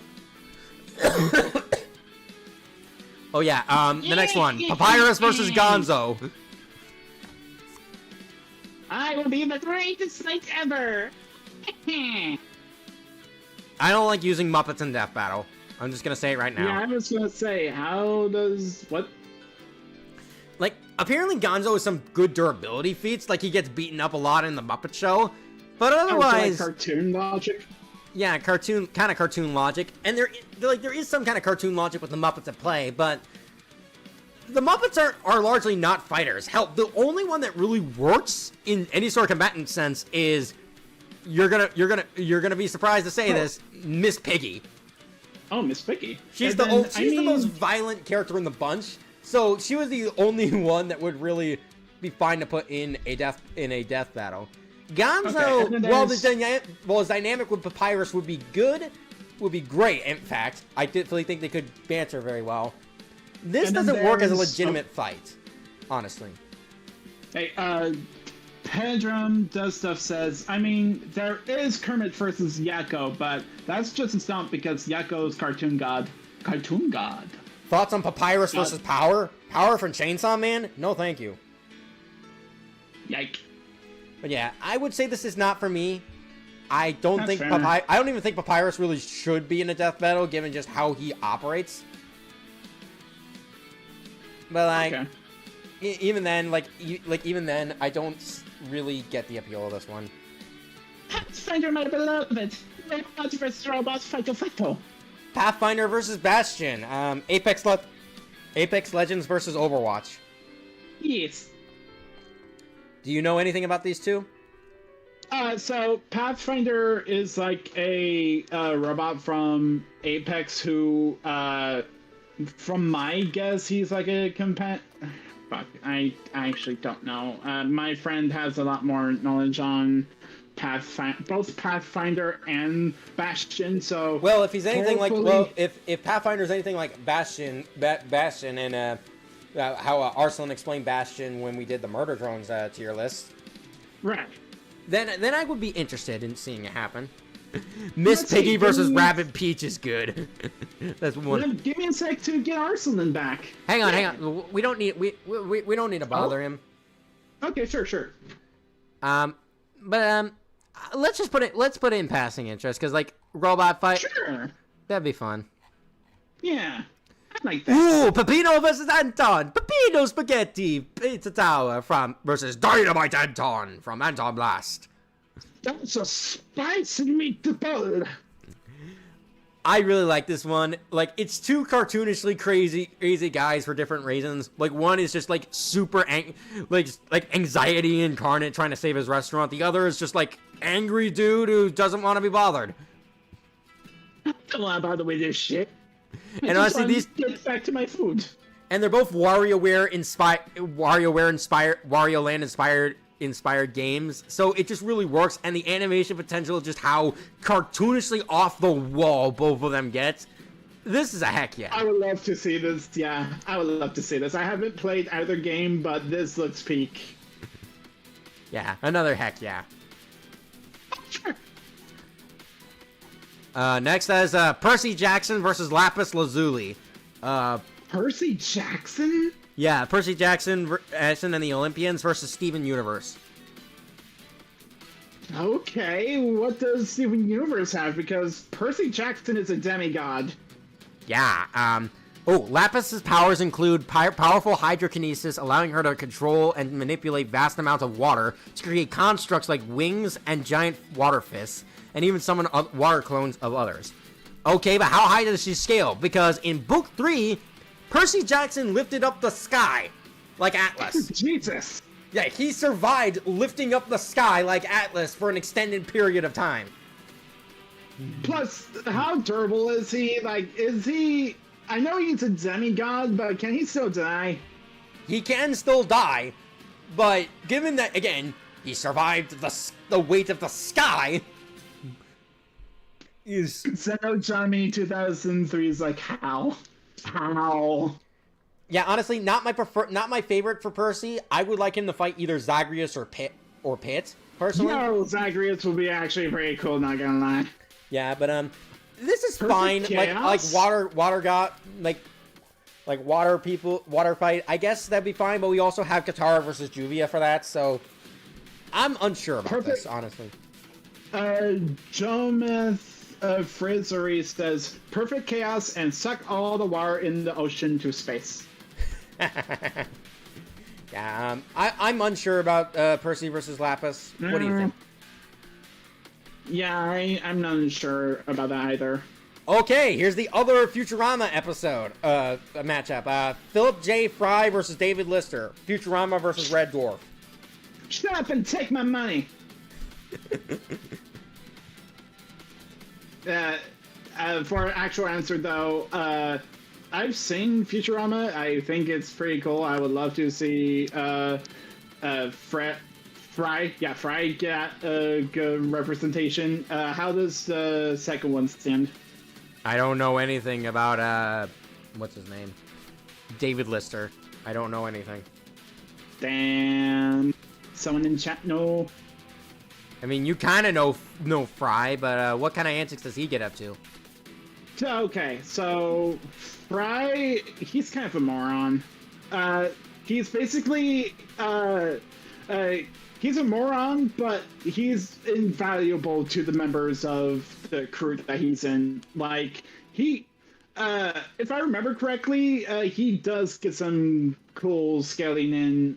He can hold his own. I'm not sure if he has any supernatural powers or anything. I mean, I guess I'll put it in don't know well enough to be charitable, but I don't really know. It was a great experience. I went to Hang on. other universities. One of those ads that keeps going for 15 seconds. Here and we'll take care of it. It was Bigger. seamless, and I knocked out 3 years. Anyways, next up is Phoenix Wright and Maya versus Makoto and Kyoko. What's the second? Oh. Their lawyer, well, one's a lawyer and the other's a detective for very fucked up school thing. They both solve. I'll back this MU murder up. I cases. like it. That's what EvaTuber says. Well, you're gonna have to back it up pretty hard because I don't like the idea of using Phoenix Wright in a death battle. Like, apparently someone else also has pitched it as just Phoenix Wright and Makoto.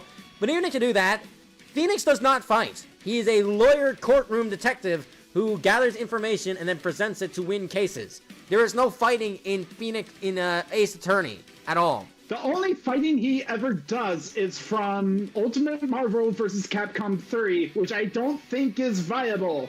Yeah, no. Neither does Makoto. Then it doesn't work on either side. Yeah, it's just lawyers, basically, which, no. I don't think this works at all. Might not be morally questionable, but not for us. Yeah, not for us. I'm sorry. I'm sorry if you like it. I'm sorry if you see something we don't, but as far as we're concerned, I don't think the lawyers work. Yeah, I'm sorry. Okay. Composite Pikachu versus Composite Jack Frost. Hey, guys, you want the Nuzlocke? Here you go. It's basically people who win via sheer dumb bluffing, or luck bluffing, or both. No. Phoenix actually has evidence. Phoenix is a much better lawyer than that. Oh. But anyways, Pikachu versus Jack Frost. I feel like this is only composite just to give Pikachu a chance. Oof. Because otherwise, Jack Frost is a Shin Megami Tensei character, and he's kind of Buffett. I mean, how's his scaling? I don't really know much about Persona's shadows. Shin Megami Tensei Persona, I honestly don't know much either, but I think Piffle would. Hey, Piffle, wake up! He's not here. Oof. Oh, well. He does bluff. That's how one of the most iconic moments in Ace Attorney happens. Well, I don't know that about that moment. I'm not an Ace Attorney fan. I just assume he's actually a competent lawyer. Am I wrong for thinking that? He's the great Phoenix Wright.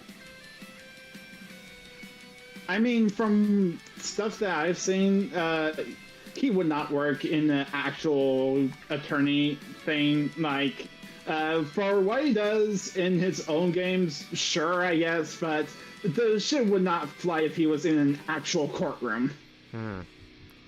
Well, anyways, going back to this, I'm unsure of how this would work. I'm not knowledgeable enough on Pikachu or Pikachu's wider scaling or Jack Frost's wider scaling, so as a composite, I'm not sure how it will work.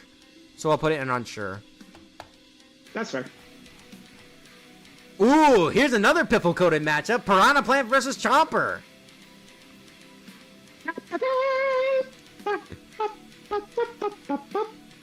Singing piranhas. I like this one. I definitely do like this one. It makes sense just looking at them. But I will say, okay, so the Raptor, a Death Battle YouTuber that I follow, had a poll with this one, asking who would win, Piranha Plant or Chomper. Everyone voted Piranha Plant, but you do not know. But those who do not know Chomper. Like, Piffle knows Chomper, and there is no world where even the best Piranha Plant can beat Chomper. Like, Chomper's from Plants vs. Zombies, by the way. That makes sense. Yeah, this is piffle coded. But yeah, I would definitely have interest in this if it happened. I don't think there would be much to analyze from a character standpoint, because, like, they are just plants. But I would definitely have interest if it happened. Plants vs. Zombies Plasma P, okay, can be scaled to by all other Plants vs. Zombie characters in Garden Warfare Multiverse P Plants vs. Zombies. Wait, Chopper that powerful? Yes, he is. But anyways, ooh, Pit versus Zagreus. Nice. I like this one. This one is a lot of fun. I definitely get the appeal of this one, like a sort of a satirical takes on Greek mythology. Ooh, yeah, I can see that. Apparently, Piffle's under the impression that Zagreus stomps Pit because he scales them to actual like Greek mythology. But no, apparently the common consensus within the Death Battle community is that Pit wins. Interesting. Which I'd be interested to hear that. But otherwise, I would definitely be down to see this. Yeah, definitely. Would want. Yeah, I would want. I would especially love to see a Pit come back. His episode was great, but I would definitely love to see a run back. Yeah. Okay. Ooh, Puppet versus Alice Little. Lies of P versus Alice Madness returns. Yes. No, wait, American McGee's Alice. Fuck. I don't know either, so go at it. Okay. So if you don't know, Puppet is basically a take on the Pinocchio story, where everything is Dark Souls. I'm not lying. Yeah, basically the whole idea of Lies of P is that it is a take on the Pinocchio story.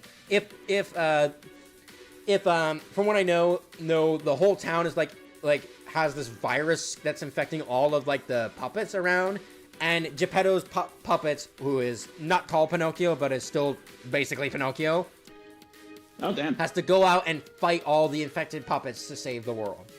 And there's a whole gimmick of like a morality system where you could choose to either give people false hope by lying, or tell them the honest truth and plunge the world into despair. Oh damn. It's very interesting, and I definitely, while I haven't played it yet, so no spoilers, I would definitely love to play it sometime, and I absolutely think this is a great matchup for Alice, because if you don't know Alice, she is basically a much darker take on the Alice in Wonderland story, where that's her. Okay. Yeah, where she where basically after an incident in her childhood, she went to a mental asylum, and the Wonderland she used to go to, that was the bright, colorful world like the Disney cartoon, is actually all messed up because her mind is in shambles from the trauma. I love that concept. That sounds super cool. Yeah, I definitely need to stream both of these games sometime. We need to. I need to sit down, play, stream them, whatever the case. I need to play both of these for myself, and this just sounds like such a fun idea. And while there is the hurdle of kind of navigating putting Alice's abilities against puppets, because Alice only really has her abilities in the Wonderland, her mental scape. So maybe if you.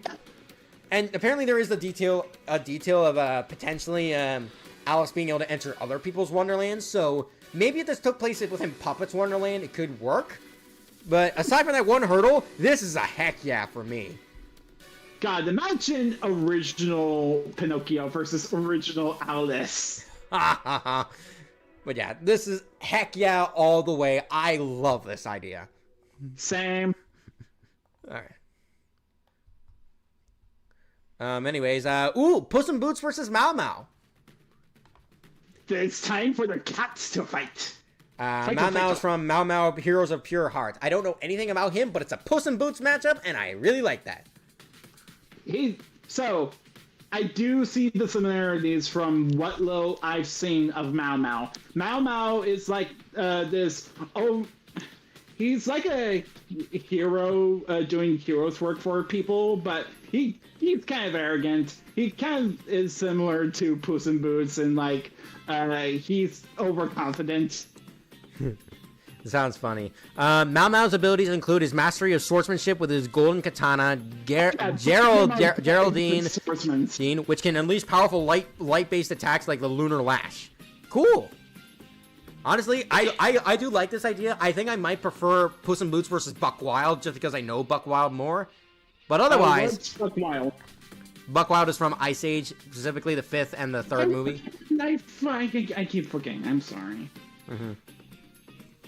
But yeah, I would definitely be down for this. I would want it just to see Puss. I mean, as one person in chat said, "Fear me if you dare."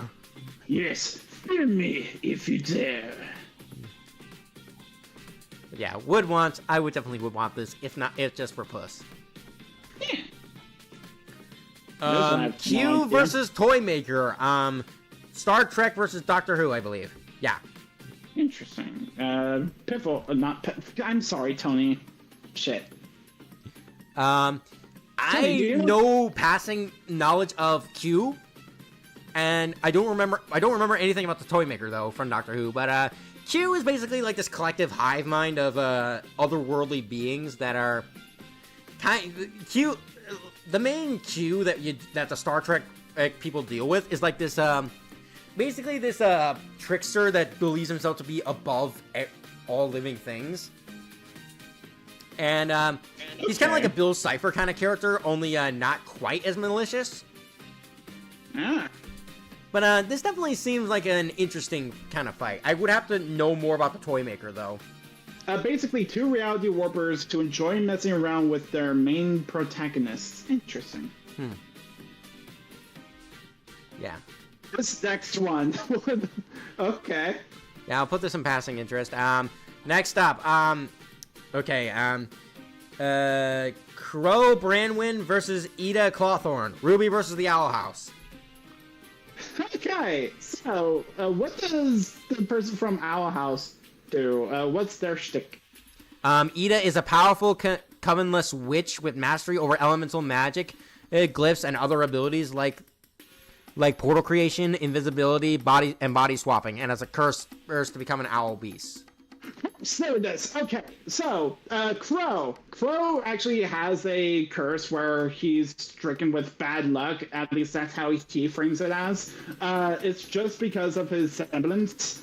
He brings misfortune to others if they're near him, and he does magic, yes, and he also teleports. So the themings are there. Okay, one person says, I personally prefer Crow versus Aizawa, whoever that is. Aizawa? Which one's that? I don't know, they just said Aizawa, but I guess this would be interesting. I don't know either character personally, but you seem to be somewhat interested in it. Yeah. Oh, yeah, I can see this. My Hero Academia. Give me a sec. Oh boy. And in the background. Oh, And this hang is on. ad-free on the But anyways, Here we go. That's Aizawa. oh, him. Oh, okay. Yeah. But anyways, moving on, we have what is it? Quantosaurus Rex versus Grimlock. Power Rangers versus Transformers. Robot T-Rexes, I guess. Again. Robot Fighto. I don't know. I don't know either of these either, but robot T-Rexes. Yeah. Like, it would be fun to see another mech battle. Yeah, I'd put in passing interest just to see the T-Rexes. Yeah. Ooh, Cloak can you versus please Reg. not Cave Story versus Maiden Abyss. I actually saw the pitch for this one, and it definitely seems interesting. Like, I don't know Maiden Abyss that well, aside from a few clips I've seen. And from what I remember of the pitch, it definitely seems like an interesting matchup. Like, how these, like, robots fulfill similar roles in their stories. I would be interested in it happening, and it is probably Quote's best matchup. I will say, though, of the clips I've seen of Reg in particular, let's just say this dude gets violated in places you will not believe. Interesting. Also, EML, please don't say that we're judging you for your likes. This isn't to judge anyone. You're perfectly fine to say that you like Ness versus Frisk, but no one's judging you for anything, okay? Yeah, we're not judging anyone by this. We're judging the matchups, not anyone specifically. Yeah, you're perfectly fine to like this matchup. No one's saying that you shouldn't. Alright, next up, Rachel Alucard versus Ramilia Scarlet. Blaze Blue versus Toho Project. Ooh, okay. Another Toho pitch. Yeah. I don't know anything about these characters.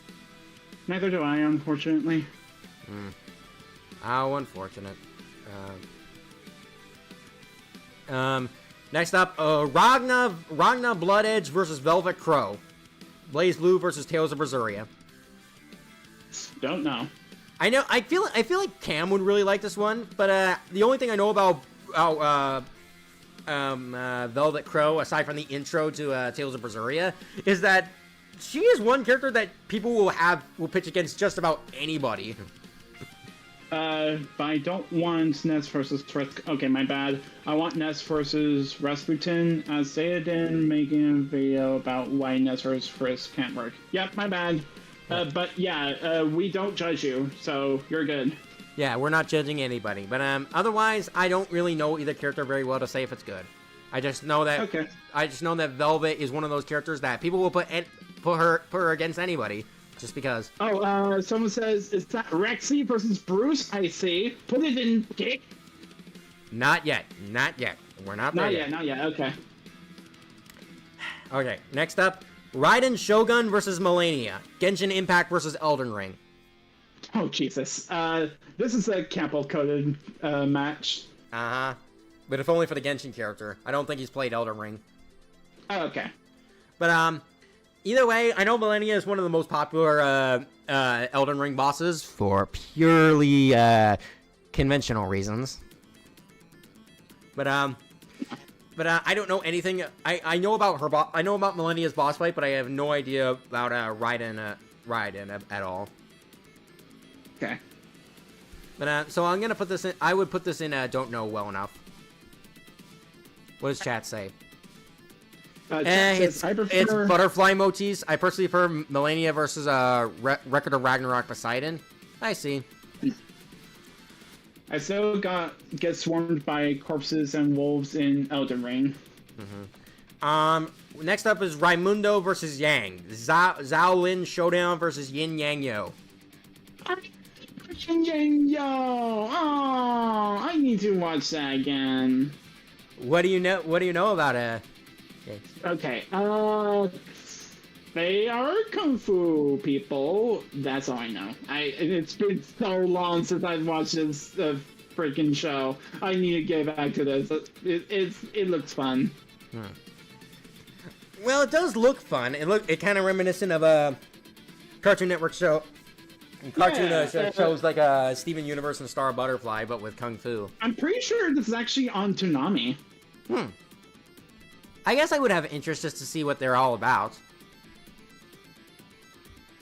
But Yeah. I would need to learn more about them. Okay, Raphael versus Shang Tsung. Baldur's Gate versus Mortal Kombat. The fuck? I've Okay, seen I've seen both, but I know next to nothing about them. Okay. I don't know about Raphael, but Shang Tsung.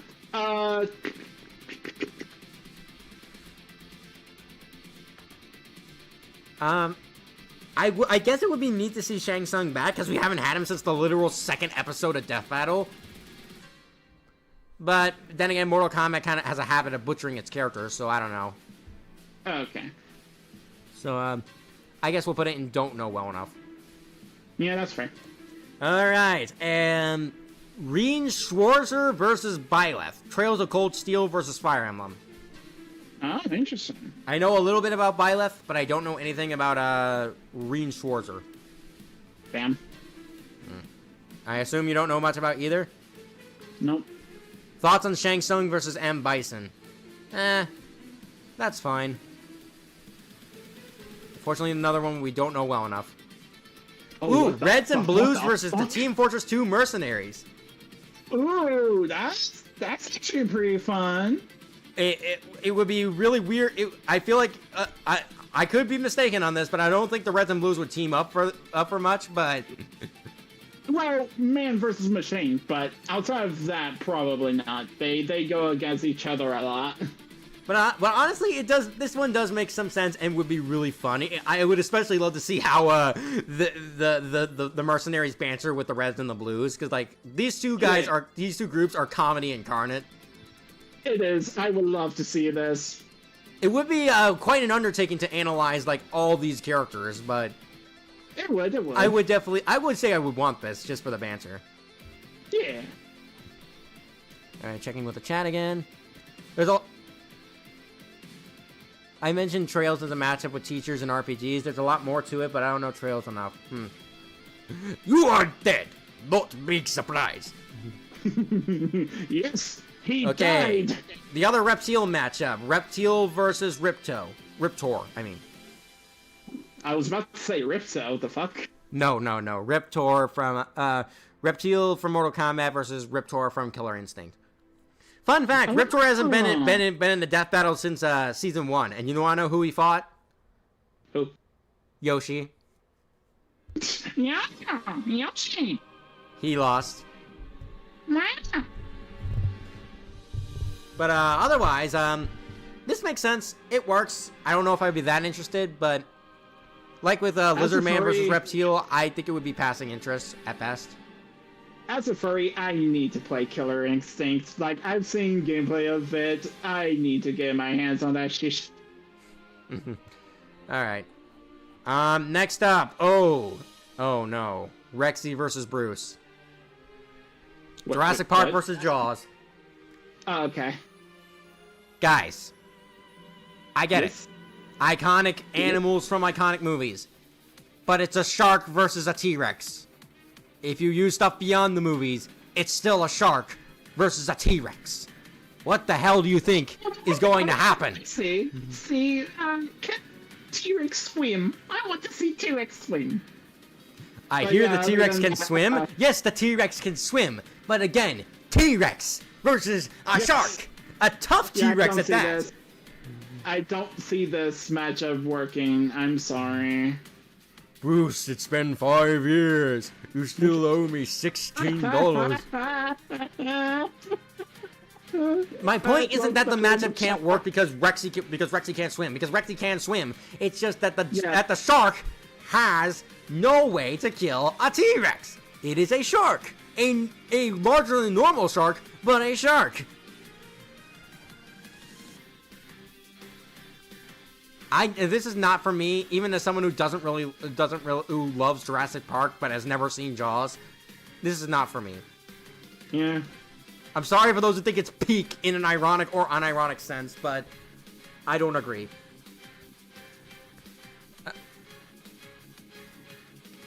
It's not a T-Rex. It's Rexy versus Bruce. Those two are kind of busted. Rexy is a T-Rex.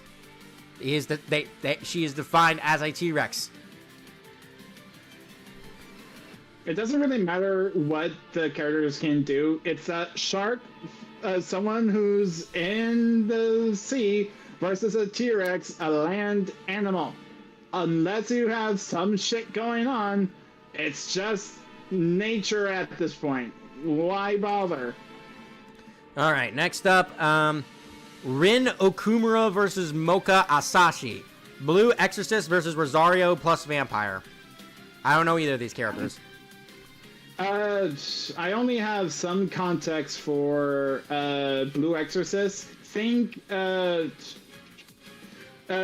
trying to go against demons, and they're in like a school trying to teach these demon hunters how to basically fight. That's all the context I know. So I guess it's another don't know well enough. Oh, and the main character is half demon. Well, I guess that's interesting, but I still don't have enough context to really know what the. Ooh, Yeah, I need Roxas to versus watch it. Starkiller. This is actually a pretty good one. What the heck is Starkiller? Starkiller is from the Star Wars Legends universe, and It's Star Wars. he is one of the most powerful Force users to ever exist. If you want an idea, like before when I heard about this matchup, I was like, okay, Roxas versus Starkiller, it makes sense. Dual wielders that kind of have to deal with the fact that they're kind of copies. Because like Starkiller in the second game has to deal with whether or not he's the original or a copy. You never get the answer to that, by the way, because Disney decided to annex the entire Star Wars Legends universe. But anyways, I get the connective tissue. I think it's really good that way. And before going into the pitch, I was thinking like, okay, Star Wars characters, they're pretty powerful, but they don't really cap it like past star level or black hole level. At least as far as Yoda's analysis go. So it'll probably be a stomp, but it could be fun. Then I go into the pitch, it's like, nope! Nope. Starkiller has genuine universal arguments. Star Wars Legends goes to some insane territory. Interesting. But that actually makes this fight actually somewhat debatable. YouTube Music Premium, listen ad-free. Stop telling me about ad-free ads while you're talking about ads. Right? That's so oxymoron. But anyways, I think this is Roxas's best choice. I would definitely like to see Roxas, especially since I love him as a character. Hell yeah. Do you? Oh. But anyways, I don't know if it would be a heck yeah necessarily, because I've still yet to play Star Wars The Force Unleashed, but it would definitely be a wood one. The Force Unleashed. Okay, now I have some context. Okay. What about you? Yeah, I would love to see Roxas have his own death battle. I would say would want, yeah. Yeah, Starkiller's name is Gallon. Oh, okay. Thoughts on Bill Cipher versus Godzilla Ultima? I guess that's cool. Wait, is that Buggy? Yes, it's Buggy the Clown versus Master Koga up at the top. But anyways, next up is Raio Satan versus Hades. Double Man versus Saint Seiya. Interesting. I don't know anything about either character. Oh, me neither. Unfortunately. Ooh, Sackboy game. versus Maxwell. Scribblenauts versus Little Big Planet. Oh, hey, it's creativity again. Time to be creative. Yeah, honestly, I do really like this one as well. Well, I do think it is a little hard to like properly get an animation style down, because like Sackboy is 3D, Maxwell is hand-drawn, and which normally wouldn't be a problem, but like adapting either one in the right style, given just how they operate, would be a little tricky. But if you could get past that, this is so fun. It literally is creativity incarnate, even beyond Jesse versus Emmett. I have it. 2.5D animation. But yeah, why wouldn't it be hand drawn? Sackboy could easily do that. I mean, I guess it could. I just heard that sprites might fit a bit better, but I'm just a little unsure. But even though I've never played Scribblenauts and I've only played a little bit of Little Big Planet 1, this is still a very fun idea. I would definitely be down to see this. The debate is actually really interesting because, like, one basically, once Maxwell's creativity comes from his notepad. Anything he writes can be formed into reality, even including just killing some people instantly. But Sackboy's imagination power literally comes from himself, and he's basically immortal in the Imagisphere, which is basically where he's from. An entire omniverse made of pure imagination, and he will always respawn, no matter as long as he's in there. The Omni King. Mm-hmm. Which does make the debate come down to: can Sackboy can Sackboy get rid of Maxwell's notebook, which would disable his powers, or can Maxwell find a way to get around Sackboy's immortality? I'll take a scribbly pen and eat it.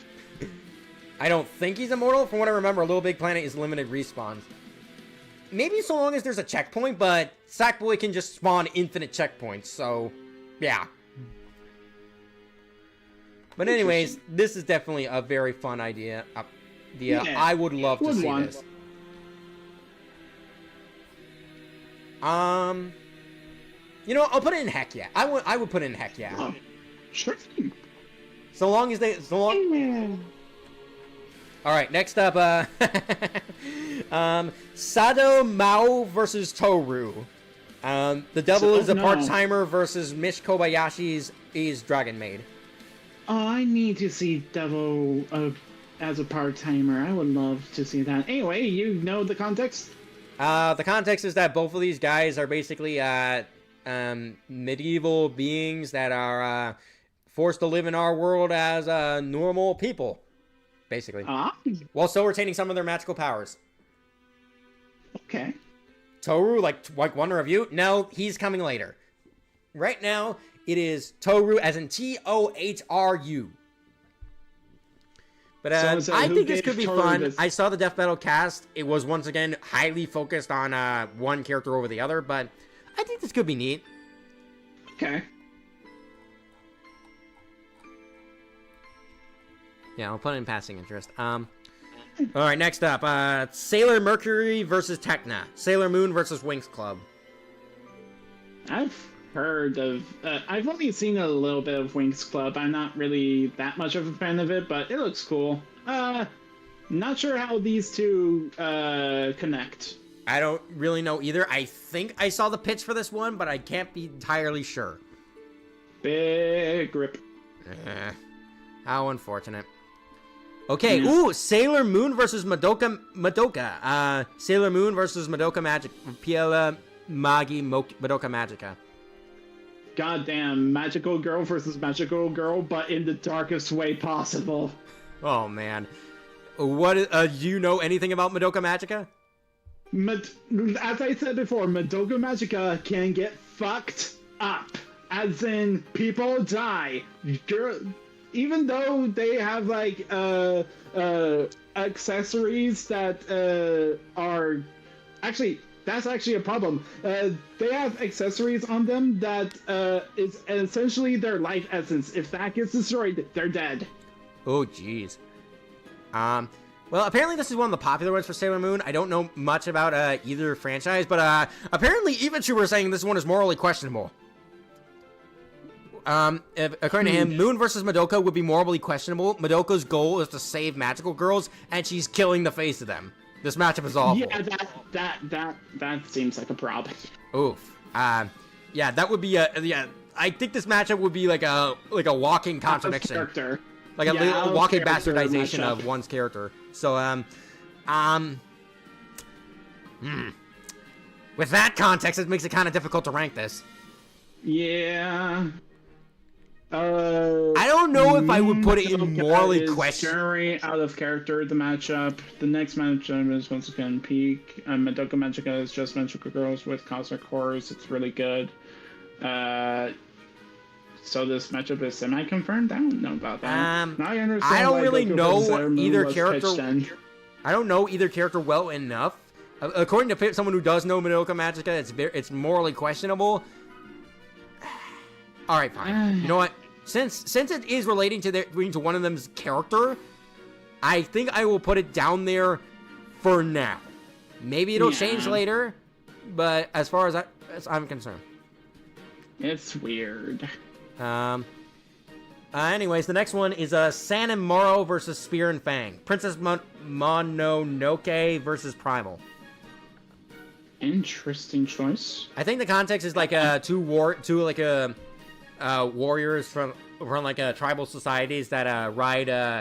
I think that's a. I know Spear and Fang is like a caveman and a T-Rex, and San and Moro is I think a wolf and a warrior princess. So that would definitely be interesting, but I still don't know enough about each character to really get a grasp on her. That's fair. This has the potential to be one of the most beautifully animated matchup the show has ever seen. Huh. Oh, interesting. I know Primal gets really stuffed with the stuff that happens in it, but I would hope that Princess Mononoke has something good too. Oh no! I saw the next one. Tony, you're not gonna have a good time. I'll put in passing interest just because I would like to see it, but oh boy, it says a lot that the matchup thumbnail I chose has Cartoon Fight Club and Reddit in the background of each of these guys' characters. Lol. But yeah, this sucks. This sucks. There's no connective tissue here. It is literally just popular indie game characters. I don't really like this at all. Like, Sans is so much better. Springtrap is so much better. And this one only exists. I'm willing to bet this only exists because the pitcher really likes Sans and Springtrap and just wanted to see them fight. We shouldn't even take this seriously. Yeah, exactly. I can see the banter between the two, I guess, but that's the only thing going for it. And even then, if I really wanted to see Sans versus Springtrap, I would just replay the Sans boss fight while wearing a bunny costume. Hell, if I want to see Five Nights at Freddy's versus Undertale, I'd watch Indie Cross, but then again, that's taken it nicely. Yeah, this is not for me. Not for me. I really think that, even as a joke, I don't think it's that funny, and you could do so much better with both. Yeah. Alright, next up. Interesting. Okay, I know the context for left. What about right?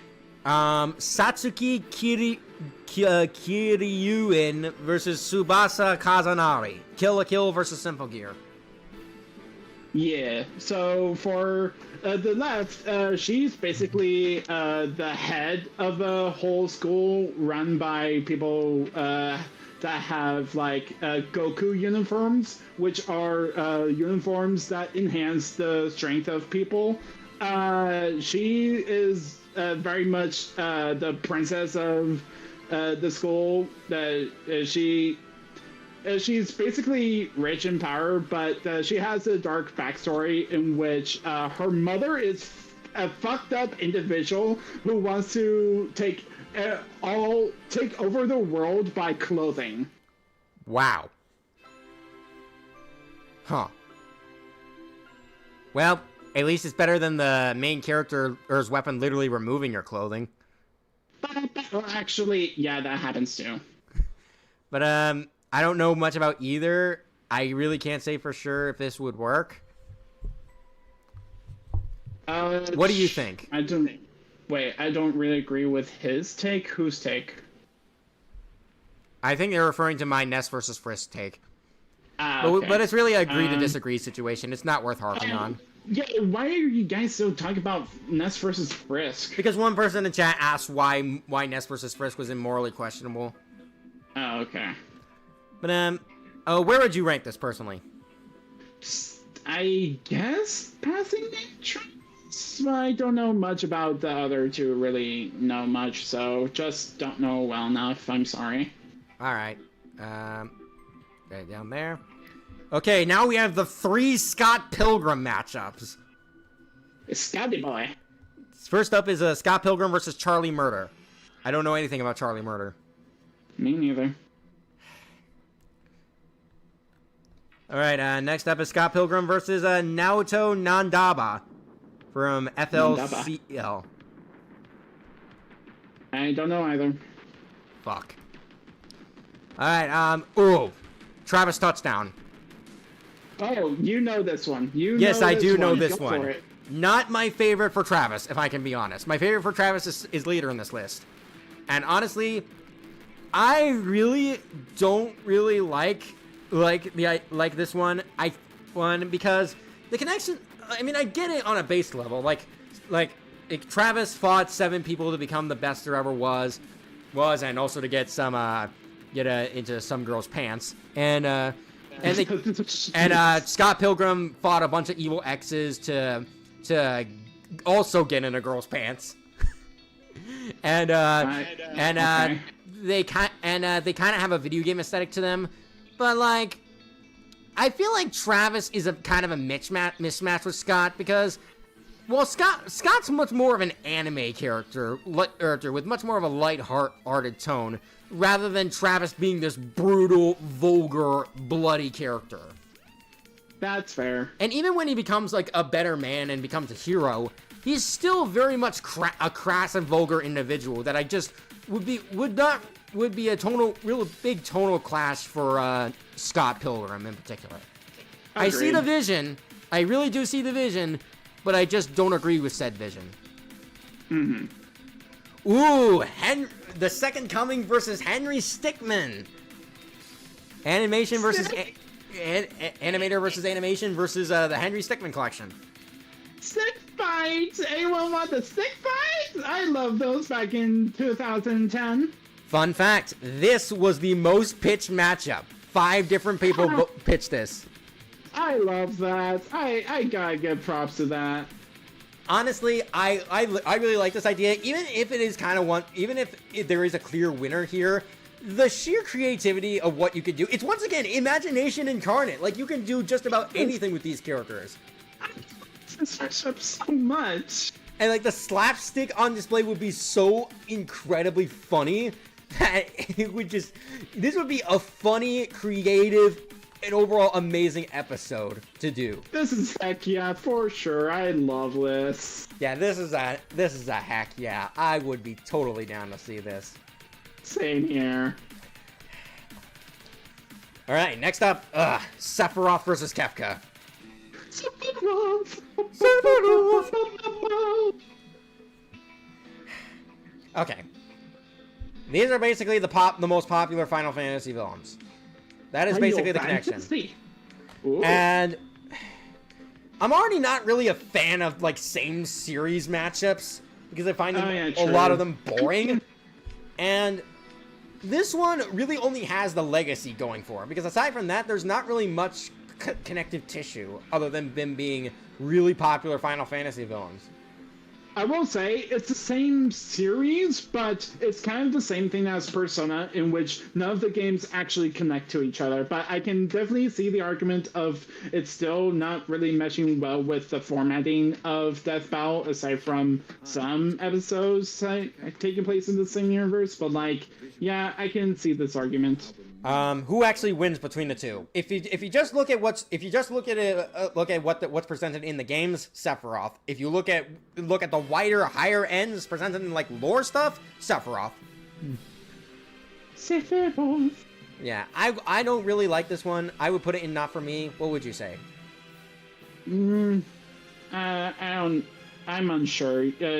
I'm fine with you putting in not for you. I don't have that much context of Final Fantasy. All right. Next up, Sephiroth versus Sentry. Why? That is my answer. Why? Oh. Because like Sentry, from what I've heard, it's supposed to be like the thematic parallel is supposed to be like between Sephiroth's relation being Cloud's antithesis, like the Void is Sentry's antithesis. But why is it not the Void versus Sephiroth? Need a Sentry here. Like, I don't really see any other connected tissue between Sentry and Sephiroth beyond that. And I just don't know if this really works. Sentry from Marvel? Okay. Yes, Sentry from Marvel. What does Sentry do, and what's their deal? He's basically Marvel's Superman, kind of, but at a base level. But he also has this alter ego called the Void, which is basically this shadow entity that can, like, pull people into, like, a nightmare world. Yeah, but this is all coming from the Thunderbolts movie.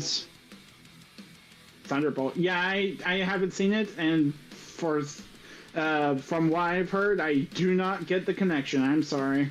Because it's like a Hulk situation. They both can't coexist without the other. Yeah. I would put this in not for me. I don't really see the appeal.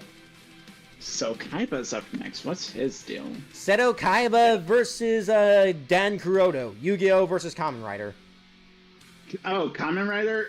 What does Kamen Rider do? Because Kaiba, he only has the cards. I'm sorry, like, I guess he's a capable, he knows how to defend himself, I guess, but outside of that, if Kamen Rider actually knows how to fight, it's over for Kaiba. Well, what about, I would assume this takes place in, like, cyberspace, because, like, from what I've heard, Kaiba can only really fight in cyberspace. So, it's basically, holograms, like, it's basically you play the monsters on the field, it spawns a hologram, the holograms can't... okay, there are some instances where the monsters can actually harm you, but, like, outside of that, what the fuck? Well, I don't know much of anything, only from what I've heard about Kaiba, and I know nothing of Kamen Rider, Screw the rules, I have money! Screw the rules, he has money. Screw the rules, I have green hair. Alright, but where would you place this? Not for me. Like, unless there's something going for this character that also doesn't fight, I don't see this.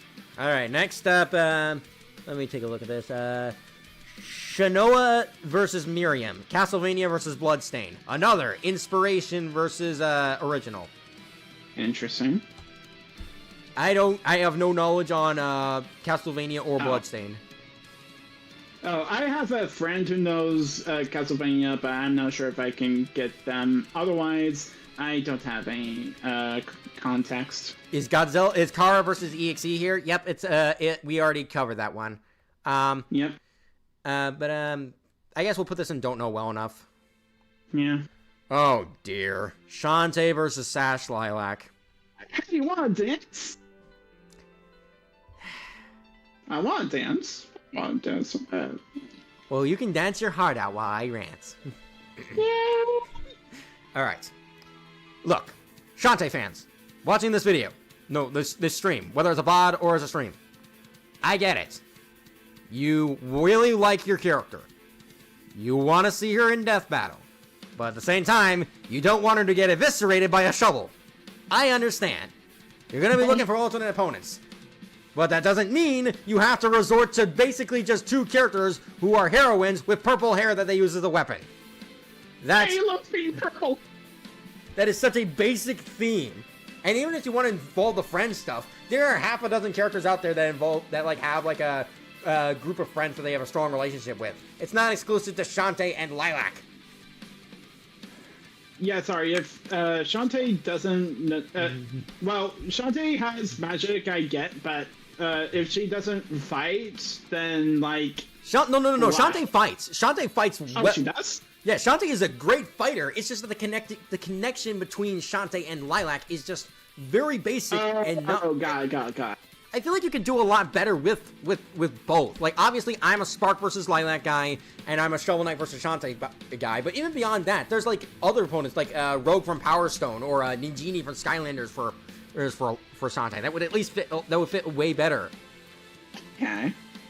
Wait, is Shantae's other matchup Shovel Knight in this tier list? No, but Shovel Knight is the other popular one. Isn't one a Sonic ripoff? No. Lilac is not a Sonic ripoff. She's a Sonic-inspired character.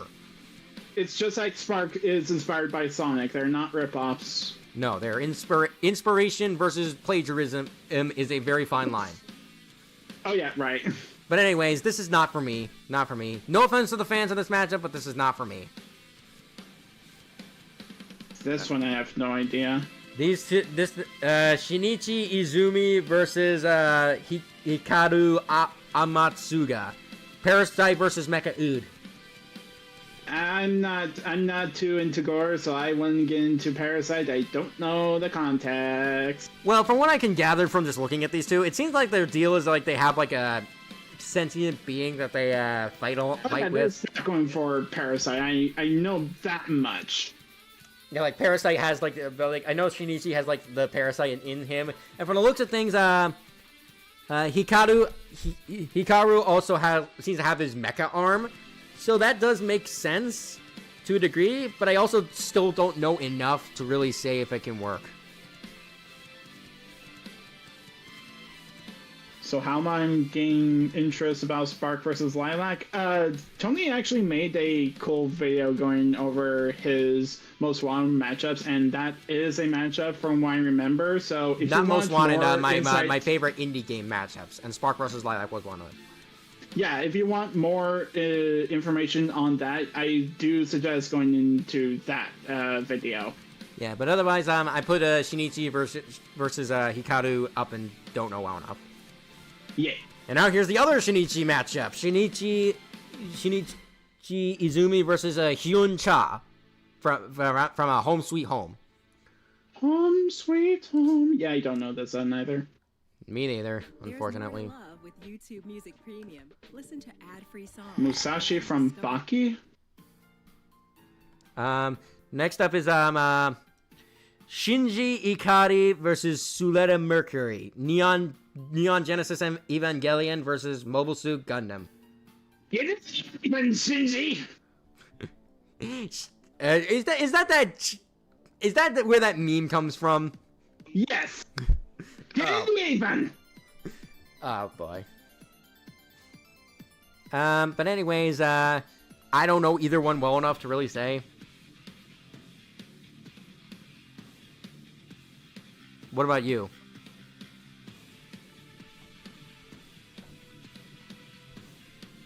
Jack? Oh, sorry, I was distracted. What? Do you know anything about these two? So Shinji, I don't really know. I haven't seen all that much of either anime, to be honest. It would be awesome to see another Gundam fight. I will say. I guess that means don't know well enough since you didn't say anything about the other character. Don't know well enough. I'm sorry. Yeah. All right. Next up, Shiro Emiya versus Noctis Lucis Calum. Don't know. Yeah, I don't know this one either, unfortunately.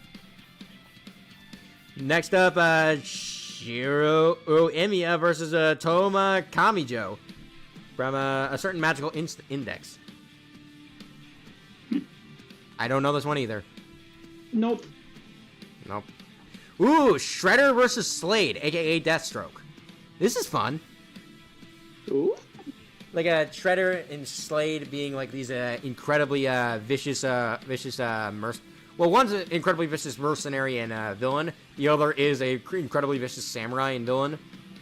I would love to see more villain on villain action. Yeah. I would definitely be interested if this happened. I don't know if I would want it because I'm not that invested in Deathstroke, but I do like Shredder. That's fair. I would definitely like to see Shredder come back. Yeah.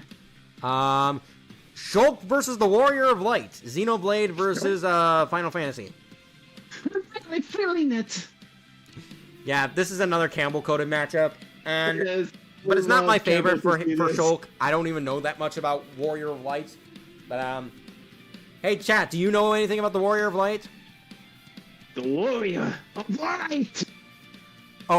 David the Goliath says, this matchup refers to the specific versions from the Teen Titans show versus the TMT show. Specifically, we're for Shredder versus Slade. Oh. Nope. Chat's saying no. Nope. So, unfortunately, we gotta put it in... So much nope. No, so much no. Ooh, okay, this is interesting. This is actually really interesting. This is, Skyward Sword Link versus Avatar 1. The Legend of Zelda versus Avatar. Go for it. Some people are very confused about this one, but from what I have heard, this is basically the first Link that was to exist in the Legend of Zelda timeline versus the first Avatar of the Avatar timeline. Okay, I'm interested now. Do we know anything about the first Avatar? I don't believe so.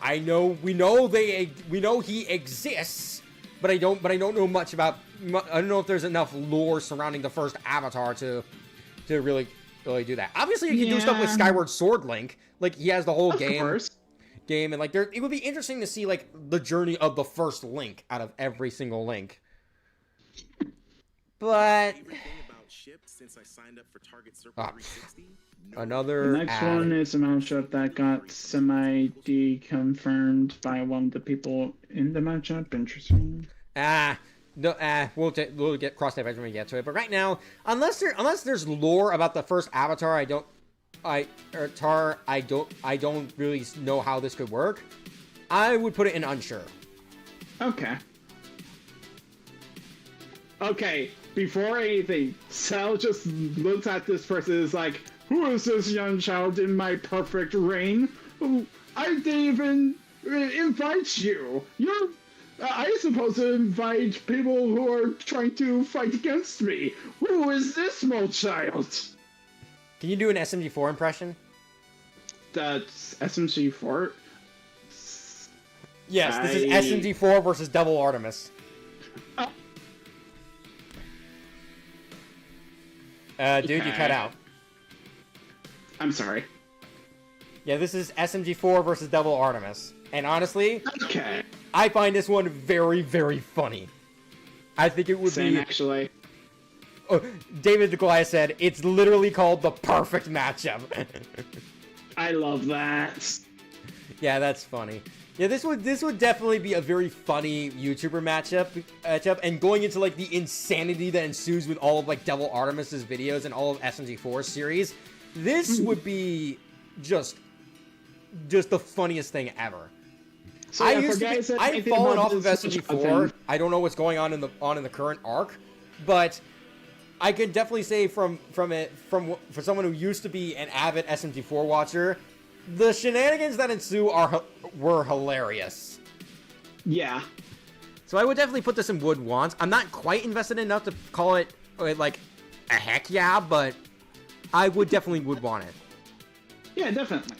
Though I have heard that it might be a stalemate considering the insane survivability these two have. Yeah, I can see that. Alright, next up. Ooh, another Piffle-coated matchup. Solar Flare versus Gwendolyn. Plants vs. Zombies versus Balloons Tower Defense. Hey, Piff, you awake? Hang on, I'm gonna go wake Piffle up before we talk about this. Go ahead.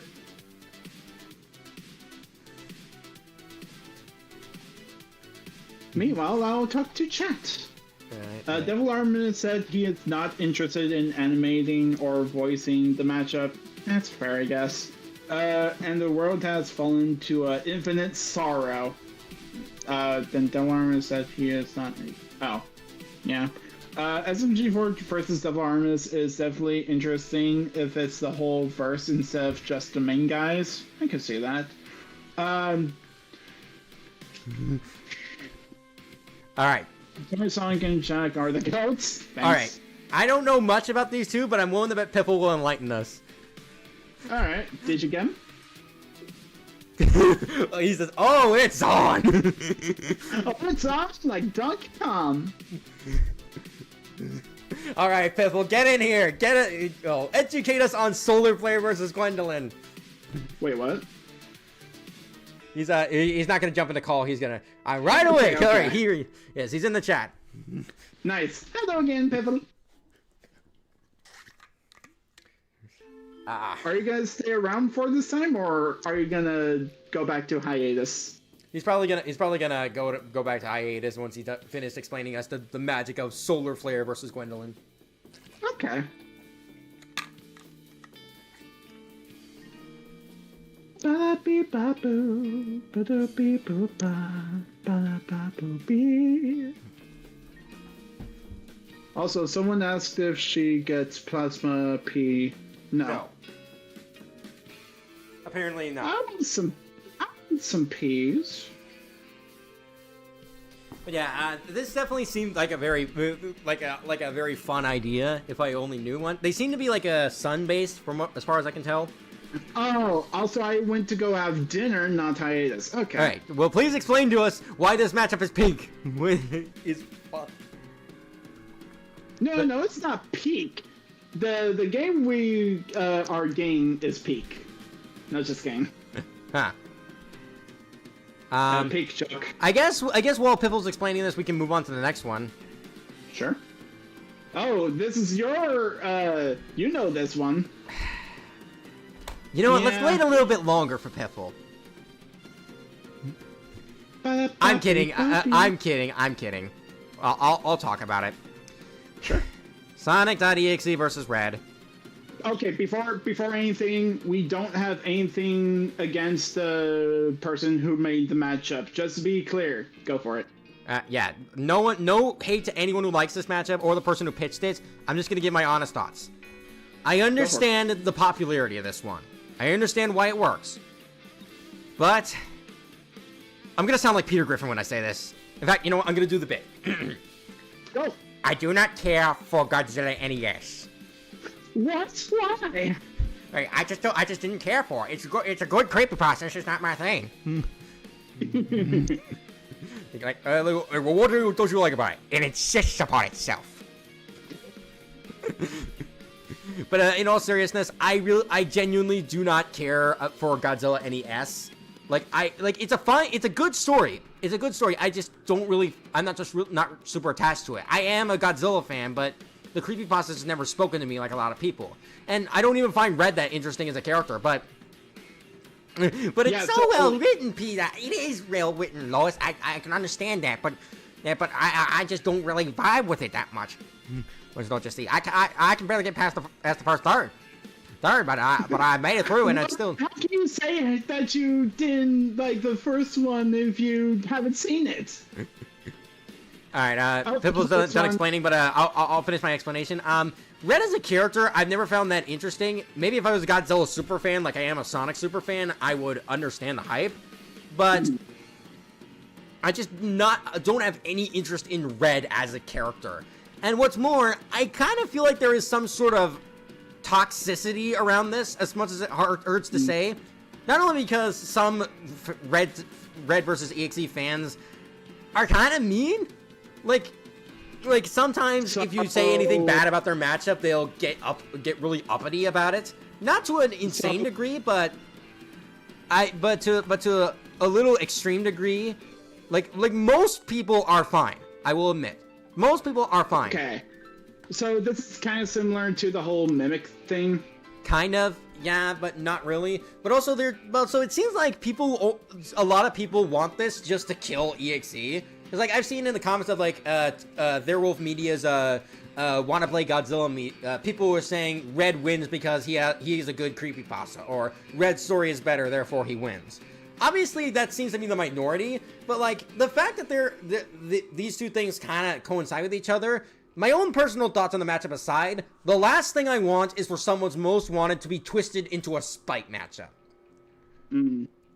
Even if it's something that I personally not invested in, the last thing I want is for somebody who really enjoys this matchup, of which there are plenty, to have it be turned into something spiteful. But otherwise, I guess when all is said and done, I would have interest in Red versus EXE if it were to happen. Okay. I'm still a Kara versus EXE fan all the way, but for what this is, Red versus EXE is cool. Anyways, let's read what Piffle has to say. Okay. Solar Flare would work better with Adora, honestly, because she's actually sun-based. But I like the idea of fighting fire with fire. Solar Flare wins because Gwen has, like, no feats. She can't even pop a BAD on her own blimp. Huh. Alright. Also, the interaction potential from what I've seen, AXE is a guy way up his ass, and Red would get sick of him really quick. I suppose. But, I have my own preferences. I guess, going back to Solar Flare versus Gwendolyn, with that extra context, I think it would be a passing interest for this. Okay. But, I'm not super invested in Plants vs. Zombies. Or, Bloons Tower Defense. Hang on. Switching between the two of them. Alright. I'm sorry, Florn. I had a whole, like, work shift, and this is still going on. It's a long list. It's a long list. Okay, Sora versus Sailor Moon, the third Sailor Moon matchup in this, tier list. Donald, Goofy, Sora. The track for Sora versus Sailor is Peak. I listened to that. That was a pretty good track. Not one of my favorites, but good. And honestly, I kind of like this one. I like the magic potential. There's a solid connection with, like, both characters' magic coming from the heart, like the light of the, like, hearts and such. And I definitely do think that this would be a really good option. In fact, I think it might be my favorite option for both if Sailor Moon were to get on and if Sora were to come back. Nice. And apparently the scaling in both are equally wild, so it's actually kind of debatable. At least I think it might be. So I would definitely be interested. I don't know if I would want it, but I would definitely be interested. What the hell? Am I hearing Death Note music? L. Lolliet versus Kyoko Kiri. Oh my god, what? I don't know. But anyways, Space Invaders versus Galaga. It's time to go to space. It's space time. You want to go to space? I would like to go to space. And I really like this idea. Like, I think it's really funny. It's like one of those classic arcade versus arcade duels. Not necessarily the same series, but it's definitely very fun. And what's more, apparently one of these two has a solar system level feat. Oh wow. I forget which one, but one of them ends up shooting the sun with something, and it causes a supernova that takes out the entire solar system. No, the sun is a deadly laser. Yep, and apparently it's an extended sequence that goes on for like a solid minute or two. But otherwise, this is fun. I would like to see this. Oh my god. I just saw the next matchup. It's your time to shine. Alright, but before that, would you put it in Would Want? I would put it in Would Want. Yeah, I would put it in Would Want too. Alright, going back down. Oh boy, Spark versus Lilac. This is a little ironic to say after I just dissed Shantae versus Lilac, but let's go. Okay, here, be honest. I really like this matchup because not only is it like a speedster matchup, I think the connections are, while kind of simple, I think they hit a bit harder with the fact that they're both speedsters on top of their simple connections. And I just like the fight dynamic of them racing across the world fighting each other. And I think the character interactions would be really good with, like, Spark's, it's a generally carefree nature versus Lilac, also kind of being a little carefree, but also more, stoic. Yeah. Like, I can definitely see them having a fun banter potential. I will say, Spark's powers do kind of overwhelm Lilac, and he does outstat her, but Lilac is still plenty tough enough to give him a good fight. Like, this would definitely be a very good fight. But, yeah, I would definitely put it in Heck Yeah or Would Want. What about you? Okay. Yeah, I would love to see this. Would Want. Or, if you want Heck Yeah, then go for it. Alright, I'll put it in Heck Yeah. Okay. Ooh. Oh, okay. Hang on. I need to pause this. Spectre versus Mojo Jojo. There's only one thing I need to do to sell you all on this matchup. Give me a second. Oh. All right. New window. Hang on. Let me. How y'all doing tonight? Yeah, just entertain the chat while I. Piffle says, you know what? I'm going back into hiatus. Sorry. Hiatus. Wake me up when you get another matchup I'd be invested in. Okay, Piffle. We might be invested in this one because this is a really, really funny one. The pitch. I am pulling up the pitch for this one because you really need to see what they cooked up. Okay. All right. Where is it? Where is it? Come on, where is it? Hang on. Death battle. Oh shit! He's actually pulling up them pitch. Harder pitches. Mojo Jojo is one of the greatest villains of all time. Interesting. I, Mojo Jojo, will defeat you, Spectre. Alright. I seriously need to watch more Powerpuff Girls. I really need to. I'm sorry this is taking so long. Hang on. You're good, fam. You're good. Is that Pinhead versus the tall guy? Yeah, but we'll get to that later. Okay. On July. Alright. On July. Alright. Hang on. Let me get to the proper place. Mojo Jojo defeated the robot with just a bread. The fuck? Alright. Let me change this change the screen capture in the Streamlabs so they can see it. Okay. And then I will change it to you so you can see it because you need to see what the pitcher cooked up for this stream for this matchup in particular. All right. All right, let's see it. Here we go. Let me turn this down a little bit. The city of Townsville is currently running for their lives. The streets are flooded with helmeted monkeys wreaking havoc on the human citizens, and alongside them is a massive monkey-shaped mech blowing up buildings, crushing cars, and causing general mayhem. But strangely enough, the mastermind behind this attack isn't the same monkey the citizens have grown accustomed to. Everything is going according to plan. I was a genius to schedule my rampage during Spike's summer camp. Now nothing can stop that! What was... Well, speak of the devil. Hey! You'd better have a good explanation for interrupting my world takeover, buffoon! You fool!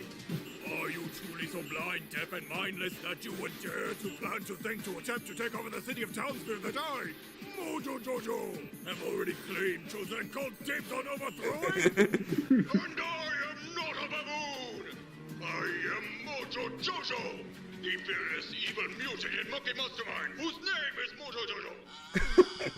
Well, that was certainly an explanation, but not a good one. Then allow me to explain further.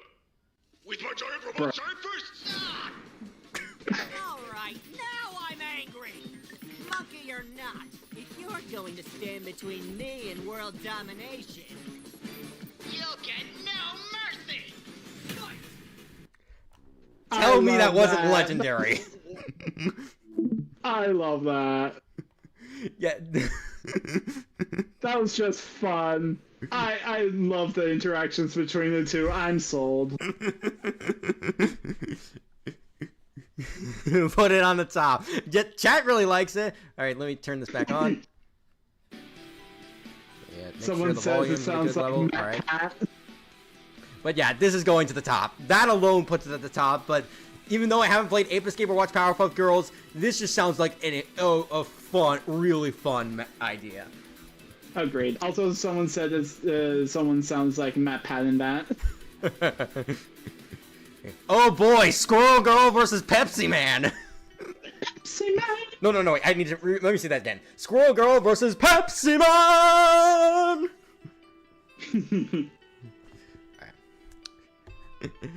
But yeah, this is another funny one. I don't know if it's quite as funny as Spectre versus Mojo Jojo, but this is still oh hey, it's my thumbnail for Squirrel Girl versus Pepsi Man. Yay! Oh, this is yours?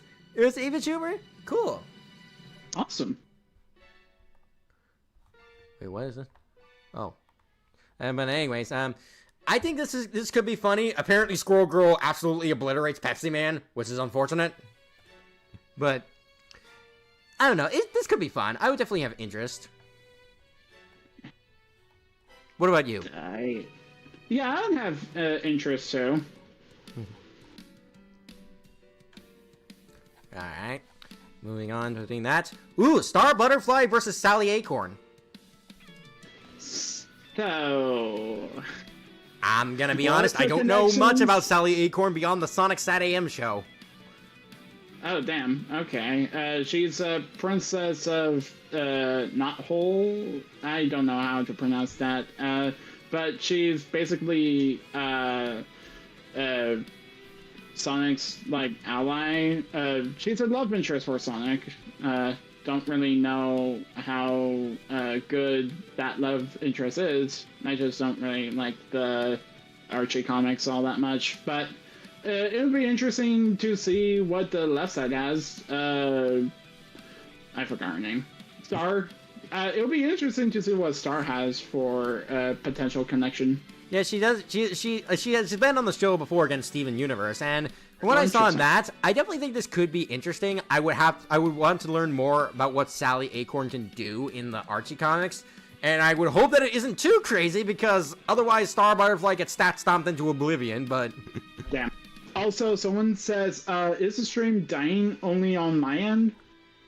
Is it lagging for anyone else? It's been lagging a bit for me. Well, we're almost done. My computer's probably getting tired of streaming this. We've been at this for 5.5 hours, so... This is a lot longer than the Murder Drones one. I hope you guys are happy. If I had a minor lag, but minor is literal. Oh. Alright. Okay. Alright, well, next up is, Star Force Mega Man versus Gunvolt. Another original versus inspiration. Well, not even that, because, like, Gunvolt was inspired by Mega Man, but specifically Mega Man Zero. Interesting. So, I mean, I get it. I feel like there are better options you could do for Gunvolt, but this one is inoffensive. Oh, hey, Capo! We've had a lot of matchups that are U-coded in here. Wait, did I forgot to share your screen. No, it's fine. I got the stream up. All right. Oh, all right. If you say so. Oof, I'm here. Hey, Campbell, you missed out on a lot of good matches that we thought you would like, but yeah. This one's inoffensive. I wouldn't mind it. I guess it would be low passing interest. Mm-hmm. Like, Campbell, there were a lot of stuff that you would like. Steve versus Terrarian. The Minecraft versus Terraria. Honestly, this is the best Steve matchup. Like, I definitely do think, like, I definitely do see the appeal of the others, namely, that person from Ark Survival and Emmett. But Steve and Terraria, Minecraft and Terraria are very similar games, and it just makes sense to put Steve and the Terraria against each other. And apparently it's actually pretty debatable, considering the mechanics of each game. Interesting, okay. I'm not super invested in it due to, not caring about Minecraft or Terraria, but I would be interested in if it happened. Okay. And depending on how you define, depending on if you still count Minecraft as indie or not, it's another indie game matchup. Yay! Okay, Styx versus Aloy of Orcs and Men versus Horizon. Don't know. I don't know either of these two. I don't even know the appeal just looking at them, so... This next one! This next one! Oh dear, we're at this one. Superman versus Celestia. A god versus a superhero! What the fuck? All right.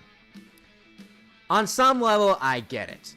It's inspiring figures in their worlds whose power relates to the sun in some way. They like the sun. They go to the beach and get the suntan. But, like, I don't see the appeal beyond that. Like, I don't think their powers bounce. I don't think Celestia's magic and Superman's superness really bounce off each other that well. And at least it's not morally questionable. I'll give it that much. But yeah. I do not see this. Yeah, and even if you upscale like Celestia from Luna's like multiversal feats, Superman solo's all a fiction, and I don't take that lightly. Yeah. Likely, like, I'm sorry, but I just don't see the appeal. Like, it would be one thing if Superman was put up against someone who can also solo allow stuff, but like, this doesn't make sense. I'm sorry. All right. Next up is Suzaku Kurugi versus Hiro Yu. Y-U-Y. I don't know how you pronounce that. Code Geass versus Gundam. Oh, Code Geass? Code Geass versus Gundam, yeah. Okay. I still don't know, but it's actually pretty interesting that Code Geass is getting some matchups. I forgot. Yeah, matchups. We'll put it in. I don't know well enough, unfortunately. All right, we are almost there. We are at the home stretch, everybody. Hang in there just a little bit longer. All right, this next one is Tahu versus William Furno. Bionicle versus Hero Factory. Oh, I need to watch more Bionicle. I mean, it makes sense just looking at them, but I don't know either character. Yeah. So unfortunately, we gotta put in don't know well enough. Oh boy, Takato Matsuda and Guilmon versus Lan Hikari and Mega Man.exe. Digimon versus Mega Man. This one I get, because both Cyber World, yep, I can see this. Mm-hmm. Okay, Tony, what's your thoughts? I don't know much about either, but it definitely works given like just the general worlds of Mega Man.exe and Digimon. I definitely see the appeal based on that. Yeah, they're both basically tamers of their respective worlds, and I'm not sure if any of them have fighting capabilities, but I do know that both of these series are actually really well versed in its how the monsters work. Yeah, I definitely think it would be more focused on like Mega Man.exe and Guilmon fighting, with Lan and what's his name, Takuto being in the background, but giving commands. But I could definitely see this as a real fight. I would definitely have interest. Mm-hmm. All right, next up, what's his name? Takuto Moruki versus Enrico Pucci. Persona versus JoJo's Bizarre Adventure. Again, I need to watch Stone Ocean in order to get the full context, but from what I saw, how good is the left guy? The left guy, Moruki, basically brainwashed all of reality. Oh, cool. Quick question. Is he, universe level? Kind of. He's one of the most powerful foes within, like, Mementos. And he's his goal was basically to try to give everyone the most ideal life they could possibly get, with no more struggles and no more lives. No more struggles in their life, and just a peace throughout, without realizing the repercussions of such a world. Okay. So like, if that relates to Enrico in some way, then sure. But I don't know either character too well beyond the basics. So Enrico, I don't know how he works. He's like a follower for Dio Brando, but for capabilities, he resets everything. He resets everything? Yes, he at the end of I'm guessing part 6. He's like he has the ability to reset the entire world, and it cuts to part 7, where it's a completely different universe. Well, what do you know? So if the left guy has something similar to that, maybe. If not, the right wins. I'm sorry. I could definitely ask Piffle about that, but it would definitely I think this could be interesting if I knew more, judging from your explanation. Mm-hmm. I guess I would put it in passing interest just to see what these two are like. Yeah, definitely. Okay, oh dear. Tarzan versus George of the Jungle. Parody versus Disney adaptation. George of the Jungle, strong as you can be. George of the Jungle, watch out for that tree. What? That's the George of the Jungle theme song. I know, I was doing the watch out for that tree. Wait, what? I mean, I get it, but I don't know how this would work. So, George of the Jungle, there exists an animation for it. I don't know why the pitcher didn't choose the one for the cartoon, but sure, I guess. I get the theming. I don't know. I'm unsure about this because yes, they're similar characters. They swing through the world, but like they are just humans at the end of the day. So, what would the fight dynamic really be like? Have you seen Caveman versus Caveman? Kind of like that, I guess. Nah, I guess, but I don't know. I'm unsure about how this would work. Yeah, I agree. Next up. Oh, okay. This is supposed to be Team Possible versus Team Spies. Kim Possible versus Totally Spies. Hey, Piffle. I mean, Tony, sorry. I keep doing that for some fucking reason. Hey, Tony. Yeah? How do you pronounce her name? How do I pronounce whose name? Shigo. Shigo? Shigo Eagle. Shigo Eagle. It's not Shiego. Oh. It's a reference. Anyway, continue. Anyways, basically the idea is Kim and her partner versus the 3 Totally Spies. From what I've heard, this doesn't work nearly as well as a team matchup as it would have Kim against the main girl you see here. I don't know her name. But I've only seen a little bit of Kim Possible is about to blow her back carrying the entire Team Possible. Oh jeez. Damn. Yeah, I feel like from what I've heard, I feel like this would work better as a one-on-one rather than a team fight. Same. So, but for what it is, I guess it's fine. Like passing interest. Low passing interest, but passing interest. Yeah. Ooh, the Teenage Mutant Ninja Turtles versus the Ninjago Ninjas. It's time for a ninja fight. This I like. I actually really like this one. Same. Like, it totally makes sense just on its face. Two groups of four ninjas who are the Ninjago ninjas aren't blood brothers. They are absolutely unified as brothers by their bonds. And it makes sense for these versions of TMNT to go against the Lego guys because come on, they're toys. It's a toy matchup. You gotta love it. Well, Ninjago doesn't really follow Lego rules that much.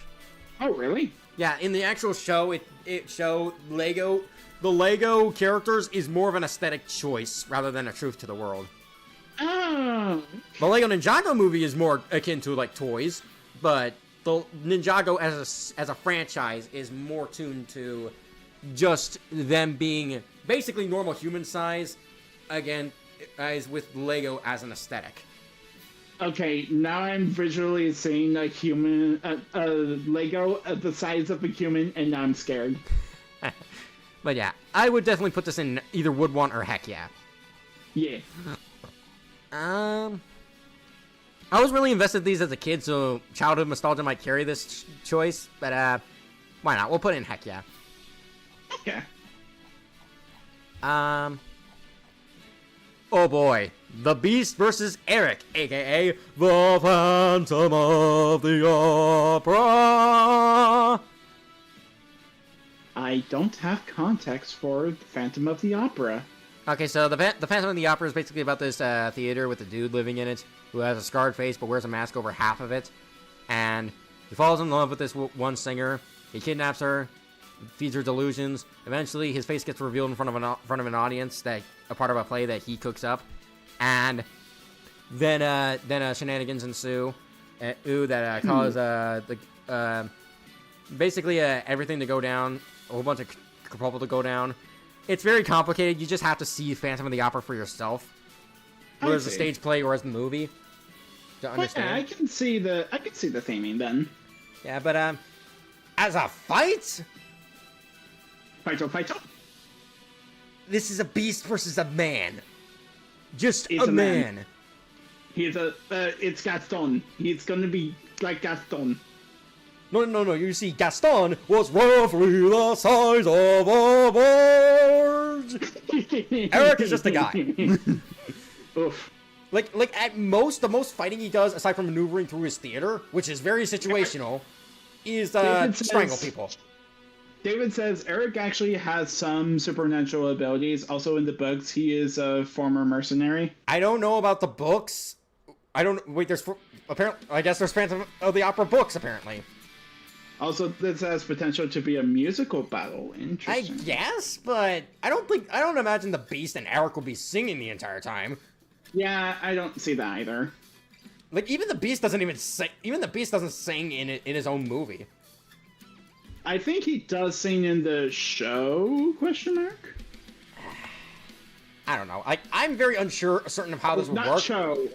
If you use strictly like their a movie bonus and movie? stage play counterparts, it's no contest. But apparently, if you use their wider material, I guess it's more fair. But I can't really say for sure. Okay. I'm unsure about how this will work. I'd put it in unsure. Okay. The original book, the one the play is inspired by. Okay. Okay, now we got a 3v3. The Eds versus the Warners. Oh god, cartoon mayhem. Alright. Ed and Eddie versus the Animaniacs. Let's go. This is very funny. Even though I love the Animaniacs, and even though I never watched Ed, and Eddie, this is just genuinely a fantastic pair. This is really fun. I don't know if I would say heck yeah, because I didn't see every single Animaniacs episode, and again, I never watched Ed, and Eddie, but I would definitely want this. Yeah, definitely in would want. Okay, the Tall Man versus Pinhead. Hellraiser versus Phantasm versus Hellraiser. Before you say anything, David asks, who would actually win? Against Ed, and Eddie and the Animaniacs? Yeah.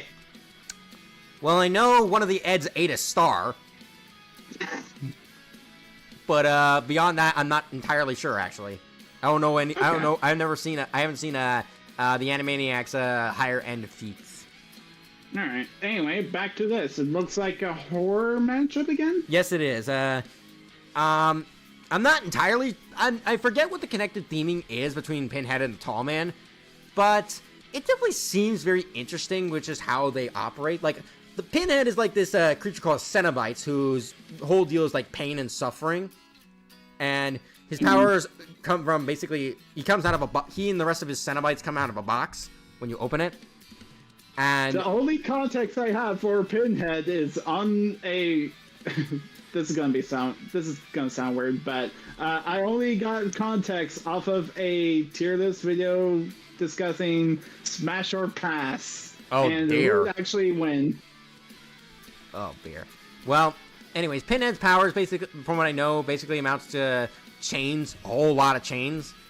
And the Tall Man, from what I know, has a bunch of these spherical orbs that can do a lot of stuff, including these giant ones that can collapse skyscrapers. And one iconic scene from one of the Phantasm movies is one that actually entered someone's mouth, and then just turned into a razor, basically. Goddamn. Yeah, it's messed up. And like the Tall Man is apparently not just one entity, but like a hive mind of different Tall Men that like he can just clone himself over and over. We are tall men, and we are legion. Yeah, basically. But I think this would be interesting. I would definitely put this in passing interest. I have no interest in like Hellraiser or Phantasm as a franchise, but this would be neat. Also, the tall man is actually aware of Pinhead's... Excuse me? The tall man is aware of Pinhead's existence. Was that confirmed in Phantasm?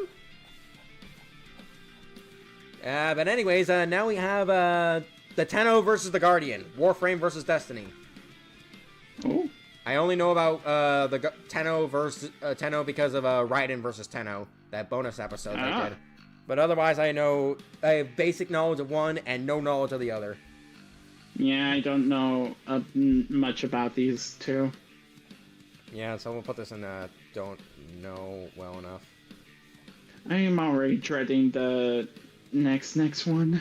Well, right now we got the Thought Robot versus the Numidium. DC versus Elder Scrolls. Does the Thought Robot think? It wouldn't be called the Thought Robot if it didn't. Heyo. But yeah, I don't know anything about these two. I have no knowledge. Oh boy, now we're to this one. Thomas the Tankin Dankin versus Barney the Dino. Dino, tinky, what the fuck. Okay, obviously this is a joke. I get it. It's a joke. But even as a joke, this does not work. They're just children's cartoons characters. And like, Barney is this magical dino with all sorts of crazy abilities, whereas Thomas the Tankin Dankin is just a Tankin Dankin. He chug along the train tracks. He do choo-choo. He pull Annie Clarabelle. He's just trying to do the best job he can. What are you gonna do? Have poor Thomas the Tank Engine run over Barney? No! So, Thomas versus Lightning McQueen. Exactly! Any Thomas matchup, even as a joke, just fundamentally does not work. Yeah.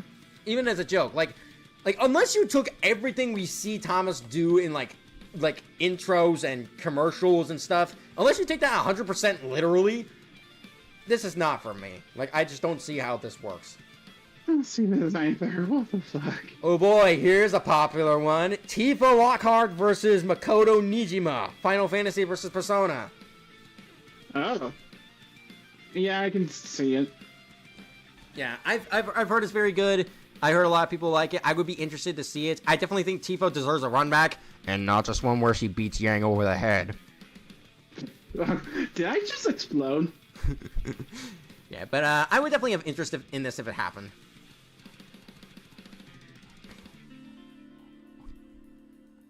Yeah, put in passing interest. You never see it coming. Ooh, this one. What's this? Toru from JoJo versus SCP-096 from the SCP Foundation.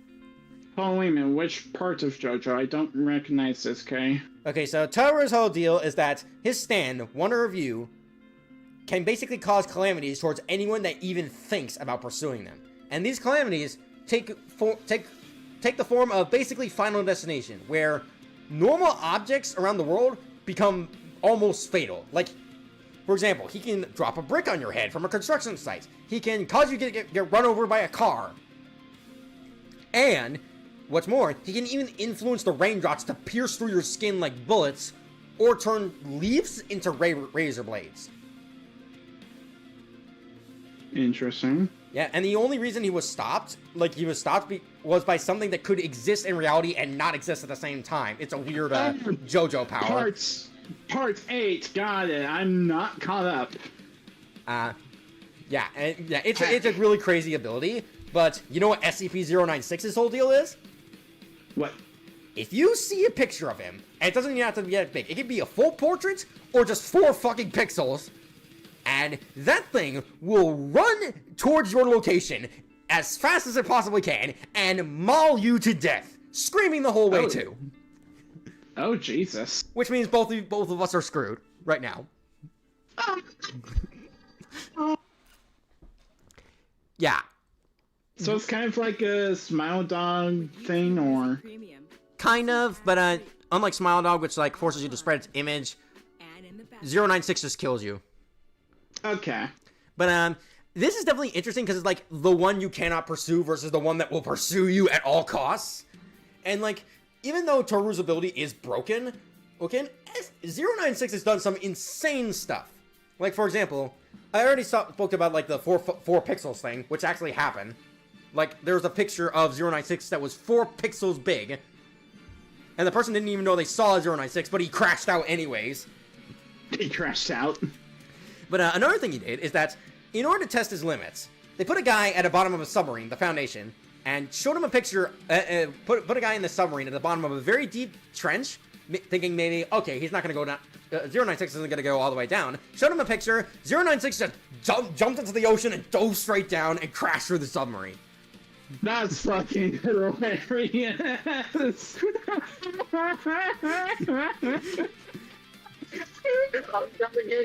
though you're on the internet. And you know what else? They once tried to send him into space, but apparently 096 is also really good at physics. So he was able to get out of the capsule and jump back to Earth as it was entering space because he just knew how to do that. What the fuck? And yeah, Darkness Psycho said 096 was able to stalemate the hard-to-kill lizard. Basically another SCP-682. This is basically impossible to kill. They sicked 096 on that guy, but it did nothing. So this matchup is just absurd versus absurd? Yes, absurd versus absurd. And that's not even the most absurd thing. As a last resort measure, like as an ultimate resort measure, they shot 096 into space again, but this time all the way to the sun, thinking that maybe the sun would kill him. Because 096 has an insane healing. 096 has an insane healing factor and an indestructible skeleton. No, guys, I just told you the sun is a deadly laser. Yes, it is a deadly laser. But this deadly laser wasn't deadly enough, because the story ends with one of the scientists saying, and remember, this is a complex scientist that does not know, that can basically solve anything involving these SCPs. It literally ends with them saying, and I quote, "I don't know how to explain this, but the sun is closer to the Earth than it should be." 096 dragged the fucking sun closer to the Earth. What? I don't know how. There's no leverage in space, and there's nothing to push off of, yet 096 is forcing the sun closer to the Earth. Oh my god! I love this matchup. Fuck. But yeah, this is a heck yeah for me. Sure. Fucking, let's go. Alright, next up. My brain is on the floor. Ooh, here's a less absurd one. One of my other favorite matchups. Travis Touchdown versus Jack Kamen. No More Heroes versus Mad World. Oh hey, that's gonna be a fun thing to animate. Yeah. Honestly, with all the like game effects that Travis does and like the game aspects of Mad World, and especially like if it goes like black and white to represent Mad World's aesthetic, that would be really fun. Oh yeah. Yeah, and I definitely think it fits better than Scott Pilgrim versus Travis, because not only are the video game aspects there, and not only were they part of games that they went through the rise to the top, but there's also the fact that they're both extremely bloody and violent killers, and there's the fact that Travis eventually learns to become a better person, whereas Jack just does not care. He doesn't want to be a better person. He knows what he is and he accepts it. Okay. So also, David's. Oh. What? David was asking who would actually win, though. It's actually really close, and it's heavily interpretational, but the common consensus seems to be a flip-flop between either Toru eventually wearing 096 down, or maybe like 096 sees itself through, reflected in Toru's eyes, so then it kills itself, which I don't know if that's really possible. Or 096 just powers through everything Toru has and just kills him. Jesus. Now there is the fact that Wonder Review can operate without his stand user, but he's not. I don't think he's gonna be able to kill 096. Mm. Yeah. But anyways, back to Travis versus Jack. This is a heck yeah for me. I love the idea of this one. I'm shocked that it hasn't happened yet. This is basically the new Cole versus Alex. But yeah, what do you think? I would love to see this, honestly.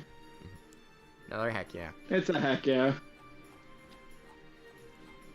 Okay, what's this next one? Ultraman versus Evangelion Unit 01. I don't have context for either. Me neither, honestly. Sorry. Heck. Oh boy, a Universal Monsters Battle Royale. Basically all the classic monster movies from the 50s, I think. 30s, I'm not sure. Huh. Basically, Count Dracula, Frankenstein's monster, the Wolf Man, the Invisible Man, the creature from the Black Lagoon, and the Mummy, all going together in a classic monster mash. Monster mash. Monster mash. This is a I don't graveyard say smash. blah blah blah.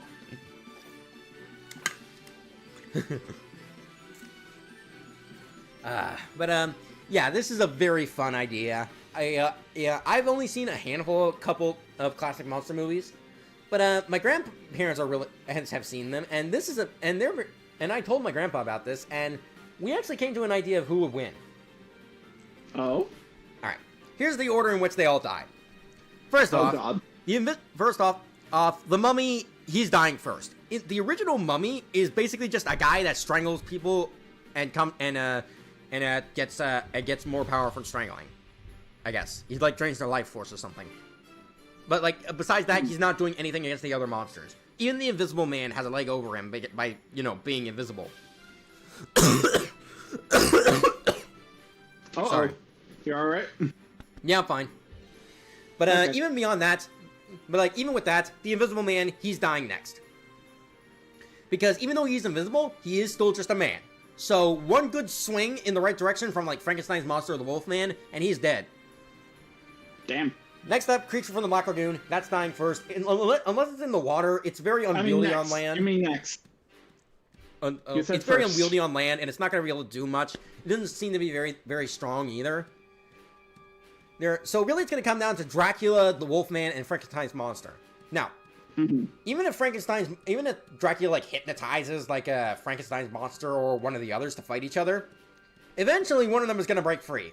And my best guess is that one of them, either the Wolfman or Frankenstein's monster, is going to rip Drax's head off, which is the only thing that's going to kill him. Yeah. So that leaves the Wolfman and Frankenstein's monster, which is ironic considering they had a crossover. And I think that the only thing that, because the Wolfman's only weakness is a silver bullet, which Frankenstein's monster doesn't have, eventually Frankenstein's monster, tough as he is gonna wear down eventually. He's probably gonna be very tired after the whole fight too. So I think that he's eventually gonna die. Okay.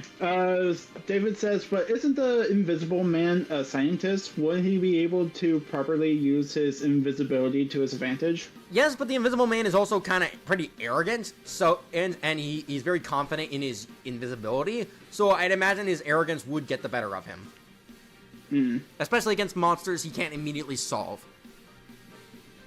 Like, how is he supposed to figure out in the spur of the moment that a silver bullet is the only thing that can kill the Wolfman? Yeah, this isn't Godzilla versus Hulk, where for some fucking reason Hulk had like a whole week to figure out Godzilla's shit. Yeah, but it basically infinite chances. But I definitely would like to see this. This is a would want for me. What about you? Yeah, I would like to see that. That sounds like a fun time. Oh no, this is not a fun time. Uzi Dorman versus V1. Didn't we do this one? Yes, we did. And now that I know more about Ultra Kill and have rewatched Murder Drones, I can actually say something about this. Go right ahead. I don't want to sound mean, but this feels like a last resort matchup on both sides. Like, this feels like the kind of matchup Death Battle would do if they had exhausted all other options for V1 and Uzi. And I really don't see how that's possible for Uzi, given there are 35 different matchups. And they wanted to bring them back, but these two were the only good ones left. But even beyond that, the connections just amount to like robots fueled by blood, which really fits like N, V, and J more than V1. And and as of right now, they both have much better. Like, V1 has Hank, V1 and Neon White, and Uzi has a slew of others, to the point where I don't see them ever getting to V1 and V1 versus Uzi. I just don't see this ever happening. I'm sorry to the pitcher. I understand that you probably like both characters and would like to see them both, but I don't think they're the best option for each other. I'm sorry. This is V1's not for like, me. I am inside your walls. Alright, next up, Vecna versus Doctor Doom. I know Dr. Doom, I don't know the other one. Isn't it oil for Uzi? Yes, it is, but oil is blood in Murder Drone's lore. Yeah. But anyways, basically the idea of this matchup is to give Doctor Doom a real challenge, and to actually give him an opponent that's more than just like a scientist figure, but like someone that actually relates to his backstory as a sorcerer and a Latverian. Oh. I think it's actually a really fun idea. Okay. Really cool idea, I should say. I'm not super invested. invested. For V1. Oops. What were you saying? Gathorn, I think, says Gawthorn? the best option. Gawthorn, thank you. The best option for V1 is Hank, and always Hank, even if you think Hank outscales V1. I like Neon White personally more, but to each their own. Okay. But yeah, I would be interested in this if it happened. Dr. Doom has been on the show twice, but I do think a third run back would be good. Okay. Someone says Doom never fails. Oh boy, V versus Raphael. This one I saw before. Okay. What do you think? From what I've seen from Arcane, I haven't seen season 2 yet, so no spoilers. Don't really see all that much parallels, honestly. Raphael, he's the jerk of the group, but V's Vi. Is it Vi? V, I'm not sure. I think it's Vi. Vi. It's Vi. Vi's whole thing is, she actually is I don't know if she's a mercenary, but she her whole thing is that she failed to save her home, and she was locked up in jail, but was taken in by an officer to figure out the whole shit going on in Peltover, I think. But I don't see how Vi even remotely is comparable to Raph. Yeah, this doesn't seem like a very good pair. I don't know Vi that well. I know Raph, but I don't know Vi. I know she does have some form of she is rather rude to people, but I don't think it's in the same vein as Raph. What would you think? Unsure, not for us? What do you think? Unsure, honestly. If I had enough more context for Vi, and if I go back to see some of Raphael in action, I might have more of a take on it, but for right now, I do not know. Oh boy, guess what this guy's name is? I have no idea. Okay. This is Villain Descending Sword versus Yogiri Takato. Villain? His name's Villain? Villain Descending Sword. Villain Descending Sword. What type of fuck-ass name? That is the edgiest name a child could come up with. What are these? Infinite's running for his money. Yep. These guys are from, let me see. Glory of the Defeated versus Instant Death. That's where they're from. But I don't know anything about either of these two. Me neither. Yeah. Next up is what's the next one? Vin Venture versus Skitter. Mistborn versus Worm. Hold on, someone said, at least Infinite sounds cool. Yeah. Another ad. You get the YouTube music. But yeah, I don't know anything about either of these two. Me neither. So, we got Luffy again. Who's the left guy? This guy is Vice from Skies of Arcadia. Oh god, Light Pharaoh's gonna love this. Honestly, I think this is neat. I would definitely like to see Skies of Arcadia be represented. Same here. And they're both pirates. I can see the theming. Yeah.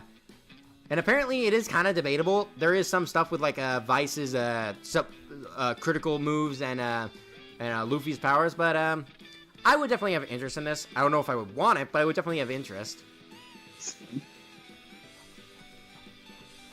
Thoughts on Luffy versus Ryoko? Who's Ryoko? Ryuko? Maybe? Ryoko? I don't know who Ryoko is.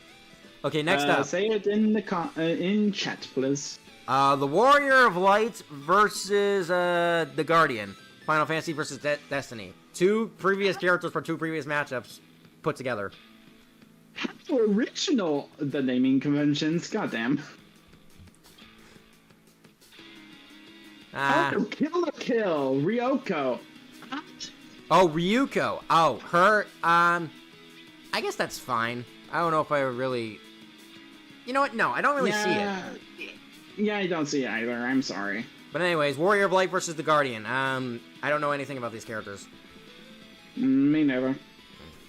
Oh boy. Wild Tiger versus Mr. Incredible, Incredible, Incredible. Catching the bad guys. Pow, pow, pow. What the fuck? Is that actually his theme? Yes, they sing it in the second movie. Mr. Incredible had a cartoon where that was his theme song.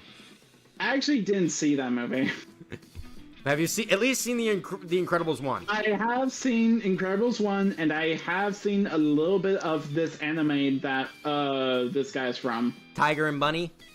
Yeah, Tiger and Bunny. It looks like an amazing, funny show, and them both being superheroes, I can see this. Yeah, I would definitely be down for a Mr. Incredible episode. Apparently people have power scaled Incredibles a lot, and you'd be surprised about how high these characters get, but I would definitely like to see it, if only for Mr. Incredible. Same. I would want this. Alright. Oh boy, okay. Wolverine versus Bigby. Marvel versus DC. This one I've seen too. Actually, what am I doing? I know this. I know about Wolverine, and I've seen a little bit of this guy from Wolf Among Us. Wolf Among Us, this guy is a detective for fairy tale creatures. Does he really fit, aside from the wolf theme, does he really fit for Wolverine? So Wolverine, he has like sharp I know claws. all about Wolverine. I know what he is. Okay. So this guy, when he transforms, he does transform into a werewolf, and from what I've seen, he's actually a capable fighter. I'm not sure how connected these two are. He's the big bad wolf, Simply Mark says. Okay. That could sound interesting, but I feel like, I don't know. Both can be sophisticated to a degree. I feel like Wolverine could use better, and I feel like Bigby could use better. I mean, it works on a face level. It works, but I'm not entirely sure this is the best option for both. Hey Tony, I got a BRB. Something just popped up. Hold on. Okay.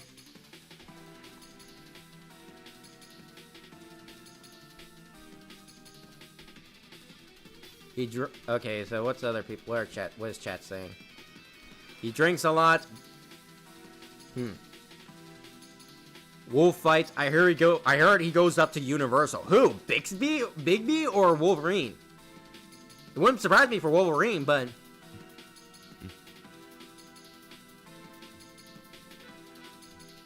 by the way, in case you're wondering, the track that's playing is a Snatcher commission track. Snatcher versus Merasmus. As you all know, I am a Snatcher vs. Devil fan all the way. It starts in the bar, I guess. I mean, that could be fun.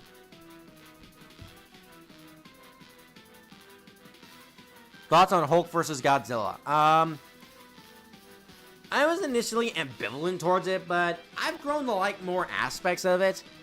But personally, I don't think it's really great, which sucks because all the 3D episodes we've had this year alone have been underwhelming. It's like a curse, and I hate it. The best I've seen for Bigsby is him being able to blow away an entire house and force away. Oh, like the big bad wolf.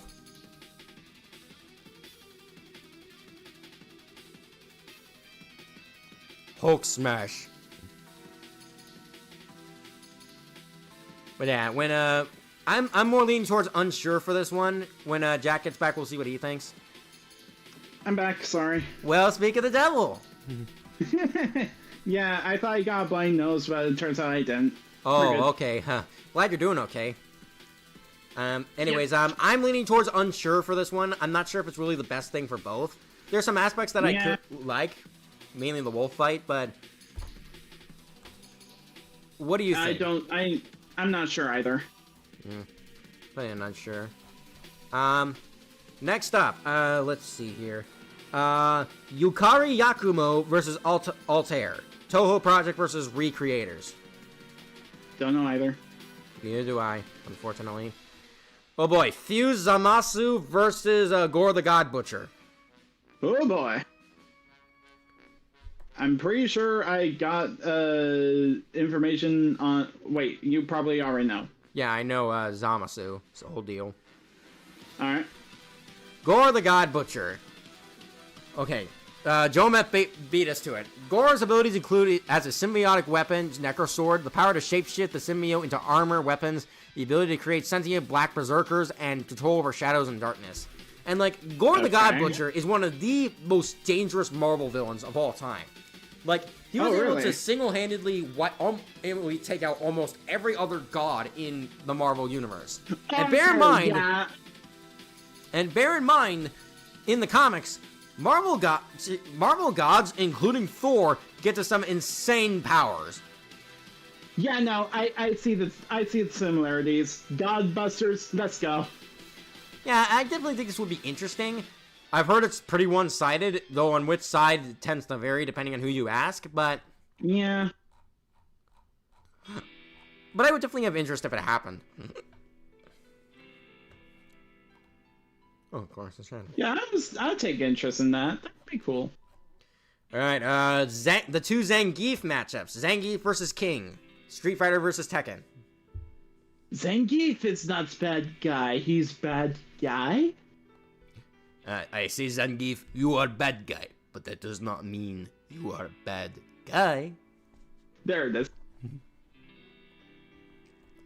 But yeah, this seems like a cool matchup. This seems like just looking at it, I can totally see why it's a thing. I definitely prefer it. I would definitely prefer it over King's other option, that being Incineroar. But oh, interesting. But yeah, I would definitely have interest in this if it happened. What do you think? Sure.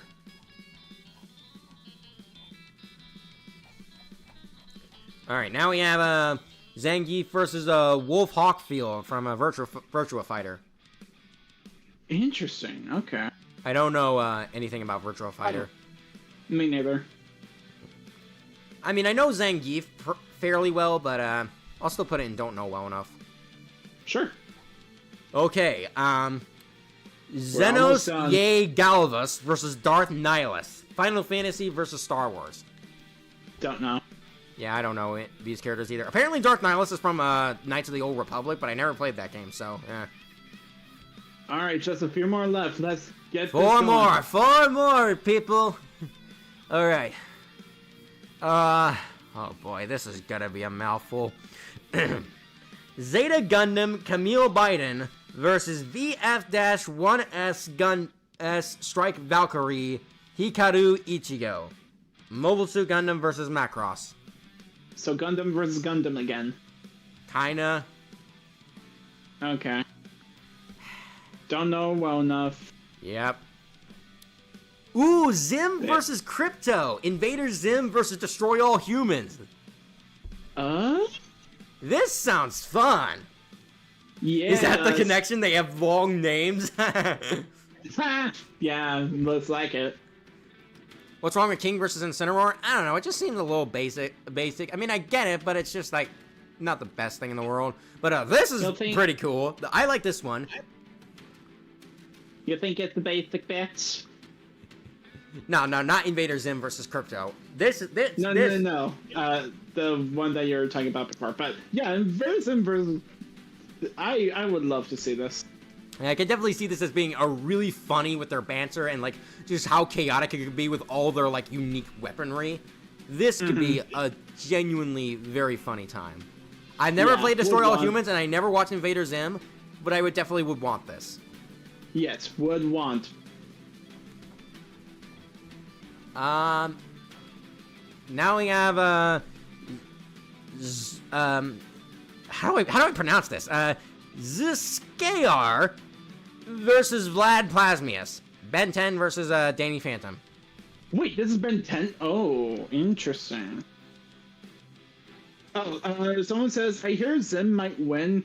Siri used the Earth being thrown to the sun. Survived? Oh, survived. Ow. Oh, okay. I prefer King Boo versus Zscalar. I don't know if that's a better matchup than this because I don't know either character. I do somewhat know the left one. They're like a ghost king. Well, that makes sense with Vlad and with Danny Phantom. Yeah, they rule over the ghost realm, and I've seen how they connect to Danny Phantom. I just don't know all that much when it comes to this. And we'll still Ghost Man versus Ghost Alien. Yeah, I guess it makes sense in that regard, but we still don't know them as characters, so won't put them. Yeah.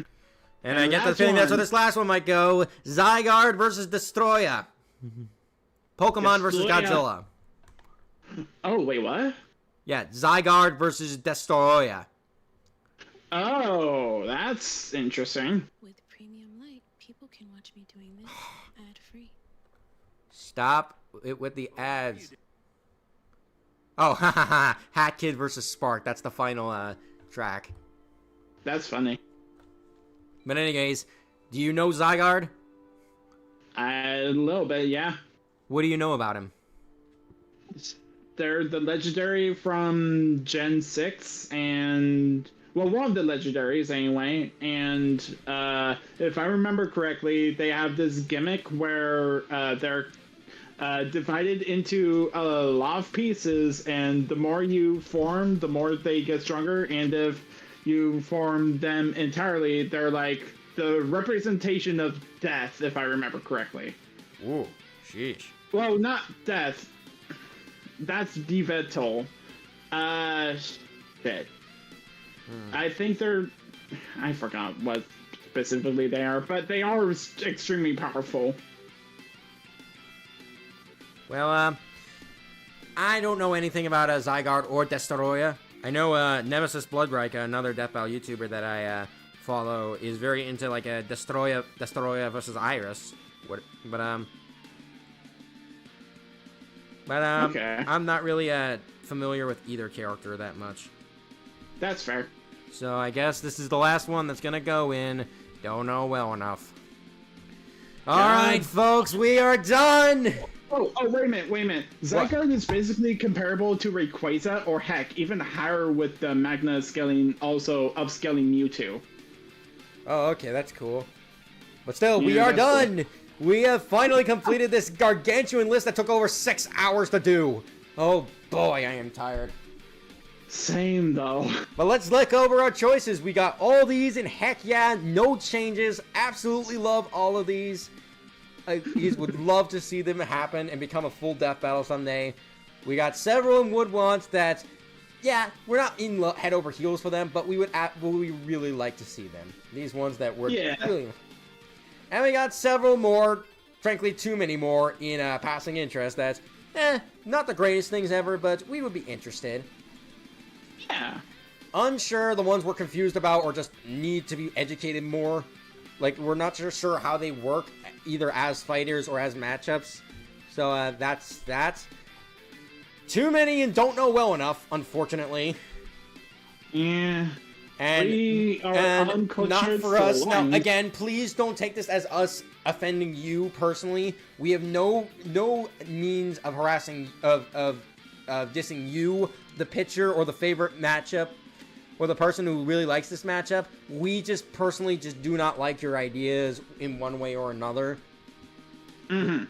And morally questionable. Again, no hate to you if you like them. We just think that on a moral level, in some way, these matches just have very deep problems that we just can't side with. Well said. But anyways, that is going to be it. Thank you all so much for watching. Thank you again to the person who donated $100 earlier this stream. Holy shit. Holy damn. Yeah, you got anything to say before we sign off? Before we go, were you wanting me to disclose my own personal matchup? Oh yeah, go ahead. Okay, so this is one that I'm somewhat familiar with. I know one contestant for this matchup, and the other, this is a collaborative effort from Arslan. He really wants to see this matchup because they're theming. Alright, give me a sec. Okay, let me see if I can... Alright. Flame Emperor Sabo from One Piece versus Gabimaru the Hollow from Hell's Paradise Jigo Kuraku. Two amnesiacs who are incredibly hard to kill and are best known as one-man armies for who they work for. Revolutionary Army for Sabo and Iwaka Kure clan for Gabimaru. Gabimaru has two main survival feats I've seen so far, according to Arslan. Episode 1, we see him getting pulled by two bulls, one tied to each leg. He legit survived by just pulling back on the bulls till they exhaust themselves. Next is the battle against an immortal being. They had the punching contest basically, and was able to not only survive from it, but able to outdo a Tensen who are immune to pain and are immortal. So that's the feats on Gabimaru's end. Sabo, on the other hand, is a Logia Devil Fruit user, specifically from the Mara or Flame Fruit. Logia users are known to create, control, and transform one's body into an element of nature, and are physically invulnerable, outright intangible in the case of certain elements, and retains control over their body even if separated into pieces. There are a few ways to negate the invulnerability granted by Logia abilities and successfully injure a transformed Logia user, these ranging from Seawater, Sea Prism Cuffs, and Armament Hockey. And certain Logia fruits also have individual weaknesses, which reflect the element's natural vulnerabilities. So, in context, it's more so a matter of whether or not Gabimaru has the ability to counteract Sabo's ability. Wow, that's actually pretty neat. Survivability versus survivability. That actually does sound neat. I would be interested in that if it happened. Yeah. Yeah, but anything else to add before we sign off? So no. All right then. Thank you all so much for coming. We are both tired, but we are also had a fun time making this whole tier list. And I hope to see you all next week for the first of the Undertale streams. That's going to be very exciting. Really excited to get to do that string of streams to celebrate Undertale's 10th anniversary. It's going to be awesome. We're going to have a lot of fun, and I hope to see you all there. See ya!